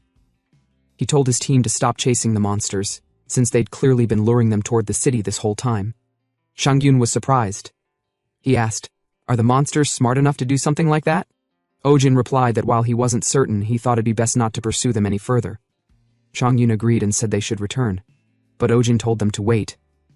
He grinned as he looked back, not wanting to miss this opportunity to obtain Aquarius's stigma. He told the team they'd inform other groups that the monsters were luring people. Chongyun asked if they'd all be going together. Ojin said no, he'd go on his own. He could escape the fastest if anything were to happen. Haeun made him promise to run as soon as something felt off. Ojin promised, then flew off, telling her he'd get back in touch with her later. Somewhere, at the city center, Jong-cheol was ordering the monsters to continue luring the awakened toward the city center. The monsters obeyed. He grinned evilly, holding a glowing stone. He couldn't believe it. Even after seeing it many times, he was really controlling the monsters, and that was only a small portion of the stone's power. He said to himself that he had gone to the Pandinus Guild, thinking of it as his last hope. But then Arshad Khan gave him something and told him to follow orders and he'd be accepted into the guild, because once the Black Star conquers the sky, it would be the end of this unfair world. Jong-cheol grinned. "I don't give a shit about the so-called Black Star or whatever. What matters is that I got the chance to take revenge on Ojin. Given the scale of the massacre about to unfold, the death of the Lightning Wolf wouldn't even make headlines. But to avoid suspicion, he needed to ensure there was a casualty on his side too." Above the building, Ojin had found Jong-cheol. He noticed how calm Jong-cheol was, despite losing his colleague to a demonic beast. Ojin recalled Jong-cheol saying he was a 6-star awakened of Aquarius. He wanted to fight him, but he knew it wouldn't be easy. Even if the guy didn't have a combat-oriented stigma, a 2-star difference was no joke. Still, Ojin was confident. He knew the guy would definitely have a secret weapon. Whatever it wasn't something he could take lightly. So he decided to prepare something solid as insurance. He called out to Vega. She appeared and asked, "Why did you call me? Didn't you say you wouldn't during the subjugation?" He told her that aside from the demonic beasts, there was someone he needed to take care of. He called him sex demon Choi Jong-cheol. In the original timeline, he was an infamous criminal who violated over 300 women. Vega asked, "Are you saying you want to eliminate the future's evil before it happens?" But she also said it wasn't right to punish someone for crimes they hadn't committed yet. Ojin insisted. According to the guy's testimony after being captured, he had already been doing such horrible things for quite some time. Vega was still thinking about it. Ojin, remembering how Vega had doubts like this before with Shin-yuk, decided he'd fabricate evidence for her later if needed. He jumped down, choosing to play it safe and figure out what Jong-cheol was planning first. Jong-cheol saw Ojin and asked how he found the place. Ojin looked at Vega and acted. He said, "I already know what dirty secrets you're hiding." Zhang was shocked. How did you figure it out? I hid everything so thoroughly, it should have been impossible. Ojin was surprised too. He had no idea what the fuck the bastard was talking about. Though scared for a moment, Zhang shook his head. He grinned, telling Ojin that his appearing here alone is actually a very good thing. He told him not to be so conceited just because he was given a good constellation. It's extremely unfair to everyone else. Therefore, following the will of the Black Stars, he told Ojin he would punish him.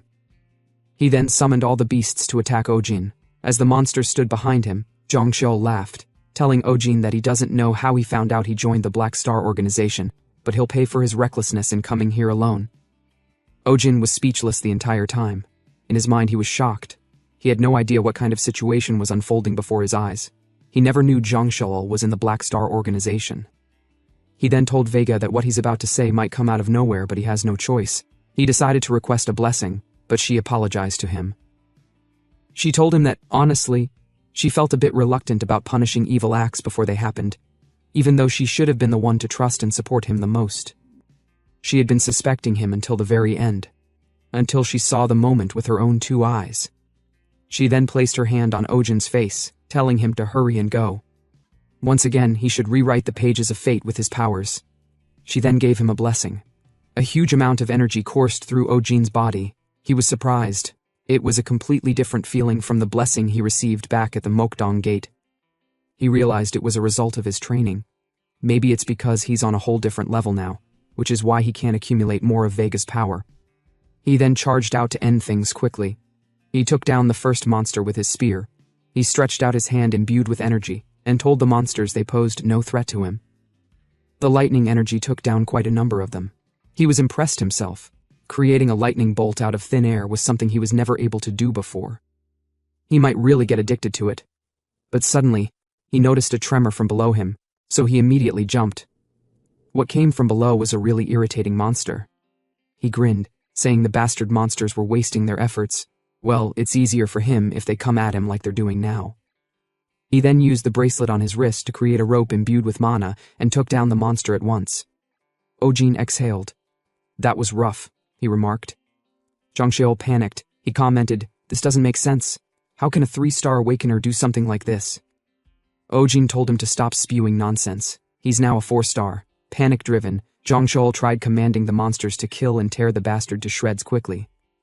He got so scared that he indulged in self-harm. His colleague politely told him to calm down, that their plan would fail if he continued like this. Zhang grabbed his neck and told the guy, "Fuck the plan. Can't you see I'm trying to destroy that bastard?" The guy tried to struggle, but Zhang started acting weird. His killing intent thickened, and his speech became unnatural as he shouted that they should kill the bastard Ojin. Ojin was surprised. He had no idea what the fuck was wrong with Zhang. Was it because of the star relic? He decided to get rid of the relic first, but as he looked back, he saw the monsters. A bunch of them had shown up again. Vega groaned, as if in pain, and asked Ojin if he was all right. Ojin apologized to her. He told her he thought the fight would take a bit longer than he expected. He decided to move quickly since Vega was already hitting her limit.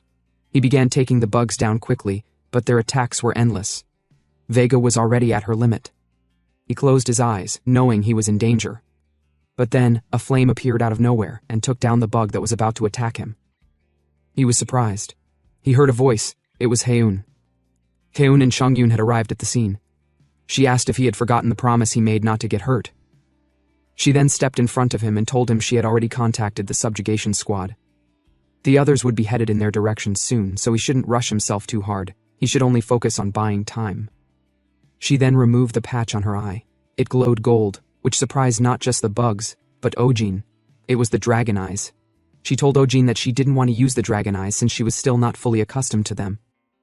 Still, if he considers how long she's been an awakener, she's been doing it much longer than he has. So she can't spend too much time hiding behind her dear Ojin. Her flames surrounded her, the heat intense. She grinned, telling the bugs they would pay for touching someone else's property. As she fully charged up her flames, taking the shape of a dragon, she sent them at the bugs. They screamed within the fire as they burned to death. Ojin was surprised. He had no idea the dragon's eye power would be this strong. Though he wasn't sure about its specific effects, he noticed that after she used it, the flames started moving like a living thing. Ojin then joked that her claiming him as her property would make anyone listening think he was the one who got a chunk taken out of her shoulder instead. She laughed loudly, saying, "What's yours is mine anyway, so don't ever get hurt again without my permission." Ojin looked at her, speechless, then told her, since she charged out like that, he'll at least try not to. Changyun was busy taking down the bugs. Ojin joined in. As they all fought, people started arriving at the scene. They were shocked. They had no idea why there were so many demonic beasts, and what's more surprising was that just the Lightning Wolf and his team were holding all the beasts back. So they hurried to support them. Ojin grinned happily, saying to himself that it's great. The momentum had shifted in their favor. But as for Zhongxiao, something strange was happening. Zhongxiao, with the stone in his hand, shivered slightly, laughing like he was losing his mind. He scratched his face and shouted, "Why?" multiple times. His eyes now devoid of life, he muttered, "I did everything he ordered. I did everything I was told. So why can't I kill Ojin?" His neck twisted unnaturally, almost resembling that of the bugs. Ojin was stunned by what was going on. Hyun asked, "What's up with that fucker?" Ojin said to himself that it looked like Zhongxiao's mind had been completely corrupted by the star relic. If they just left him be, he might make things worse, so he charged forward, determined to take care of him as soon as he got the opportunity. But just before his spear could reach him, the star relic broke, and a dark mana burst out, knocking Ojin to the ground. The energy then covered Zhongxiao's entire body and shot into the sky. As Ojin sat up, he was shocked to see that the crazy bastard was completely gone. He had transformed into one of the bugs himself. And in that moment, all he wanted was to kill Ojin. Then Zhongxiao screamed as he realized his body had transformed into that of a monster. He cried out, wondering, "Why is this happening? Why has my body transformed?"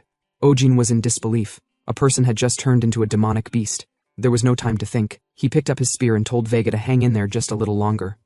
But as he looked back, Vega, trembling, told him she couldn't hold on any longer. She then disappeared, along with her blessing. The transformed Zhongxiao then used his tail to pierce through a hunter's chest, turning him into a demonic beast as well. His body surged with dark power. The other hunters were stunned. Another person had turned into a demonic beast. They had no idea how it was possible. Ojin realized this was a bad situation. They needed to kill him immediately, but he had no idea how. Then he noticed something. The black energy from the orb was continuously being injected into Zhongxiao. He was certain it was being provided from somewhere else. He scanned the battlefield for the source. His expression changed. He turned to Hyun and said, "I have a request." She was surprised. "What kind of request could you possibly have right now?" He pointed in the opposite direction, showing her a black haze-like energy. "Go to whatever is creating that haze and destroy it. Immediately." She asked, "Is it that important?" He nodded. "Yes, it's super important." She hesitated for a moment, worried. Then she said, "Don't break your promise again, or I'll be extremely angry. I'll be back as quickly as possible." Ojin thought about the promise.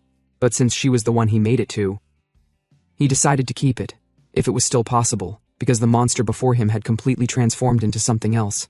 Zhongxiao asked Ojin if he finally felt like fighting him, then started asking why repeatedly. Ojin, confident, gave him the middle finger and asked, "What the fuck are you so curious about?" He taunted him, saying even his own mom wouldn't know why she had him, so how would he know? Zhongxiao, furious, struck at Ojin with his tail, but Ojin was fast enough to dodge it. He was surprised at how fast the tail was. However, he said to himself that compared to Riak, the level of speed was laughable, so he went in for another assault. But as he tried striking Zhongxiao's chest with his spear, he was shocked to see that it couldn't even penetrate the outer skin. The tail coiled around Ojin. He struggled to free himself, then activated lightning charge. The lightning coursed through Zhongxiao's body. Zhongxiao cried out saying, "That hurts," and angrily charged at Ojin. The force was intense, but Ojin dodged it. He didn't just stop there, though. He struck again. Ojin blocked with his spear, but he was having a hard time. Ojin wondered what he could do since he was lacking power. Though he had plenty of mana left, it wasn't possible to use it all at once. It was like trying to pump water from a giant tank using a very thin hose. He realized he couldn't win with the way things were going. If only he had a blessing, then he wouldn't be powerless, taking hits like this. But then he paused and said to himself, disappointed, that the first thing he thought about was relying on someone else, thinking he couldn't do it without Vega. He wondered when he developed such a weak mindset. He resolved not to expect any miracles. He should just think about what he can do now, not rely on help that isn't visible. Zhongxiao taunted him, laughing and asking Ojin if he was already reaching his limits. But Ojin decided to ignore him. He told himself that the mana he could release at once was limited. As long as he didn't increase the number of stars on his stigma, it wouldn't increase. Then something came to mind. A method to increase his mana output even in his current state. He grinned as he realized the trick. The area around his heart, where the mana pathways to the rest of his body are concentrated. He then activated lightning there. Like pinching the end of a hose, he forced out as much mana as he could. Then he got a message. You have acquired Exceed level 1. But a warning followed. You are currently unable to properly utilize Exceed with your physical capabilities. Entering a state of overload. Discontinuing skill usage is recommended. Ojin grinned. Now he could take care of the fucker. He charged out again to attack. Zhongxiel shouted, "What the hell are you scheming?" But Ojin didn't reply. As he got close, he activated lightning on his hand, then used lightning charge on Zhongxiel. "Just die," he said. Ojin smiled. The power was absolutely insane. It was a power beyond anything he had even when blessed, but he knew he couldn't maintain the state for long. Zhongxiel screamed, speaking disorientedly, telling Ojin he'd definitely get him. Ojin muttered that the question-spewing bastard's tone was fucking annoying. Then he said to himself that even though he was overpowering Zhongxiel, as long as the power of the Black Star remained connected to him, he wouldn't be able to kill him. So he wondered how much longer Heiyun was going to take. Then suddenly, her flames shot into the sky. Speak of the devil. Changyun told Ojin they'd finished off the demonic beasts. What a killer timing, Ojin remarked. He then stretched out his hand and shot a rope at Zhongxiel, entangling him. He told him, "Let's end this fight now." Zhongxiel shouted at Ojin not to come near him, but as he screamed, Ojin approached. He placed his spear in his mouth, pinned him down, charged up his energy, and activated lightning charge, blasting through Zhongxiel's body. He then got a message. Exceed has been released. Exceed is increased to level 2. The guy was obliterated to dust. Not even a part of him was left. Ojin cleaned his bleeding nose. He wondered if it was a side effect of being in a state of overload. But he wasn't bothered about that. What was important was to quickly take his reward. The corpse had turned to ashes, so he wondered if he'd still be able to absorb it. Either way, he decided to give it a shot. Surprisingly, it worked. He got a message that the Black Heaven was absorbing the power of the Black Star held within the Star Relic. It successfully absorbed it, and the Star Relic's trait was added to Black Heaven's traits. He was surprised to see that it wasn't a stigma, but a Star Relic. As he scrolled through the details, he saw it had a transformation feature. He could change his physical form freely. The features he saw were freaking awesome. But he wondered if that was all. He needed the stigma of Aquarius. Though the Awakeners of Aquarius rarely had battle abilities, they specialized in support, through healing and buffing. Among healing-type stigmas, they were said to be the absolute best. Just creating and selling potions could make you tons of money. That's what he wanted the most. But he guessed it was a bit unfortunate. Then, suddenly, he got a message that Black Heaven had absorbed the stigma of Aquarius. Exactly what he wanted. He decided to try using it immediately.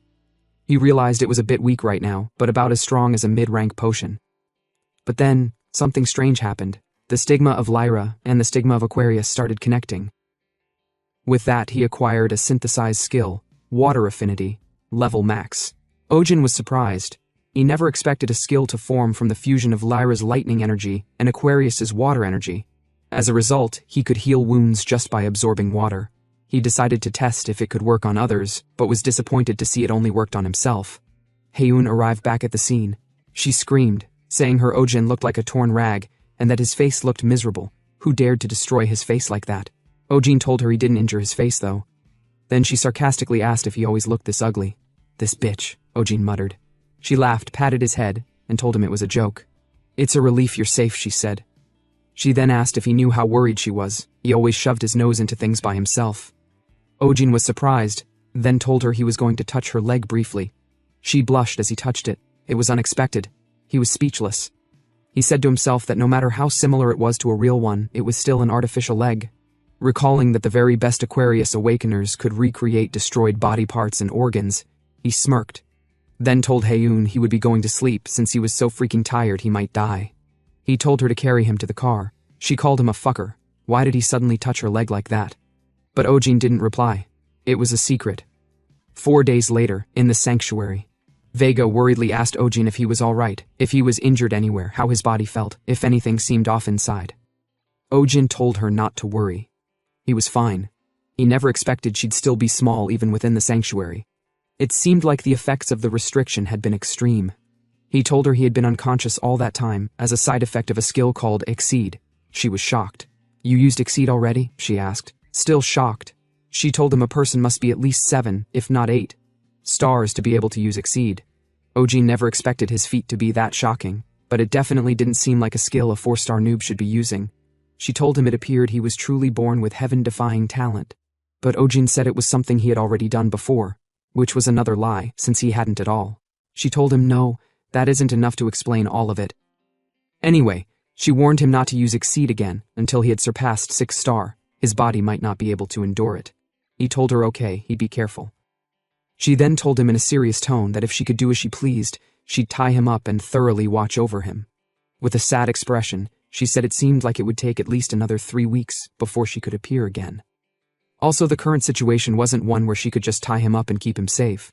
She asked him to explain what had happened so far, since it seemed those apostles of Scorpio had joined hands with the Black Star organization. He confirmed it. He told her that first, there was a worldwide uproar over the shocking case of a person turning into a monster. It was such a big deal that even foreign countries were keeping a close watch. Thanks to that, the media was portraying him as a hero, so much so that he couldn't even walk around freely. Actually, even now, he was officially still unconscious. Ever since he fell asleep and Haeun carried him home, he'd basically been in hiding, more like house arrest. Obviously, the name of the instigator behind it all, Choi Jong-cheol, had spread widely too. Vega was happy. She thought that since it had become such a big issue, even the Pandynas Guild must be finding it difficult to avoid backlash. But Ojin told her that wasn't the case. The directory the Pandynas Guild released didn't have Jong-cheol's name in it at all. They had planned on using him and throwing him away from the start. It was the typical case of cutting off their tail to escape. Because of that, there wasn't any evidence. Whether it was intentional or not, there was even a victim from the Pandynas Guild, which made it harder to prove whether they were involved. The Pandynas Guild didn't stop there. They even went further and criticized the Starlight Lake Guild, claiming that it was the Starlight Guild trying to dump the blame on them. Currently, public opinion on the Starlight Lake Guild wasn't good. Vega was angry. Those evil apostles of Scorpio. They committed a crime heaven wouldn't forgive, yet they try to blame someone else. She was upset there wasn't a way to stop those evil people. Ojin told her not to worry, he'd handle it himself. Vega asked how he was going to do that. Didn't he say there was no evidence pointing back to the Pandynas Guild? He knew too well, there definitely wasn't any evidence to shift public opinion in favor of the Starlight Lake Guild. However, if there isn't any evidence, he'd just have to make some. He grinned evilly. He might not know everything, but one thing was certain, they shouldn't try to pull a stunt in front of him of all people. Hours later, in Ojin's house, while holding his phone, he cleared his throat and made a call. The person on the other end asked if it was Ojin. Had he regained consciousness? Ojin told him yes. Though he wasn't feeling great, he was a lot better. The man said that was a relief. He had a lot to say and asked if Ojin could come to the association right away. Ojin told him no. He had a request to make first. He wanted to be provided with some bodyguards. He hadn't fully recovered yet, after all. In truth, Ojin needed one man, an awakener who was famous even among the top ranks of the association. The man asked worriedly if something had happened for him to need a bodyguard. Ojin told him that in the past few weeks, a lot had happened. He now had critical evidence proving the connection between Choi Jong-cheol and the Pandynas Guild, so he should please prepare a press conference. Ojin ended the call. Now then, he said, deciding to organize his thoughts before beginning. First, the black haze connected to Jong-cheol. He wondered if it was related to the demonic beast hidden under Seoul Station. For now, he was pretty sure they were both tied to the power of the black stars. Vega had mentioned that the feeling she got under Seoul Station was a bit different from what she felt at the Mukdong Gate. He wondered if it could be due to different constellations of the black star being involved. Since many constellations exist, there's a high possibility that the Black Star organization also has more than one. And since there's no way to know for sure, he decided to skip over it for now. Next, he walked to his toilet mirror. Since he couldn't test Exceed, he decided to try out transformation instead. He tried it, and it worked exactly as he expected. He changed his face to whatever he desired, even transformed into Jong-cheol. He was impressed at how crazy the ability was. He deemed the transformation skill to be even more valuable than receiving the stigma of Aquarius. After going through his system panel, the bathtub finally filled with water. Using the hand with a scratch on it, he placed it into the water. The water coiled up to his hand, and the scratch healed. But he was disappointed. It used way too much water just to heal a scratch. Unless he was fighting near a river or the ocean, it would be difficult to use in a real-life scenario. Well, At the very least, he figured it'd be useful for warming his body while taking a hot bath. He put on his jacket. He was done organizing. As he stepped outside, he was surprised to see Hyun nearby. He told her she came a lot faster than usual, then asked where she had been going so often these days. She didn't reply. Instead, she asked where he was headed. He told her he was going to the association, then asked again where she was always going. She smiled and told him, "That's a secret." Ojin was surprised. "Since when were there secrets between us?" he asked. She replied, "You're not the one to be asking that. You've got more secrets than anyone I know." "Well," he said as he turned to leave, "don't miss me too much." "Bullshit," she remarked. Ojin smiled and said, "No matter what happens, don't worry too much." She asked, "What are you up to?" He looked back and said, "That's a secret." Hours later, a man welcomed Ojin. He introduced himself as Choi Woojin, an association-affiliated special officer. Ojin shook his hand, saying he had heard a lot about him. He thought to himself, this guy is known across the hunting dogs, an 8-star awakener. Once he's assigned a case, he chases it to the very end. Woojin said, "While it's a bit laughable for a special officer to act as a bodyguard for another officer, I'll overlook it since it's my mission." Ojin smiled. In his mind, he thought Woojin seemed too cold. But it was expected. From Woojin's perspective, Ojin basically got in through nepotism. Still, it was fine. As long as he didn't slack off. Woojin led Ojin to the conference room, where several reporters were waiting. One reporter asked, "Is it true that it hasn't even been half a year since you awakened?" Another added, "You've been praised as a national hero due to the recent case. Please give us your thoughts on the situation." With his head down, Ojin greeted them. "I'm Guan Ojin, an association-affiliated special officer. I won't be taking personal questions today. There's something I absolutely must tell everyone." He then said, Choi Jong-chol was not a member of the Starlight Lake Guild. He was a member of the Pandanus Guild. For a moment there was silence. Then a reporter asked, "Do you have any evidence?" Ojin thought to himself, "There's no way I have evidence." But just as he was about to lie and say there was, he coughed up blood and collapsed. Woojin rushed over immediately. No one knew what was going on. "Call the emergency team," he shouted. He tasted Ojin's blood and realized he had been poisoned. He told his men, "Block the entrances. Starting now, everyone in this room is a suspect." The reporters were still recording. Woojin looked around. The few awakeners here are 3 stars at best, he thought. They wouldn't be able to fool my senses. I didn't sense any killing intent, and Ojin hasn't eaten or drunk anything. He activated the stigma of the hunting dogs. His senses heightened. He smelled a foreign mana. Aside from the stigma of Lyra, traces of another mana connected from outside the building. He told the guard checking on Ojin, "I'll leave the crime scene to you. Investigate the reporters' identities and alibis." As Woojin stepped outside, he followed the mana trail. It led back to the car Ojin had ridden in. As expected, Ojin had been poisoned before they even met. There was a high chance the trail would lead back to Ojin's house. He needed to get there as fast as possible to find the evidence. He activated beast movements and took off, following the scent. Back inside, the reporters were stunned. What in the world is going on, they wondered. They never expected Ojin to be attacked. Unconscious, Ojin let out a gentle smile. Woojin arrived at Ojin's house. As expected, it connects to his house. Woojin tried to mirror what happened. Given the fact that Ojin was unconscious and still recovering, it made sense that the culprit was hiding near his home. Still, the culprit found himself hindered by the presence of Ojin's housemate, Song Hyun. He waited patiently for his target to step out of the house alone. He wondered how the neighborhood could not have a single CCTV. No wonder the ambush happened. But then, he saw that the eco bag had the same stench. He deduced that the person must have been holding the bag and used it to spread the poison when he bumped into Ojin. It was subtle enough that you wouldn't notice you were poisoned. He bent down and began analyzing. As long as there's some form of evidence, they can't run away.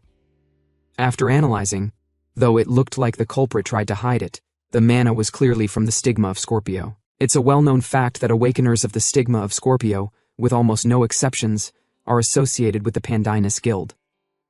If it was someone skilled enough to try assassinating the Lightning Wolf specifically, then Woojin couldn't think of any other guild but the Pandanus Guild. With that, Woojin deduced that the Pandanus Guild was responsible for Ojin's poisoning. Sometime later, the news about Ojin throwing up blood during a press conference left people in shock. It was also discovered that traces of the stigma of Scorpio were left behind at the crime scene. As a result, people were questioning what the relationship was between the Pandanus Guild and Choi Jong-chol, which Ojin had tried to reveal. Now Ojin was finally discharged. He complained to himself that just lazing around had him so stifled he felt like dying. Since he had nothing to do, he practiced controlling minute amounts of electricity. He usually tried to pump out as much electricity as possible, so it was rather difficult for him to decrease the output to lower levels. Still, he thought it would be helpful. Han entered the room. He asked Ojin if it was all right for him to be discharged so soon. Han apologized, telling Ojin that all the responsibility fell on him for not properly managing the situation. Ojin told him it wasn't his responsibility. It was clearly the fault of the guy who tried to poison him. Well, in truth, Ojin was the guy who had tried to poison himself. He said to himself that there's no way any evidence the Pandinus Guild feared could exist. The press conference was simply a show he put on while using his life as a trump card. It was all thanks to Woojin's excellent investigation skills. Now that he thought about it, he asked Han what happened to those Pandinus guys. Han told him they denied everything to the end, but they all scattered and ran away. The other large guilds were chasing after them. Ojin was surprised it all happened within just 10 days. He didn't expect them to break apart so fast. Han added that the Valhalla Guild had filled in the vacancy to become one of the top 10 guilds. Ojin then asked if there was any mention of the Black Star organization. Han told him he hadn't heard anything about it, but he did hear something unusual and separate from the ongoing case. Recently, in Italy, an organization of the same name was gaining momentum by using force. Ojin said to himself that the fuckers weren't just local fuckers, but global fuckers. Well, he guessed they were bastards who wanted to change the world after all. He then told Han that if he heard any more news, he should please contact him. Han asked him if he was going straight back home. Ojin told him yes, his housemate would worry if he didn't, though that was a lie, since he had already messaged her. Well, actually, Han told him that his housemate had just visited. Now at Hapjeong Station, exit number 9, Haun was standing there. Ojin asked her why she didn't pick up when she was the one who made him come to the station. She told him she did that to mess with him, so he should stop complaining and follow her. Ojin, surprised, asked where they were headed. Sometime later, they were riding inside an elevator. As it stopped, they entered a house. She told him it would be their new home. Ojin was surprised. He realized the thing she had been sneaking around doing was the house. She told him she earned a large bounty and also took out a loan. The bank bastards were happy to empty their vaults now that she had recovered. They didn't even look at her before. She told him there were 2 rooms, and the one in front of them now was the master bedroom. Ojin was surprised, because the one room was as big as their old house. He asked her why there were 2 beds in that room alone. She told him the other room was for storage, and the master bedroom was their room. Ojin, speechless for a moment, asked if she was saying they should share the big room when they had 2 rooms. She told him yes. Ojin pressed on, sarcastically asking her if she only drank water at an all-you-can-eat buffet or something. What's with the inefficiency? She told him it was the homeowner's decision. He could leave if he didn't like it. Anyway, she said the old place was full of mold and rust. It was really hot in the summer and fucking cold in winter. Ojin couldn't refute that. She then asked him what he thought of the amazing view. It was also close to the association and the sanctuary. There was an Awakener exclusive training ground nearby as well. Most importantly, the house had hot water. Ojin was surprised at the mention of hot water. It was something he never imagined would be possible. He excitedly hugged her, saying he really didn't need anyone but her. Then he called her the prettiest in the world. The 2 were about to get in the mood. Ojin pinned her to the wall, but then someone called him. She was hella disappointed. She wondered which bastard was calling right now when they were getting in the mood. The person who called was Park Chung-yun. He asked Ojin if he could come to Valhalla Guild right away. The guild leader had been killed by the Black Star organization. A few hours later, Ojin arrived at the Valhalla Guild. He asked Chung-yun about Woo-yuk's current condition. Chung-yun shook his head. He told Ojin there was no risk to his life, but he couldn't say he was in good condition. Still, he was able to regain consciousness and personally ordered them to contact him. He pressed a button that opened a door, telling Ojin it would be best to discuss the specifics in person. Ojin told him okay, though he was surprised there was a hidden area. It was like some ancient dungeon. As they entered, Chung-yun told Ojin that they were restricting access so that news of the attack wouldn't become public. Ojin wondered if Khan did something. He then asked if Woo-yuk was the only one who got hurt. Chung-yun replied yes, there were no fatalities, but other than himself, who wasn't participating in the operation, everyone else was defeated. Ojin was surprised because Arshad Khan is a mid-rank Templar, so there was no way a mere mid-rank Templar could sweep through the Valhalla Guild by himself.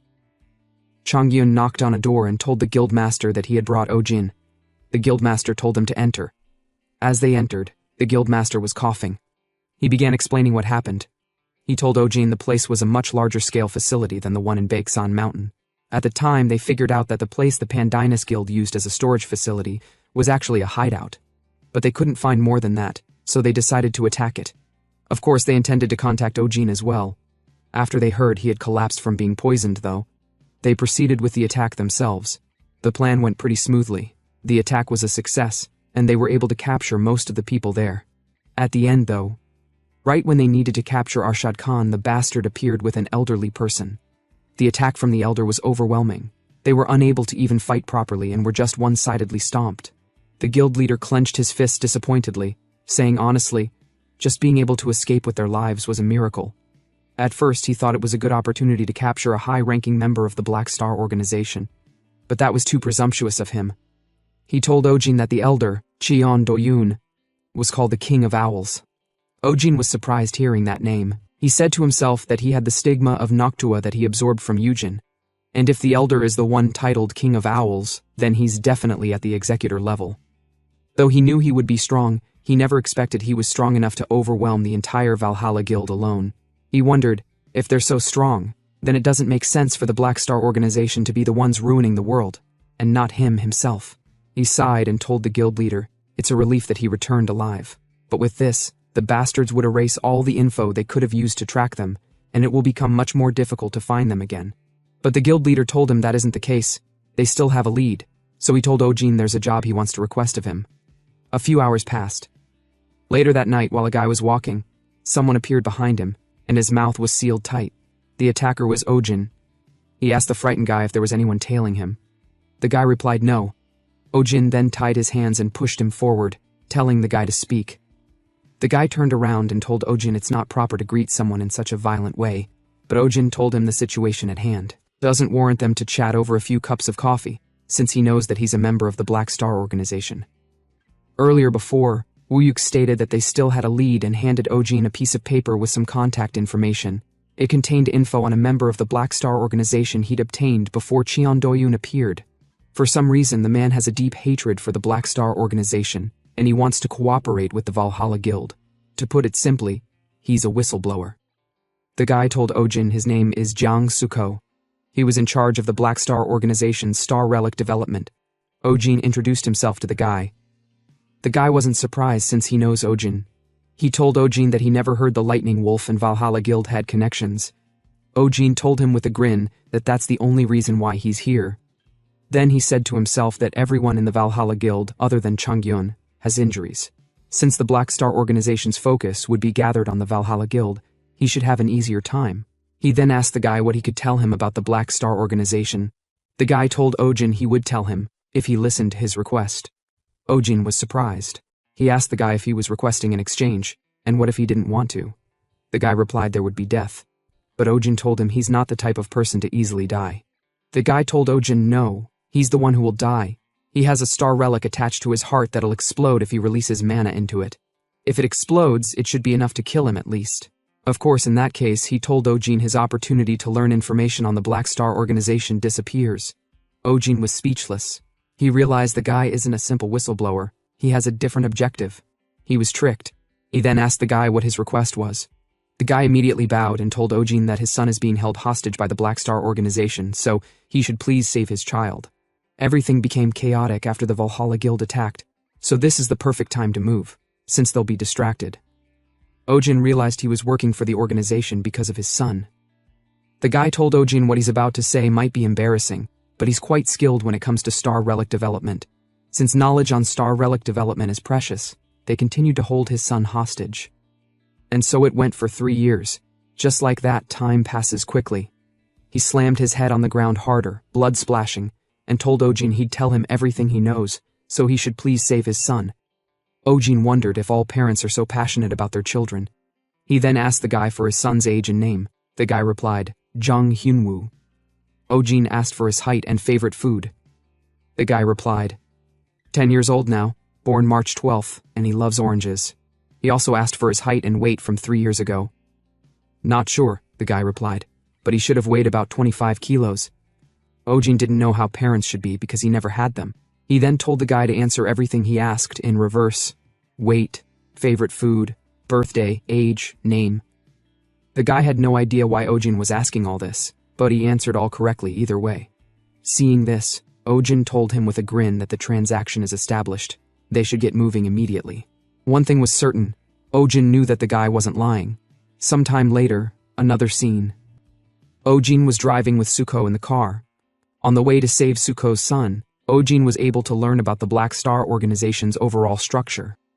The Black Star organization spends most of its time hiding in the land of monsters called the Demon Realm, beyond the ultra-large gate in the North Pole.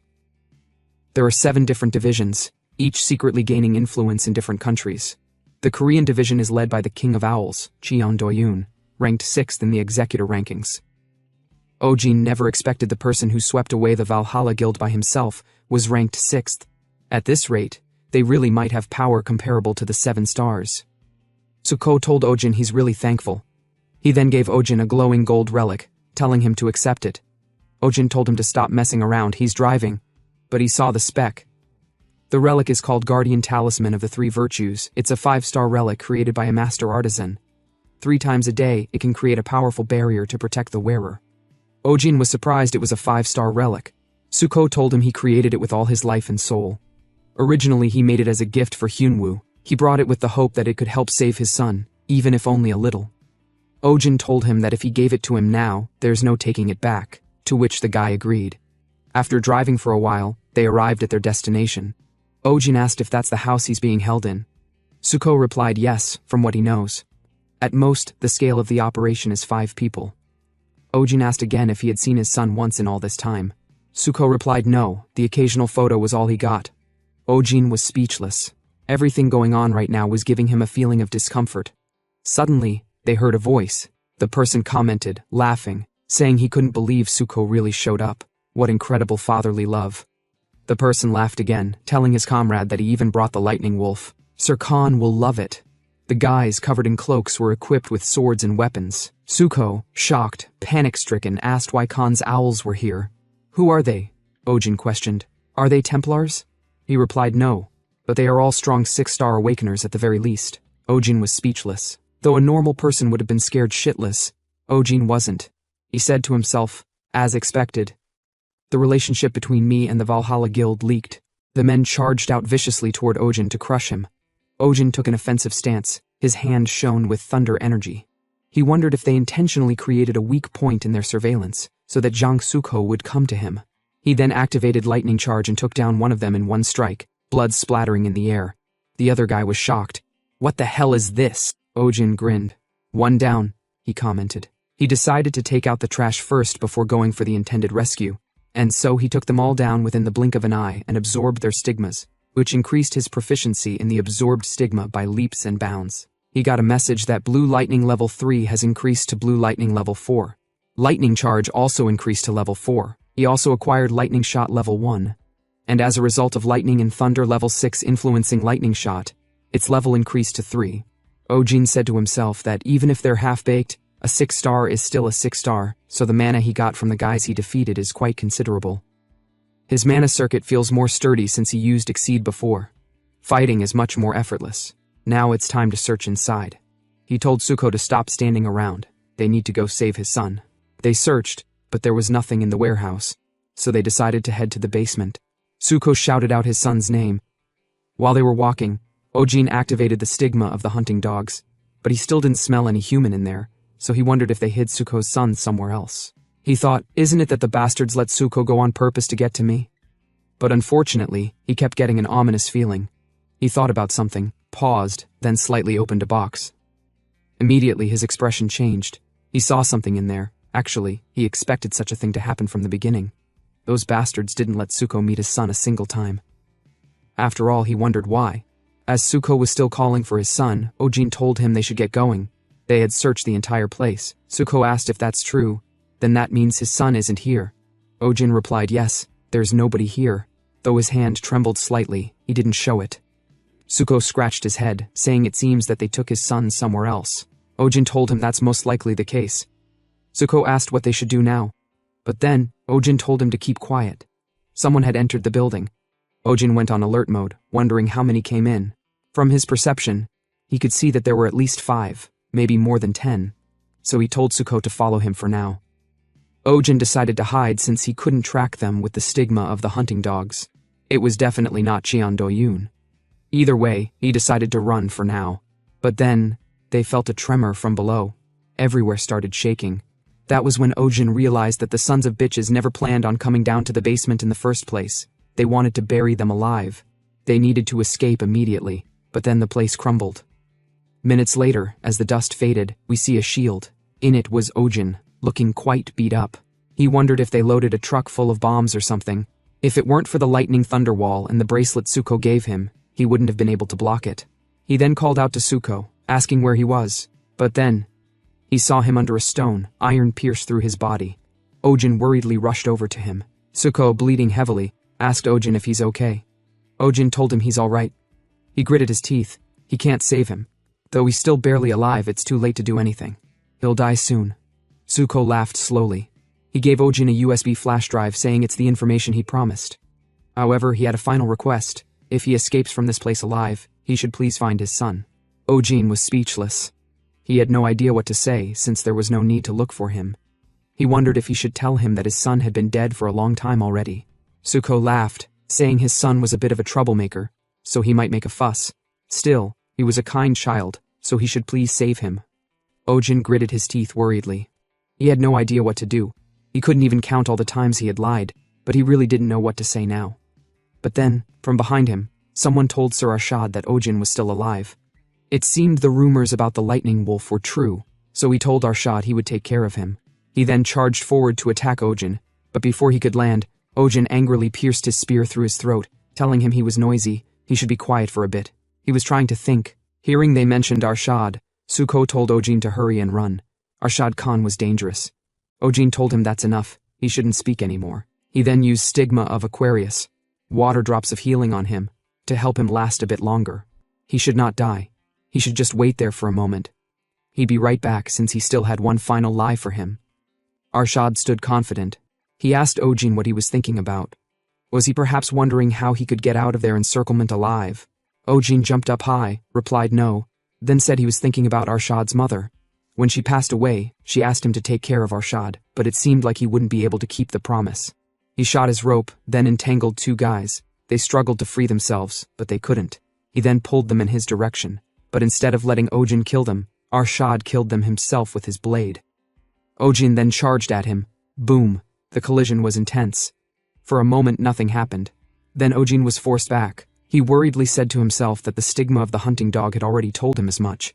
But now that he had personally exchanged blows with Arshad, he could tell Arshad was far above him. Still, he attacked him with all he had, but there was no effect. Arshad, using Owl's stigma or skill, told Ojin he was quite impressive. He couldn't believe he was a 4-star. However, it wasn't enough. He then launched multiple explosive feathers at Ojin. Ojin ran, worriedly trying to dodge. He realized that the explosive feathers were how they blew up the warehouse. Ojin then counterattacked with his spear, launching multiple strikes, but Arshad blocked them all easily, not even moving an inch from his spot. He told Ojin his reflexes weren't bad. No, maybe it was purely instinct. If he had given him another half a year to grow, he might have ended up becoming a monster. But then, to Arshad's surprise, Ojin suddenly powered up. Ojin activated Exceed. Lightning Thunder level 6 increased to level 7. He also acquired Lightning Flames level 1. Lightning Thunder influenced Lightning Flames, increasing it to Lightning Flames level 2.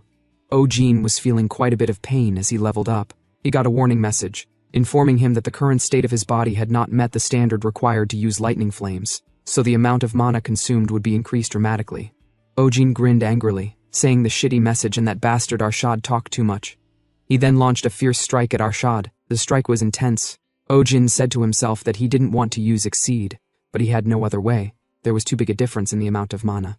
Arshad then told Ojin that thinking he would only need half a year was complacency on his part. Ojin saw the guy's power up. He decided to end things quickly, since he didn't have much time.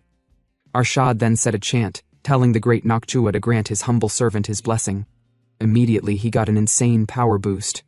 Ojin was shocked. What the fuck? He thought the bastard was a mid-rank, but now, a mere mini-boss had a second phase?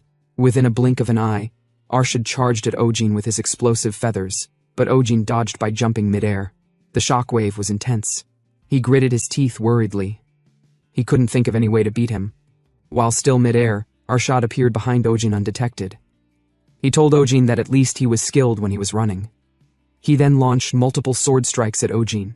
He turned around. He was kind of surprised, since Arshad had definitely aimed for Ojin's neck, yet he somehow managed to barely dodge it.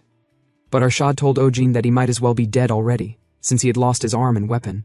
So he told Ojin it was the end, but Ojin told him to stop saying bullshit. Who said he could end it as he wished? He then punched Arshad in the face. Ojin said all this while bleeding all over his face. Angered at the crazy bastard for punching him, Arshad furiously slammed Ojin to the ground. Furious, he told Ojin fine. They would do things his way. He would end things his way. He punched Ojin continuously, telling him to come on. He should stand up. He should try and put up more of a fight. After minutes of punching, he finally calmed down. He looked at Ojin, bleeding all over like a dead man. How pathetic, he remarked. He sighed, saying he thought they would be seeing each other often. How unfortunate. He then turned around, wishing Ojin goodbye. Ojin lay there, bones shattered, hand cut off. Then it began raining. As Arshad was leaving, he paused as he recalled from the news that there would be a storm today.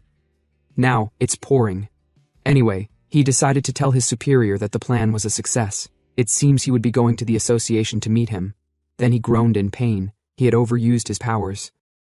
How absurd is it for me to have so much trouble against a mere 4-star awakener, he remarked. Then he said to himself that before he had to pay the price for using the blessings, he should find a place to rest. But then, he noticed something strange. He wondered why the ground around him was dry. How can there be dry ground when it's raining this hard? He wondered if all of the water was being absorbed somehow. To his biggest shock, Ojin woke up, stood up slowly, and asked Arshad where he was going. Ojin groaned in pain as his broken bones were restructuring due to the surrounding energy filled with water. He then told Arshad that honestly he didn't intend for the water to heal him. Well, since he got to use the Black Star's blessing, or whatever it is, it should make sense for him to have a blessing of his own. Ojin then got a message that the effects of water affinity had increased dramatically. He stood up, fully healed, with an evil smile on his face. Arshad was shocked. He had no idea what was going on. He asked Ojin how he was still alive. Ojin told him he shouldn't be asking that question. He has the skill time of the owls. Then said, from now on, it's the time of the lightning wolf. He walked toward Arshad, stretching his hand. Arshad was still surprised. He hadn't made sense of what was going on. He panicked and asked Ojin how he was able to get up without injury. Ojin told him even the mini-boss he fought had a second phase, so it would be disappointing if he didn't receive the same.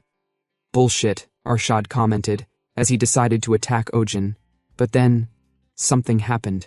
He felt a sharp pain and immediately fell to his knees. Ojin was surprised. He asked him what he was doing. Is that the price for your blessings? He was confused, since typically the responsible celestial pays the price for their blessings, but it seems like that Noctua bastard wasn't much. Arshad stood up, already turned into an old man. It seemed his life force was the price he paid. He angrily swung at Ojin, telling him to shut up, but Ojin walked through his attacks without defending, as he was being healed by the water energy.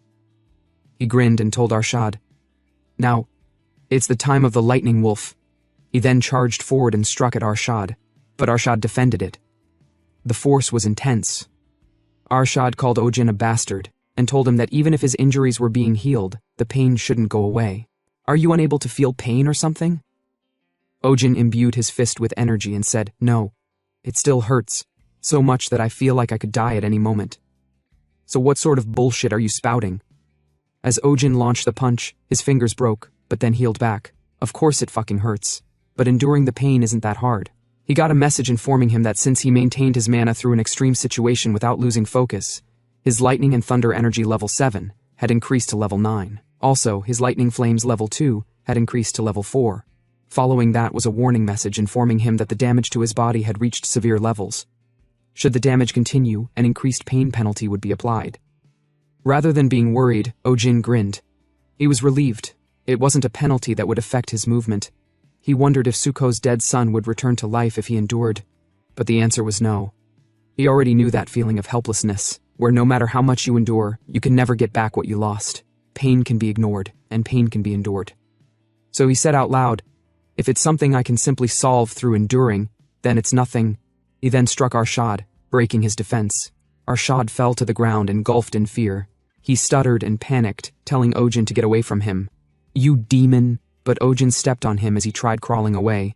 With a sharp tone, he told Arshad, "What the fuck? Why are you calling me a demon? I'm a normal human. It's because I'm human that I can endure the tiredness that makes me feel ready to collapse at any moment." Now, after defeating Arshad, he went to Suko. Suko, who was barely conscious, asked Ojin if he beat that bastard Arshad. "You're truly impressive," he said. Ojin told him he found his son. Suko was surprised to see his son. The boy worriedly asked what happened to his body, but Suko apologized to his son and told him, "Your dad is hurting a lot, so I'll need to sleep soon." He told his son to follow the big brother next to him and be on his best behavior. He also had to stay healthy. The son replied, "Yes." Suko told his son it would take a long while, but he'd definitely come and visit him when he returned. They hugged. Then Suko died. In truth, that child was Ojin. He transformed into his child. Ojin then groaned. He wondered if he had received too many internal injuries. Though he was healing, the pain was still there. Well, recovering to such an extent from the brink of death was pretty decent. First, he decided to go back home, but then he noticed something. The stigma of Lyra had risen from 4-star to 5-star. He wondered if it happened during the battle. It had been about 2 months since he rose to 4-star. He never imagined he'd already be a 5-star. His dear goddess would faint again if she saw it. Well, he said to himself, he still has a long way to go. If he wants to live a life without needing to lie, then he needs to get a lot stronger. But first, he needs to leave this place. And so, morning arrived. Ojin screamed as he woke up because he found himself sleeping on Vega's lap. She scolded him for being reckless since she had told him many times to be careful, but he always overdid it. She touched his head and told him they could talk about it later, so he should be sure to get plenty of rest for now. Ojin was speechless. He wondered how things had come to this. He remembered up to when he got home. Of course, he was in a bad state due to the exhaustion from the battle. Maybe it was because Haeun was in front of him, but he released all of his tension and just collapsed right then and there. He wondered how much time had passed. Also, how was Vega back to her original appearance? He then asked Vega if he could get up now. She replied no, he was not allowed to move. A few minutes later, Ojin sat up. She told him he had fainted and slept for 4 days. Haeun was worried about him and personally went to the sanctuary to find her. The restrictions ended just in time, which is why she's able to be with him here like this. Ojin realized he had been asleep for 4 whole days, then asked Vega how she was able to stay there in that form. The restrictions had previously kept her from being in her original form outside the sanctuary. Riak arrived and told him that a few days ago, the commandment's restriction weakened. It was around the day he fainted. Ojin was surprised to see Riak as well. Vega told him that thanks to that she could manifest for longer and maintain her original form, even if only for a brief moment. Riak was also able to manifest. Ojin cleared his throat. Hearing that it happened the day he fought Arshad Khan, he wondered if that meant he was the cause. At that time, he had inherited the records of Awakener Arshad Khan after absorbing his stigma, and he obtained the skills Black Feather Armor Level 3 and Black Feather Explosion Level 5. Another message appeared, informing him that due to the influence of the stigma of Lyra, the acquired skill would transform. Black Feather Armor Level 3 was now Lightning Feather Armor Level 3. Black Feather Explosion Level 5 would become Lightning Feather Explosion Level 5. He was surprised since the quality of Arshad's mana was different. He was around a 7-star Awakener. So he wondered curiously, how crazy would the mana from an 8-star be? Another message popped up, informing him that the Black Heavens conditions for the 4th Awakening had all been met. So the Black Heavens 4th Awakening was starting. After the battle with Arshad, the transmission started right when the Awakening began. He received Arshad Khan's memories. From the memory, he could see Arshad speaking with someone on the phone. The memory was from before he went to attack Ojin. The person told him that the Lightning Wolf and Valhalla were in a cooperative relationship. The president's faction had been taking him around everywhere, so it was about time for them to take care of him. And so, Arshad went out to eliminate Ojin. But before that, he asked the man if he knew what happened on Italy's side. The man asked if he was talking about the Queen Leeches. He told her the bitch does whatever she wants, so news of her has even reached the demon realm. Not to mention, since she's the 3rd-rank executor, it's a bit difficult for them to directly intervene. Well, they at least prepared a plan. But then, Ojin got a message that Arshad Khan's and Lee Shin-hyuk's memories had clashed, and a portion of Lee Shin-hyuk's records had been lost. The Black Heaven would automatically recover records necessary for transmission. Depending on the progress of restoration, transmission would occur in parts. Ojin felt a sharp pain in his head. He wondered if it was because the transmission interfered with the awakening. Still, it was a relief that recovery was possible. He obtained quite a lot of information, but then, he received a quest, which was activated due to the fourth awakening. He was surprised. He never expected a quest. The quest's name is Star Devouring Devil of the Sky. The objective is to absorb star stones to open the Black Heaven. The current completion rate is 0%, and the reward would be obtaining a random ancient constellation. Ojin had no idea what they meant by ancient constellation, so he decided to ask Vega about it later. Back to the present, though that night there was a lot going on. Right now, he couldn't tell exactly what the cause was. He then curiously asked Vega, if the restrictions were weakened, does it mean she could freely grant him blessings? She told him they weren't weakened to that point. She cleared her throat, blushed a little, and told him she could provide some simple support when he's fighting. She then performed a spell for Ojin to see. Ojin was surprised. He never expected lightning to be controlled in such a way. So he wondered, how far up the peak does he need to climb if he wants to be able to do the same? Proudly, she told him he could rely on her a bit more. Ojin laughed and said he'd keep that in mind.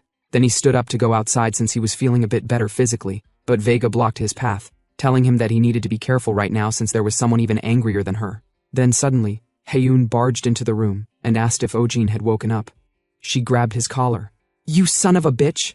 Do you know how worried I was?" she scolded. Ojin apologized. She cried, calling him an awful bastard. "Do you think it would be over just because you apologized?" But then Ryak called her lizard woman and told her she was noisy. All warriors must risk their lives in battle in order to grow. Pissed, she asked him what was up with the lizard woman bullshit he was saying. Then she told him she had a perfectly fine name, and it was Song Haeun. But Ryak told her he had no need to memorize a mere human female's name. Since she's an apostle of Draco, she is a lizard woman. She approached him and told him no cup ramen for a week. But Ryak immediately switched. Swinging his tail, he called her Dear Haeun, telling her she must have suffered a lot due to that ignorant human Ojin, so he completely understood. Ojin wondered what the bastard was doing. What was up with his change in behavior? Anyway, Vega told him to start telling them what happened to him that day.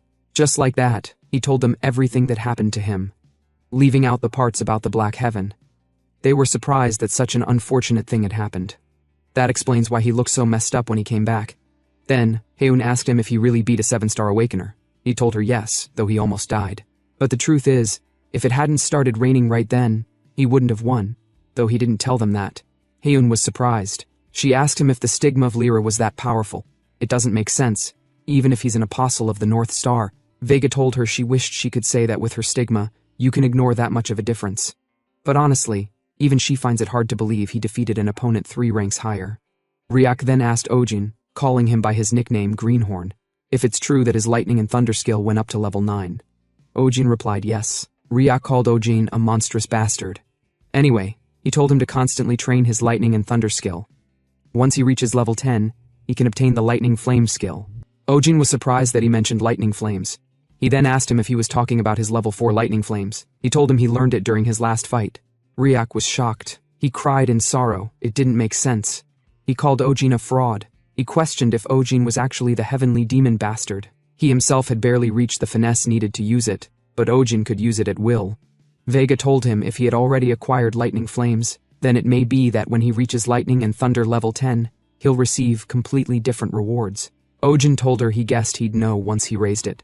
Then he asked Vega if she knew what ancient constellations were. Surprised, she asked him where he heard those words from. Ojin lied. He told her he just remembered the heavenly demon said something about them in the past. Vega thought for a moment, then told him that celestials, created by the primordial giants called Titans, were made by borrowing the power of stars.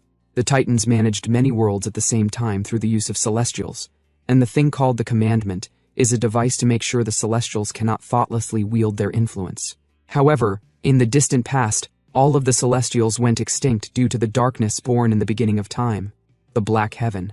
In other words, ancient constellations are what the celestials who were consumed by the Black Heaven are called. Ojin asked, "What about the current celestials?" She replied, "After all the celestials were consumed by the Black Heaven, new stars were born." Ojin finally understood what happened. He said to himself that the world was already ruined once by the Black Heaven, and the current celestials are all new. The quest reward is saying it will grant him one of the constellations the Black Heaven once consumed. Even if he has absolutely no thoughts of bringing the world to ruin, the Black Heaven will ruin the world again. And the Black Heaven is currently him. Though the thought of it is really driving him crazy, he decided not to worry about it now since it's meaningless. The future has already begun to change. What's important is how he moves forward in the changed future. He grinned, since his course of action was already decided. Even if he needs to fool the entire world, he won't let go of what is precious to him. Sometime later, Ojin said to himself that he could finally check the USB he received from Suko. He plugged the USB into his laptop to see the objectives of the Black Star organization. Ojin watched a video of someone saying, "Why is it that in this crazy world running rampant with monsters, only some people receive stigmas from the constellations, and others have to be defenseless? So after killing all of the current awakeners, we will make everyone an equal awakener." Ojin was shocked by the video. He deemed them completely insane. He recalled, from what he had heard back at the Mokdong Gate, that the Black Star organization is able to turn non-awakeners into awakeners. It's a scheme that tries to exploit the hatred of non-awakeners. Still, he doubted anyone was earnestly following such an insane plan. It's probably just a vague ideal they used to spread their influence. It seemed like Suko didn't know their true objectives. Well, he did know they were bastards who needed to be dealt with quickly. Besides that, the USB included some branch locations and some information regarding the Owl faction's Templars. Ojin scrolled through the file. In it, he saw a name, Cheon Wusung. He's the son of the owner king, Cheon Doyun. Called the king's delegate, he manages the Black Star organization in practice, and he's currently hidden within the organization. Ojin then said to himself that it seemed like this guy was the insider Khan had mentioned from his memories, so he decided to give Mr. Han the information. The next day, at the association, shocked, Han asked Ojin if it was really true that Cheon Wusung was part of the Black Star organization. Ojin replied yes, according to the information he received. He then asked Han if he knew what kind of person Cheon Wusung was. Han laughed and said that actually, the current association was completely split into two factions. One faction is the one he's affiliated with, the association president's faction. The other is the executive faction, and the leader of the executives is Cheon Wusung. Ojin asked Han if he recruited him into the association because of the faction issue. Han replied yes. Of course, while one of their objectives was to try to bring the association's prestige up, trying to draw the North Star's apostle into their faction was the other reason. Ojin said to himself, no wonder they went out of their way to place me in an iffy position that isn't officially affiliated with the association. If I were officially affiliated, the other faction would have the authority to order me around. Not to mention, I wouldn't know who is in which faction. They made it so that he would only meet Mr. Han, who's definitely in the president's faction. He then asked Han if there was any way he could help him. Han replied, not at all, they would handle the situation. Ojin didn't say anything further. He then brought out his broken weapon from his bag. He told Han he wanted to ask him for a new weapon again. Han sarcastically remarked that the weapon was destroyed quite spectacularly. He then suggested for him to meet the weaponsmith in person, since he might be able to create a weapon that's much more optimal for him. Ojin was surprised he could meet him. And so, they arrived at the place where all sorts of Starstone gear and weapons are researched and created, the Star Relic Center. The manager of the place is Kim Si-hoo. Si-hoo came running. He asked Han why he came to visit. Han patted his head while telling Ojin that Si-hoo may be young, but he's an expert in the field. Si-hoo excitedly greeted Ojin. He told Ojin he knew he was the lightning god. He had seen him on TV. He then asked Ojin if he was using the wire cutter he made for him well. Ojin told him it broke, which surprised Si-hoo. Si-hoo said that still, that's a good thing. He was so busy back then that he cut corners during its creation. Ojin never expected the wire cutter to be a rushed product. Si-hoo told him he'd make it much better since he wasn't busy now. Ojin couldn't hide his awe. He said to himself, how could such an intelligent, polite, and impressive boy exist in this world? But his expression immediately changed as Si-hoo told him it would cost him a lot of money. Now, Ojin deemed Si-hoo to be a rude rat bastard, who had perfectly adapted to this greedy goddamned world. But then Si-hoo told him he'd cover whatever he might need during the creation with his own personal funds, since it was fun making his weapons. Ojin excitedly told him he would start calling him Lord Si-hoo from now on. Ojin then told him the spear also broke, but since it wasn't fun to make, Si-hoo told him he'd be paying for it with his own money. He then told Ojin to come along. He had something to check. They arrived in an enclosed room. He gave Ojin an iron bar and told him to swing it around the way he would normally swing his spear. Ojin exhaled, then activated spearmanship of Pixis, and started swinging it. Si-hoo told him it was okay to stop. He then began analyzing as he sat in front of multiple screens. 284 jabs, 192 sweeps, 592 downstrokes. Average stride length is 1 meter, 17 centimeters, he reported. He told Ojin he seemed to take extremely long strides. He also analyzed the main area Ojin tended to grip on his spear shaft, so he believed a spear with a shorter shaft and longer blade would fit him better. Ojin asked if he could really see all that just by watching him spar. Si-hoo told him that taking advantage of long reach and fighting defensively isn't his style. He likes to dive right in. Therefore, having a shorter shaft and focusing more on the cutting edge is better. A spear in the shape of a half-moon blade would fit him perfectly. Ojin was speechless and surprised. It was much better than he had expected. Sihu told him he'd get started on it and the wire shooter right away. It should take about a week. Ojin thanked him. Sihu whispered in Ojin's ear and told him that instead, he should please help Mr. Han. These days, he's having a lot of difficulties because of those executive bastards. He then waved at Ojin, saying he'd get started on making his gear. Ojin smirked and told Han he's really a good kid. Han agreed, though his personality is a bit odd. He then asked Ojin what his plan was after getting his new weapon. Ojin told him he was going to gather as many starstones as possible. Ojin decided to focus on the Black Heavens quest, though he didn't tell Han about that. Han thought for a moment, then told Ojin, "There's a gate that's pretty hot these days for starstone farming. The monsters in that gate drop 2 starstones instead of just 1. Ojin was surprised there was a starstone duplication glitch. He wondered if it was like a double EXP event. However, Han told him there was a bit of a problem, but Ojin excitedly said no. He was going there immediately. 1 week later, Busan. Ojin arrived at the gate. He was surprised to see it crawling with people. Well, he guessed they went crazy since 2 starstones drop from each monster. Ojin said to himself that it's quite rare to see a constellation, a star spirit, an awakener of Draco, and an apostle of the North Star all be in a single party. It's most likely that even if they searched the entire previous world, they wouldn't find a party like theirs. Not to mention he had the new wire shooter and spear Sihu made. Sihu said he could input mana to change the shape of the spear for carrying convenience. He's really looking forward to fighting inside the gate. Now, inside the dungeon, Ojin commented, saying it said the monsters in the gate would be at least 5-star, then said it's a relief that there aren't too many deeper inside since the tougher monsters appear the deeper you go. He thought, saying if he wants to gather enough starstones to complete the quest, he'll need to farm quite a lot. He then saw someone in front of him, having defeated many monsters. The person remarked happily, saying as expected, facing 3 at once is a bit rough. Haeun told Ojin the guy is named Jerry Kim. He's quite famous, he's a 6-star awakener of Sagittarius. Since he's unaffiliated, he hunts solo in the gates while streaming. Ojin was surprised to see a 6-star of Sagittarius unaffiliated. He then curiously asked her if streaming earns a lot of money. She replied yes, those who make money probably make a lot, but she thinks it's more about fame. Jerry turned around. He was surprised to see Ojin. He grinned, a clever thought came to his mind. He then immediately went to Ojin. He grabbed Ojin's hand, saying he never thought he'd see the Lightning Wolf here in person. He's a total fan. Ojin was caught off guard by the approach. Jerry looked at his recording ball, then told Ojin his appearance can either be a coincidence or fate, so he asked him why he doesn't participate as a guest on his broadcast. Ojin was surprised. He never expected such a request. He told Ojin that so many viewers are curious about him. He showed Ojin the chat. People were surprised to see him in the deeper level of the dungeon since they thought he's a 4-star. Someone asked if he's been carried. They were also curious about their party combination. Jerry then told Ojin he's a streamer specializing in dungeon clearing streams, Jerry Kim. With a pretentious expression, he told Ojin they should make a simple wager.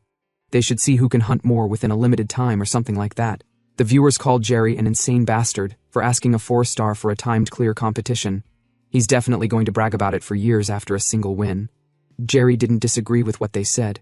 He told them he's not that shameless. He'll obviously be giving himself a handicap. Ojin didn't say much. He now realized why Jerry suddenly asked him to make a guest appearance. He wants to defeat him in front of a lot of people to show off. He grinned evilly, said to himself that if Jerry wants it that badly, he'll have to oblige. He then told Jerry it'd be no fun if they make a wager without any stakes, so what should they bet on, he asked. Haeun was shocked to see Ojin go with a bet. Jerry laughed out loud. He asked Ojin how many stones they should bet. Ojin replied immediately with a smile. They should each bet all of the star stones they have. Jerry was shocked.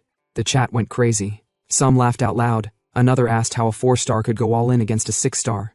Jerry was still shocked. He couldn't bear to risk it all since he went through so much to gather it. He asked Ojin if he really meant it.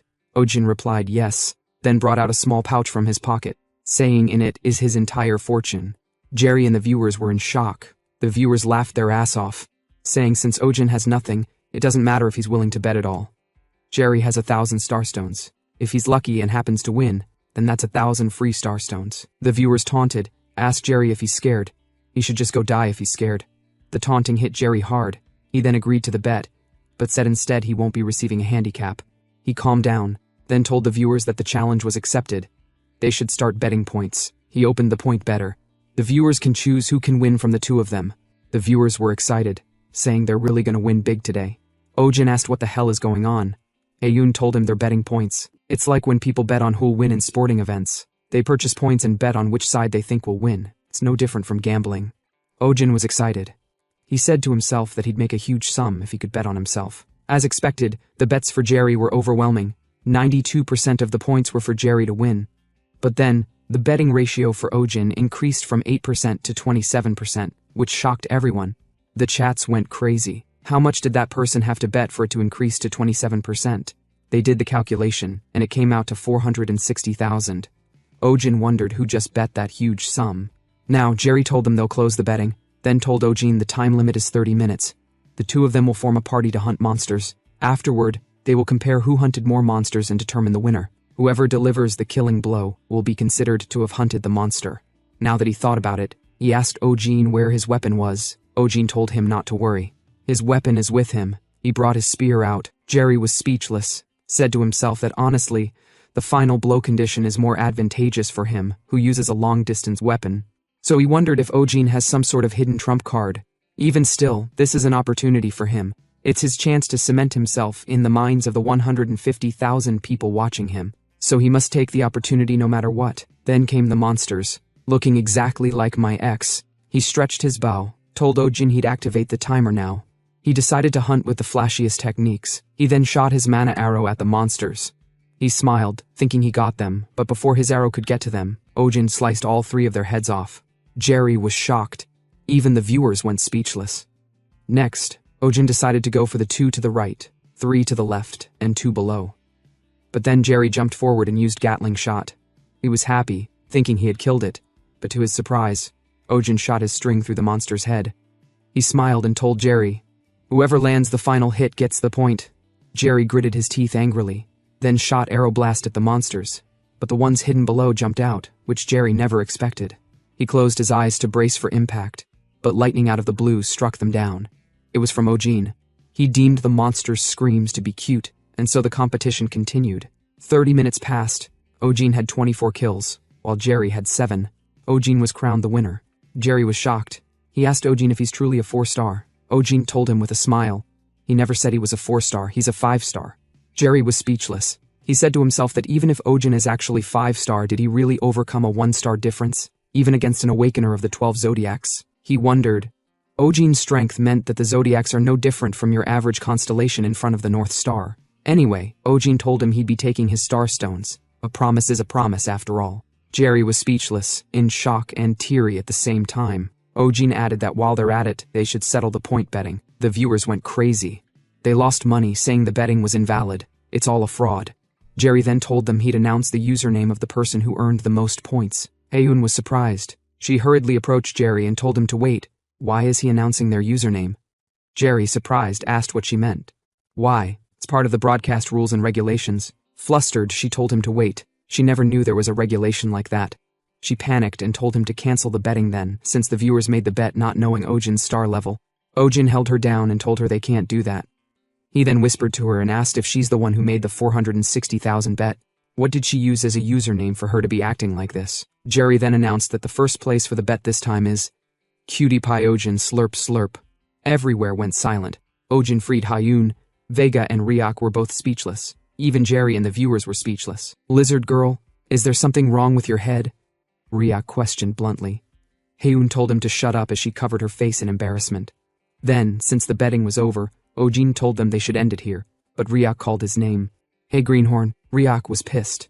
He asked Ojin if he's planning to return already. He's the only one who did any fighting. He hadn't done anything yet.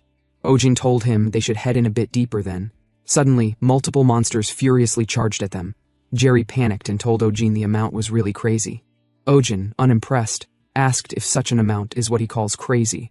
He then told the monsters to come at him, but to their surprise, the monsters just ran past them. They weren't trying to attack, they were running away from something. Then suddenly, a multiple-headed monster attacked them. It was a Hydra, a boss-level monster, even among 7 stars. Haeyoon, shocked, asked, "Why is there a Hydra here? Hydras have nothing to do with mermen." Anyway, regardless, Ojin said to himself that he heard boss-level monsters drop only the highest quality starstones. Not to mention, since it's a monster that appeared in the gate, there's a chance it has 2 starstones instead of 1. Ojin smiled gently. There's no way he could ever hold back from such a big jackpot. Haeun sighed and asked Ojin if he's planning on fighting it. Ryak asked if he can defeat it. Ojin replied, of course, and said to himself, compared to the pressure he felt from Arshad Khan, the Hydra seems totally manageable. He then jumped at the Hydra with his spear. He activated lightning flames and struck at it. To his surprise, Ryak jumped from behind him and struck the Hydra's face. Vega also joined. She held the Hydra down and told Haeun to attack now. Haeun used her flames and attacked the Hydra's head. Jerry told them he'd join them. The flames cut off the head, but it regenerated in an instant. Jerry, shocked, told Ojin something's wrong. He had never heard of a Hydra's regeneration being this quick. Ojin, also surprised, told him, that's right. He thought the fight would be easy. However, he told the Hydra not to think it would win just because of that. Haeun asked Ojin if he had thought of something. Ojin told her it takes the bastard about 5 seconds to regrow one of its heads. That means they have to cut all of its heads off within that time frame. Vega told Ojin she'd grant him a blessing, but Ojin told her he's alright. He told her he knows she goes through pain whenever she faces the command's restrictions. With a smile, he told her he didn't want to see her in pain. She blushed at his sweet words. Actually, what Ojin said is only half true. He was only targeting her for fraud at first, but maybe she's grown on him. He then charged out, activated Exceed, then swung his spear at the Hydra and chopped off the first head. He immediately went to take down the second head, then the third. Not giving it time to catch its breath, he shot his string, then activated Lightning Charge. Now, he had taken down 5 heads, 2 seconds remaining. He decided to move faster. He increased the energy in his leg. As a result of this, Exceed level 2 increased to level 3. Now he became even faster. As a result of the continuous increase in speed, he obtained a clue regarding the lightning god physique. He moved at an abnormal speed, which even surprised him. He then chopped off 2 more heads of the Hydra. Ryak was shocked Ojin used legs of lightning. Even Vega was surprised to see he's already learned the lightning god physique, which you can only learn as a 9-star. Ojin shouted at Haeun to attack now. Haeun charged up energy in her hand, told Ojin to leave the rest to her. But then, she felt a sharp pain in her eyes. It hurt. However, she held it in because compared to the pain Ojin must have felt so far, she deemed it as nothing. She then shot her dragon-looking flames towards the Hydra, killing it. Ojin told her good work. While she was trying to catch her breath, her stigma began to shine. Energy coursed through her body. She then excitedly hugged Ojin, saying she had become an 8-star awakener. Ojin congratulated her. Now she's just 1 step away from becoming a 9-star, which is considered high-ranking.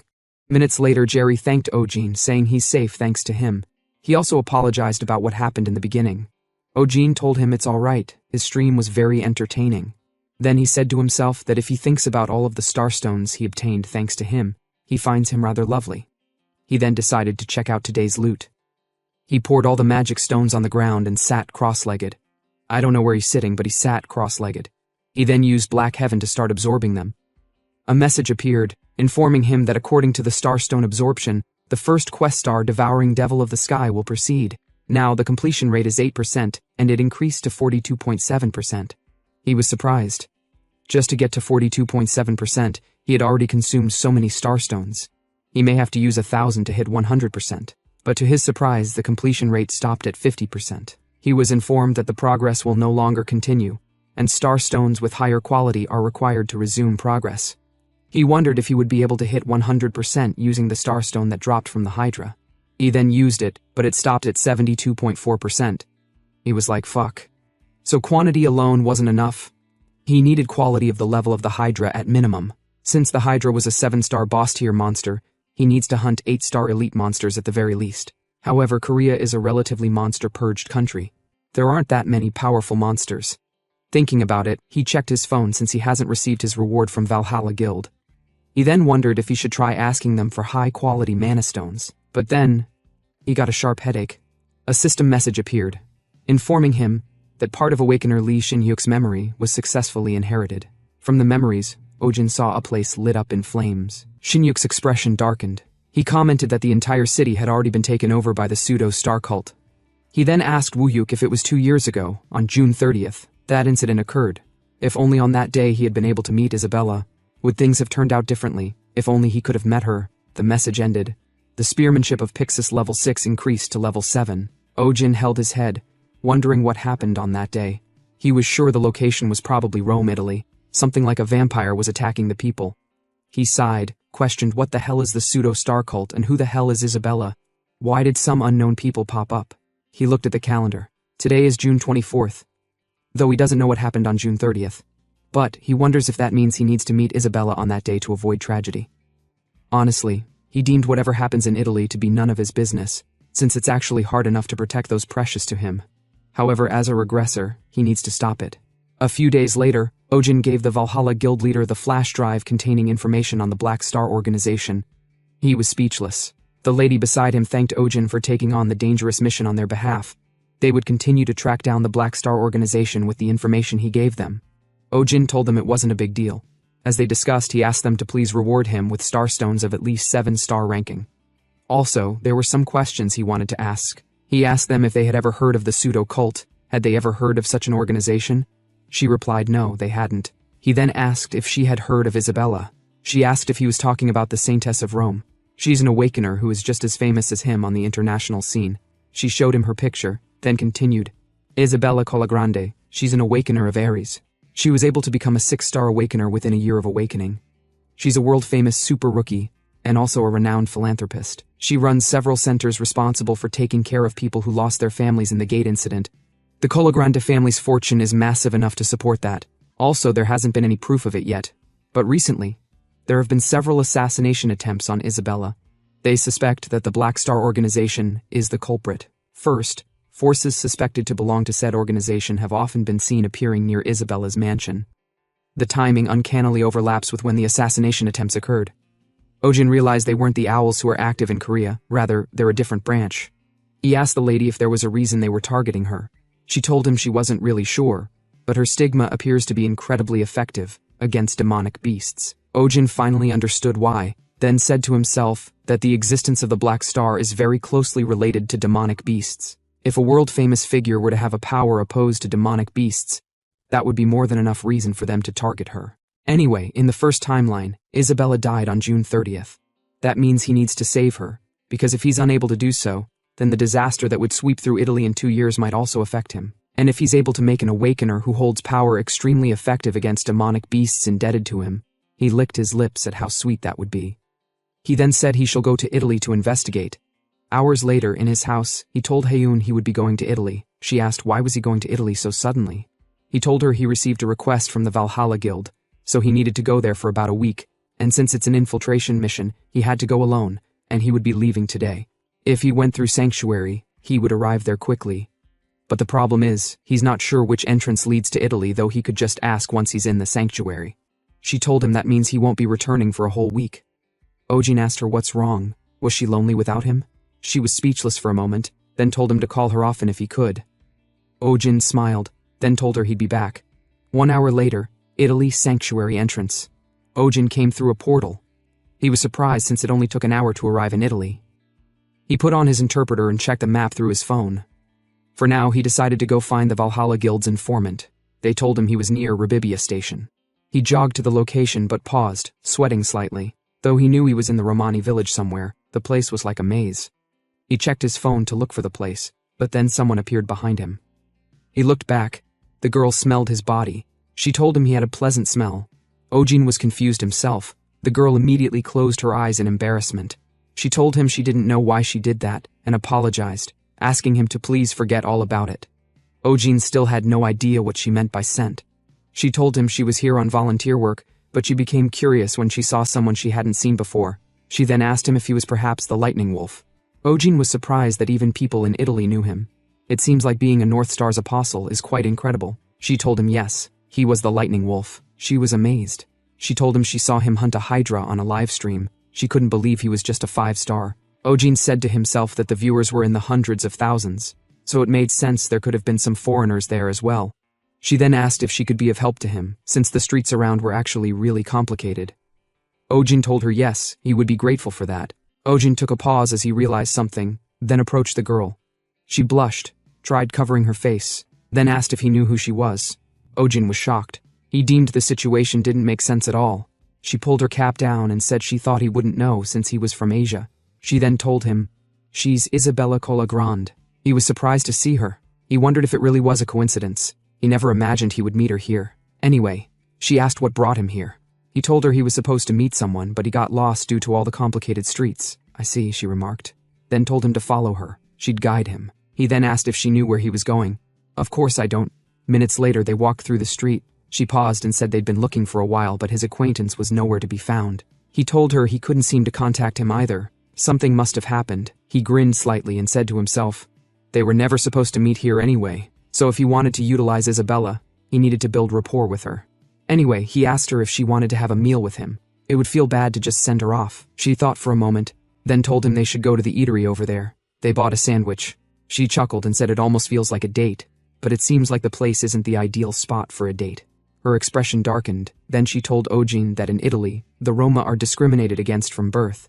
Every time she comes here to help them, she inadvertently thinks to herself, what a relief. She feels relieved about not being born a Roma. She feels relieved to have a powerful stigma. She even feels relieved to be talented. She's no different from those who discriminate against them. She may even be worse, since she only helps for those wicked feelings of satisfaction sometimes. She laughed and told him she thinks she's oversharing. Ojin commented, are we not allowed to do that? Whether the reward is physical or psychological, a good deed is a good deed, regardless of whether it was done with the expectation of a reward. Whether you help others for a sense of superiority, or avoid helping because of those same feelings. In the end, her choice ends up improving others' lives. Selfless care for others is foolish, but only caring about the process is even more so. She was speechless, then smiled. She blushed slightly and told Ojin he's quite a peculiar person. Ojin smiled slightly, though he only told her what she wanted to hear. She then stood up and told him she wished they could talk longer, but she had other business to attend to. Also, it would be great to have an opportunity to speak with him again sometime. She then said something in a low tone. Sembra delicioso, meaning, seems delicious. She then bid him farewell. Ojin was lost there for a moment. He wondered what the thing she whispered was. She spoke so quietly that the translation didn't go through. Well, he stood up to go and find the informant for real now. Hours later, he arrived at a building. The informant gave him the information he had on the Black Star organization. The man was Paolo Lanzoni, Valhalla Guild's Italian informant. Ojin read it. From it, he could see that the Black Star organization pushed the Marco family from their territory and are cultivating their influence in the underworld. But he had no idea who the Marco family were. First, Paolo told him he'd explain the Marco family in more detail. They're the mafia organization that used to completely rule Italy's underworld. They were infamous for being very cruel. The family would even kill normal civilians if they weren't deemed valuable. Their leader, Marco Giorno, was the foundation of their power. Before the Black Star organization appeared, he ruled Italy like a king. Ojin remembered. The guy was named as one of the 5 worst awakeners of all time. It was in the news. He never expected the guy to lead a mafia family even though he was a 9-star. Paolo continued. Truthfully, the Black Star organization's reputation in Italy is very different from its reputation in South Korea. Everyone and their mother praises the Black Star organization. It's a very different situation. Ojin was surprised. He asked if they were the ones trying to assassinate the Saintess. Paolo told him they couldn't confirm it yet, but that's their guess. The times and places the Black Star organization shows up often coincide with the assassination attempts. Ojin said to himself that it seems like they hide behind a mask of altruism and secretly eliminate those who get in their way. This time, he may have to use Vega's power. It's a good thing he asked her not to manifest herself if she could avoid it. And since they have no grasp on the Black Star organization's forces, if he were to receive her blessing, even though winning might not be possible, he should at least be able to run away. He then told Paolo he understood and thanked him. Paolo told him it's nothing, since it's for the Valhalla Guild. Ojin bid him farewell to go do what he had to do. Just like that, 6 days passed. Isabella was running in an unknown area, being chased by a group of men. She hid somewhere to escape from the men who were after her. Her mana wasn't working, and her communication device was messed up. She was totally caught off guard. Though she knew they were after him, she never imagined that the owls would also get involved. She decided to run away, but she didn't know how. Then she was shocked as someone appeared behind her. He grabbed her tightly and called for his teammates. One of them commented that chasing her was a pain in the ass, but it was quite easy. The other guy said such should be expected since she received the curse of the purple forbidden enclosure. It's a stigma seal of a different level, so there's no way she could release it. She bit the guy's hand, but he slapped her. He grabbed her throat to knock her out before she caused more trouble. At that moment, her life flashed before her eyes. She didn't want to die since she had so much to do. She couldn't die without accomplishing anything. But then, suddenly, from above, lightning bolts took down some of the guys. It was Ojin. He came like thunder, sweeping the place clean, chopping their heads off. Surprised, she asked him how is he here. With a grin, he told her he smelled something good. That's why he came. While they were talking, the pursuers came rushing at them. They had no idea who the hell the bastard with her was. Ojin looked back. He could feel the energy of the Black Stars all over the place. As expected, he realized the Black Star organization was behind the attack. First, he carried Isabella to escape from the place. He told her they should start by getting out of Rome. Moving along the Tiber River toward the sea would be best. Actually, he had already prepared a boat. He used his rope and easily moved through the terrain, while the pursuers were still chasing them. He told her if they were to go toward the mountains instead, the assassins would chase after them more blatantly, so they needed to go downtown. The assassins furiously charged at them, killing anyone in their path.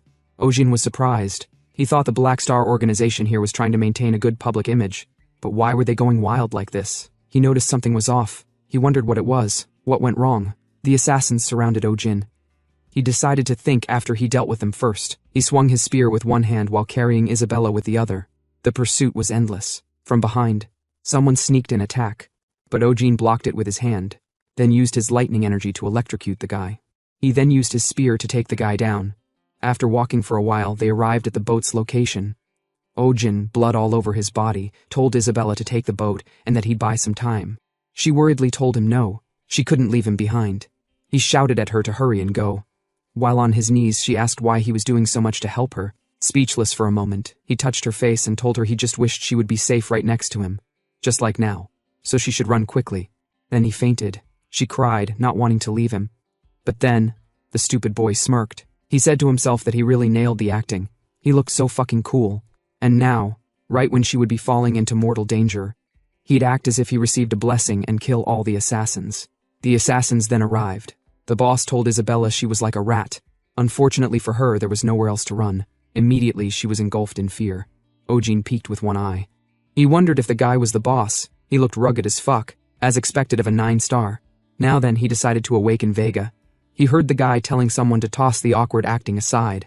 He thought his act had been discovered, but realized he was talking to Isabella. He called her a bitch, told her the expression she was making wouldn't trick them.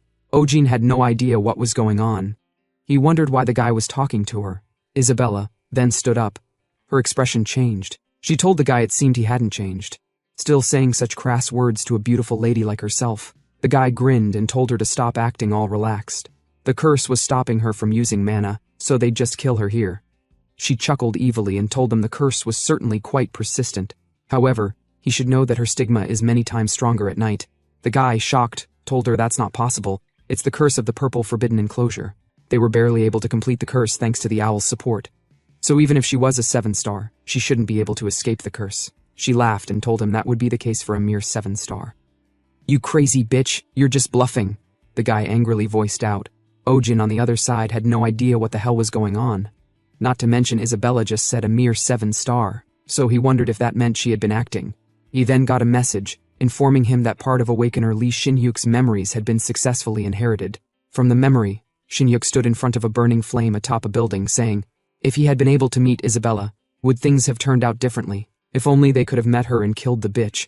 If only he had killed the crazy bitch when she was weakened by the curse, he could have stopped the disaster. Ojin questioned why the system was telling him this now. Seriously, the situation was no joke. Isabella was not the gentle girl he knew, but the queen of leeches. She was the third-rank executor of the Black Star organization. From what had occurred so far, the way the assassins ferociously swung their weapons without caring about civilians, he realized they were the Marco family. They had the Black Star's energy because they allied with the Owls. On top of that, Isabella was part of the Black Star organization. Isabella then remarked happily, saying the rich taste that perfectly matched its sweet fragrance was really the best. It was such a relief that Ojin was still alive, since it had been a long time since she found such a top-tier snack. She almost lost him because of those folks. Her expression then changed.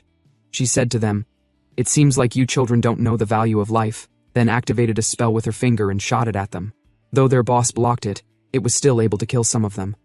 The rest who survived started running in fear, saying there was no way they could beat the Queen of Leeches. He shouted at them to come back. Anyone who ran would die by his hand. He gritted his teeth angrily, then charged out to attack by himself. He imbued his weapon with mana, determined to kill her, but she stopped his weapon with a single finger and disarmed him with just a wave of her fingertip mana. The guy knelt down, groaning in pain. She licked his blood, then spat it out because of how awful it tasted. She told him that compared to Ojin's blood, his tasted like decomposable waste. She had purposely taken on the curse to lure them into her trap since he was a 9-star. But it seemed it was all a waste of effort. She glared at him, grabbed his throat, and borrowed his head from his neck. She threw it away, saying, "Regardless, with this, the annoying Marco family is done for." Ojin was speechless. He was dumbfounded. Since the Valhalla Guild was trashed by Cheon Do-yoon, he thought it would be a long shot. As he thought, the third executor was on a different dimension. Not to mention, Lee Shin-hyuk stated that 2 years from now, the pseudo-star cult took over Italy. He wondered if it could be that the Black Star organization somehow became the pseudo-star cult in 2 years. Anyway, he thought, what's certain is that moving forward, he needs to avoid everything related to Isabella. No matter what happens in 2 years, it's already dangerous. Now she turned to Ojin and said truthfully, that was risky. In that regard, she told the unconscious Ojin that he's considered her savior. "My Ojin," she remarked, touching his face, "who is cooler than a prince and sweeter than honey. I'll never, ever let him go." Ojin was sweating hard. He hoped dearly he was dreaming. But then, he found himself waking up in the hospital. Isabella was beside him and worriedly asked Ojin if he was finally awake. Ojin realized he was fucked. It wasn't a dream. He asked her where he was. She told him he was in the Colagrande family's hospital. After he passed out, her family had been able to send support, and the assassins ran away the moment they saw backup arrive. He knew she was lying, but he composed himself. He said to himself that it wasn't too late. He needed to cut ties as quickly as possible and make a break for it. He said to her with a worried tone, "In the end, I wasn't able to protect you." She told him no. "I would have died if you weren't there." He said to her that he found himself pathetic, that he couldn't bear to see her anymore. Immediately her tone changed. She asked, "What do you mean by that?"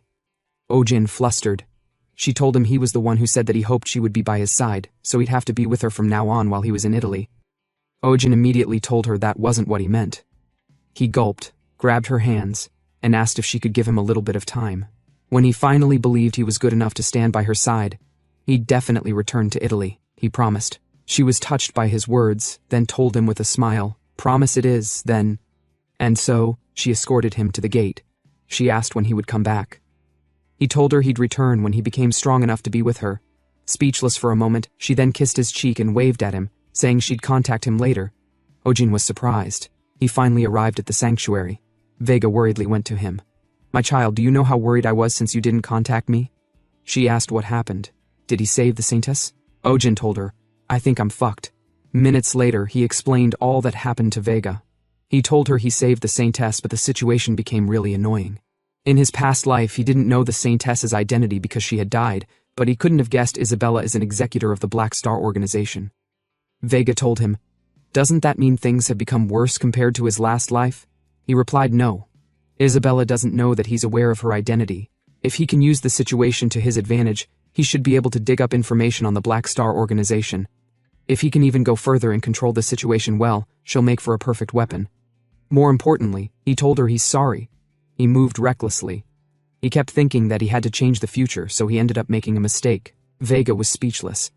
She then went on and hugged him, saying he shouldn't be sad. It's all right to take his time. From the moment he and she met, the pages of fate were rewritten. He hugged her back, saying he'll definitely change it. She was confident he would. Ojin smirked slightly. His operation-induced empathy had been successful. He then told her Haun will start to worry, so he should be headed home. Before that, he was planning on visiting the association, but the most urgent matter is over, so he told her she can continue to manifest herself as usual. She told him okay, she'll wait until he calls for her since Haeun also needs some time to enjoy his reunion. Ojin was clueless about what she meant, and so, a few hours later, Ojin asked Han what the association's internal situation is like these days. He replied, "For now, Cheon Woo-sung is quiet. All he's done recently is increase the number of unawakened safety management centers." Ojin asked what that's for. He told him they were made to support and protect the unawakened living in regions susceptible to monsters. Ojin was surprised. He had never heard of it before.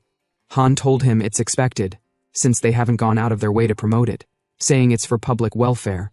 Ojin said to himself that they would definitely create policies that are pro-unawakener, but what's surprising is they aren't promoting it. He wondered if they're copying Isabella. He can't tell whether the absurd plan reflects their true aims or not. He stood up and said he'll be going for now. Han agreed and told Ojin he'll let him know if they make any other movements. As Ojin was walking, he said to himself that there isn't much happening in the association, so he should focus on the quest. But then, as he was about to enter the elevator, someone stopped him and asked if he's Guan Ojin. He introduced himself as the executive Cheon Woo-sung. He told Ojin he wanted to meet him at some point, but he guessed this is a good chance encounter. Ojin was surprised. The guy in front of him is the king of owls, Cheon Do-yoon's son, and the one who controls the Black Star Organization's owl faction. Also, he's the rat who snuck into the association. He took his card. With a composed expression, he told Woo-sung that he's quite young for an executive. Woo-sung laughed, saying he had a lot of people supporting him. More importantly, his expression changed. He asked Ojin what his business was coming to the association. With a smile, Ojin told him he has plans to leave Korea soon, so he came to discuss his schedule. Of course, he had no such plan. Woo-sung thought for a moment, then asked Ojin if he's going back to Italy. He's getting a bit jealous to be invited by the Saintess. As expected, he knew Ojin went to Italy. Ojin then told him it seems like Isabella likes him very much. This surprised Woo-sung. Just like Ojin thought, he's wary of Isabella, especially since his scheme to eliminate her failed. He's sure he can't mess with someone Isabella likes too much. Though speechless for a moment, he shook Ojin's hand and told him he hopes they can build some friendly ties before he returns. If he's able to become friends with a famous person like the Saintess of Rome, it'll be of great help to the association. He then waved at Ojin as he entered the elevator. Immediately after Ojin left, he brought out his phone. He asked his father if he's able to take a call now. His father replied, "Yes. What is it?" He told him it seems the Queen of Leeches has some interest in Lightning Wolf. He thinks it'll be difficult to take care of the Lightning Wolf for now. His father was speechless for a moment, then told him he's a bit too cautious. Hope he hasn't forgotten about what happened to his mother. His father's words triggered him. He then said angrily he hasn't forgotten for a moment since that day. His father laughed, told him it's great to be prudent, but if Ojin becomes an obstacle to their plans, he shouldn't hesitate to eliminate him. He replied, of course, then hung up the phone. He went speechless for a moment, placed his hand on the glass and asked his mom if she's watching. He grinned evilly, saying he'll definitely avenge her. Ojin looked up as he left the building, saying to himself he'd have to fight the guy someday. For now, only a few people know, but soon their infamy will spread. He grinned. It wouldn't happen that way. Soon, he'll make it so their infamy spreads. But that'll be for later. It'll be time for dinner soon. So he decided to go buy something to eat and head home. He went and bought a takeout. As he was walking with the bag, he recalled that the first thing he bought when he awakened was hamburgers. It seems the food is quite nostalgic. He laughed, saying he wants to bring them back to Haeun quickly. But then, he got a message. Part of Awakener Lee Shin-hyuk's memories was successfully inherited. He was surprised. There's a third fragment. From the memories Shin-hyuk was running, saying they should speed up. Those pseudo-star bastards might catch up. Ojin noticed Shin-hyuk grew a lot in 2 years. For him to keep up with Lee Woo-hyuk proves that. He then asked, what about Big Sis? He replied, she should be by the shore guarding the boat. Ojin was surprised. He had no idea who the Big Sis they were talking about was. Then, the Big Sis arrived.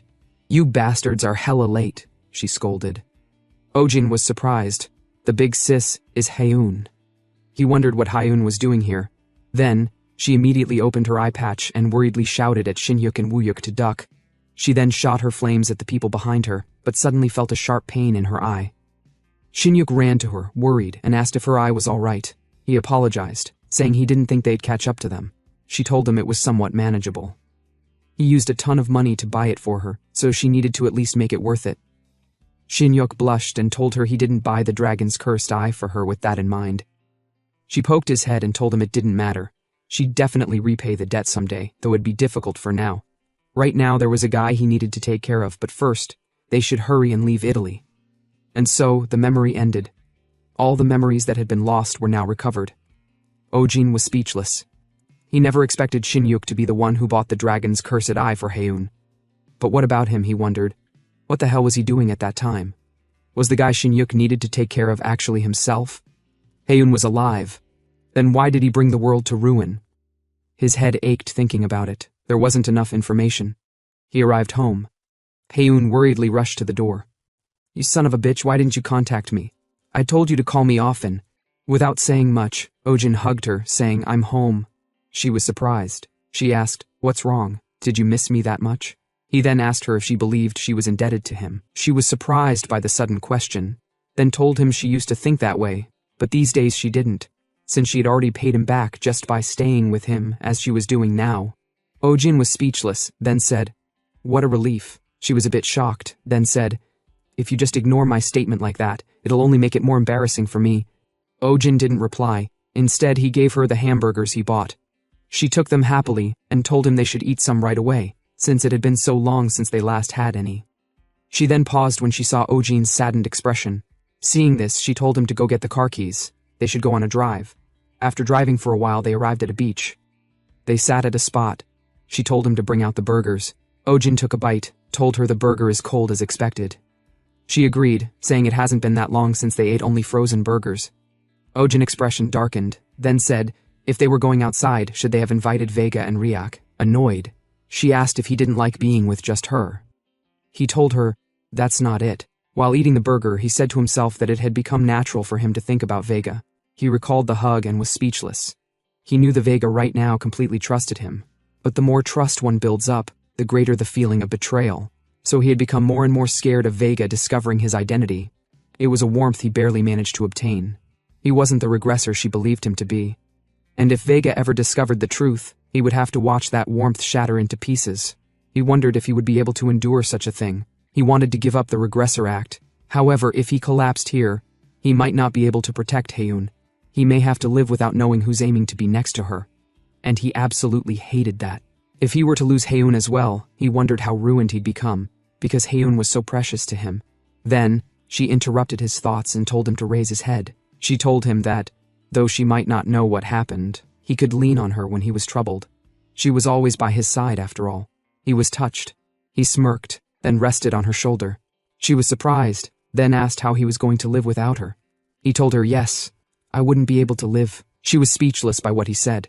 Then she hugged him, saying she also needed him to be with her. He blushed, touched her face, then kissed her.